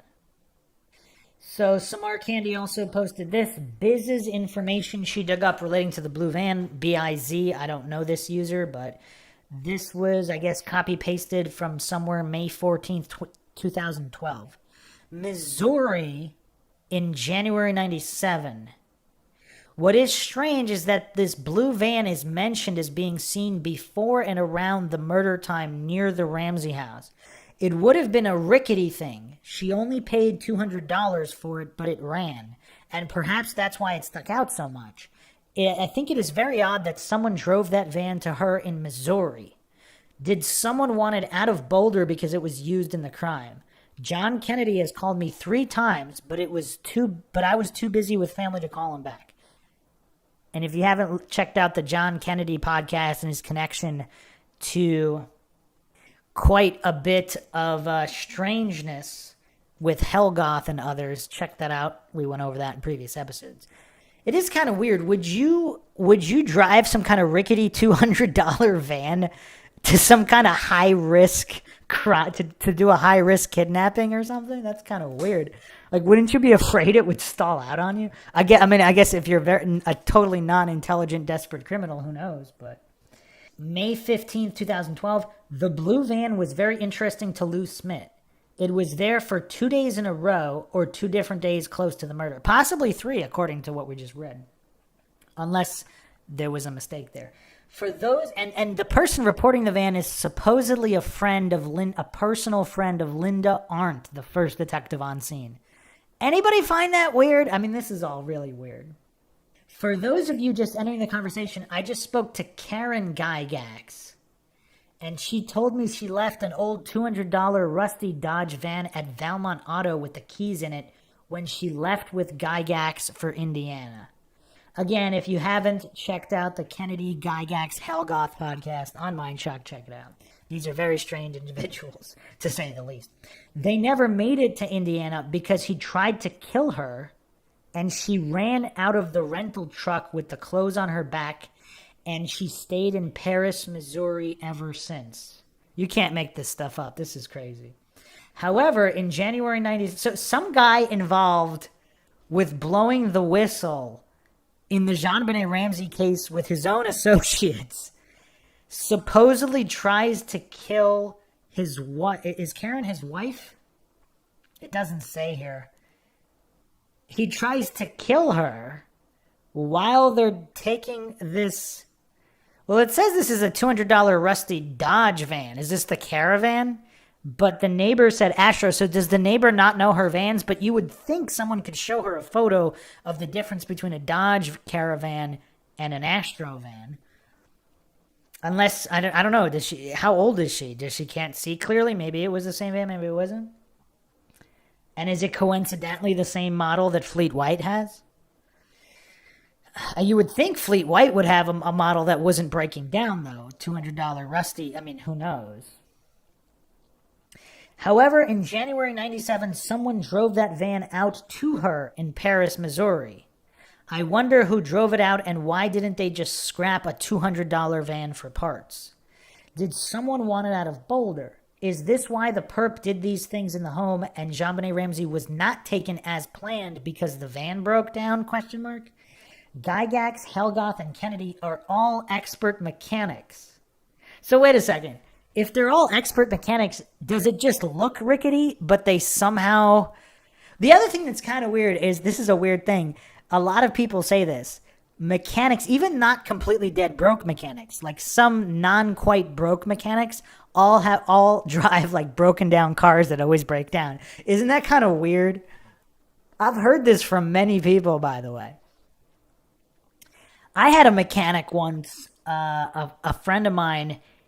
He had a rickety, it looked like a complete piece of crap, but as far as I know, it always ran perfectly. So I don't know. I mean, did the van not break down and it just looked like rusty crap, but they actually replaced all the parts very well so that they knew it would be reliable? Karen is the one who noticed info about the blue van from the paperwork I sent her about the case. She doesn't do internet. And brought it to my attention. What a perfect vehicle to use for a crime of the century, just a thought. May 20th, 2012, just found out from Kennedy that Karen's van was light blue. Just like the description, I think this could be important. Plus, there was a suggestion that Gygax put it somewhere else and brought it to Valmont Auto right about the time of the murder. Kennedy mentioned two other possible accomplices, Rick Greathouse and Rich Hill. I am looking for info. Found a Ricky Greathouse who is a child sex offender, but need to clarify whether or not he's the same one. Still trying to find out who drove the van back to Missouri in 1997. Yeah, I mean, this is all really weird. Anybody else find this weird? So One Solved Mystery on their YouTube channel actually found a crime scene photo where it looks like there could be a van. It's hard to tell the color. It could be blue, could be green. In the crime scene photos. Is this the van being discussed? So if it's in the crime scene photo, I mean, it's there the night after. So are people speculating it broke down so they left it there? That's way too obvious. Could the cops be that incompetent they would have never checked this van? The other thing I can't get over is that Gygax or Kennedy have this blue van. They have the exact van spotted. And I guess that's not that rare of a van, but it's still kind of weird. Still kind of weird. One Solved Mystery also reported here that the detectives drove around the neighborhood filming video of all the cars parked on the street. So again, this is after the fact. So unless they left the vehicle there if it broke down. I mean, how crazy would this be? If the case was solved because the perpetrator's vehicle broke down and they had to leave it right near the home on the same street. I mean, this is very close to the house. Supposedly the Fernie van was parked in the back of that, so it wasn't parked in the spot of where the crime scene photo is, unless, I mean, could they have moved the vehicle? And One Solved Mystery also, in their video, suspicious blue Astro type van captured at the crime scene, goes over the different body types of Chevy Astro versus Dodge Caravan. I mean, from a distance, I mean, yeah, I guess you could mistake. So what does everybody make of all of these suspicious vehicles in the area? I mean, it's kind of a lot. I mean, we have potentially 3 black Jags at three different times. Possibly twice at the Ramsey home, and once supposedly verified by police reports, going around back and forth 5 times minimum. That's kind of a lot of times, though, even if you're lost. I mean, 5 times back and forth? I don't know. And then, of course, the blue van situation, coincidentally, this personal friend of Arndt making this ID at least 2 mornings in a row, and possibly even the morning of. for 3, and possibly 2 other between the Fernies and then Fleet supposedly also having a blue van. Is it verified that Fleet drove the van over to the Ramsey home, though? Or did he drive something else, in which case he can be ruled out? It's very difficult to find details on any of this. And is it all by design? Is this all by design? I don't know. Plenty more to come. Believe it or not, there's even more we haven't gone over. But some mind-shocking revelations here about the neighborhood as well, and how it's really not as posh as reported. Supposedly a lot of slummy homes in the area, possibly a lot of drug activity going on Christmas night. So who knows what really went down? We'll be continuing to investigate in typical MindShock fashion with logic and reason at the forefront. Hope everybody found another edition of the MindShock podcast interesting and informative. If you want to help support the podcast, you can donate to our PayPal. Just check the link in the description. You could also become a YouTube member right here on YouTube. Access to exclusive streams and chats. Make sure you subscribe, like, and share. Twitter, Facebook, Reddit, Patreon. Questions, comments, theories, thoughts, suggestions, rebuttals, debunkings of any kind, leave them in the comment section. This is Bruce McGuire signing off.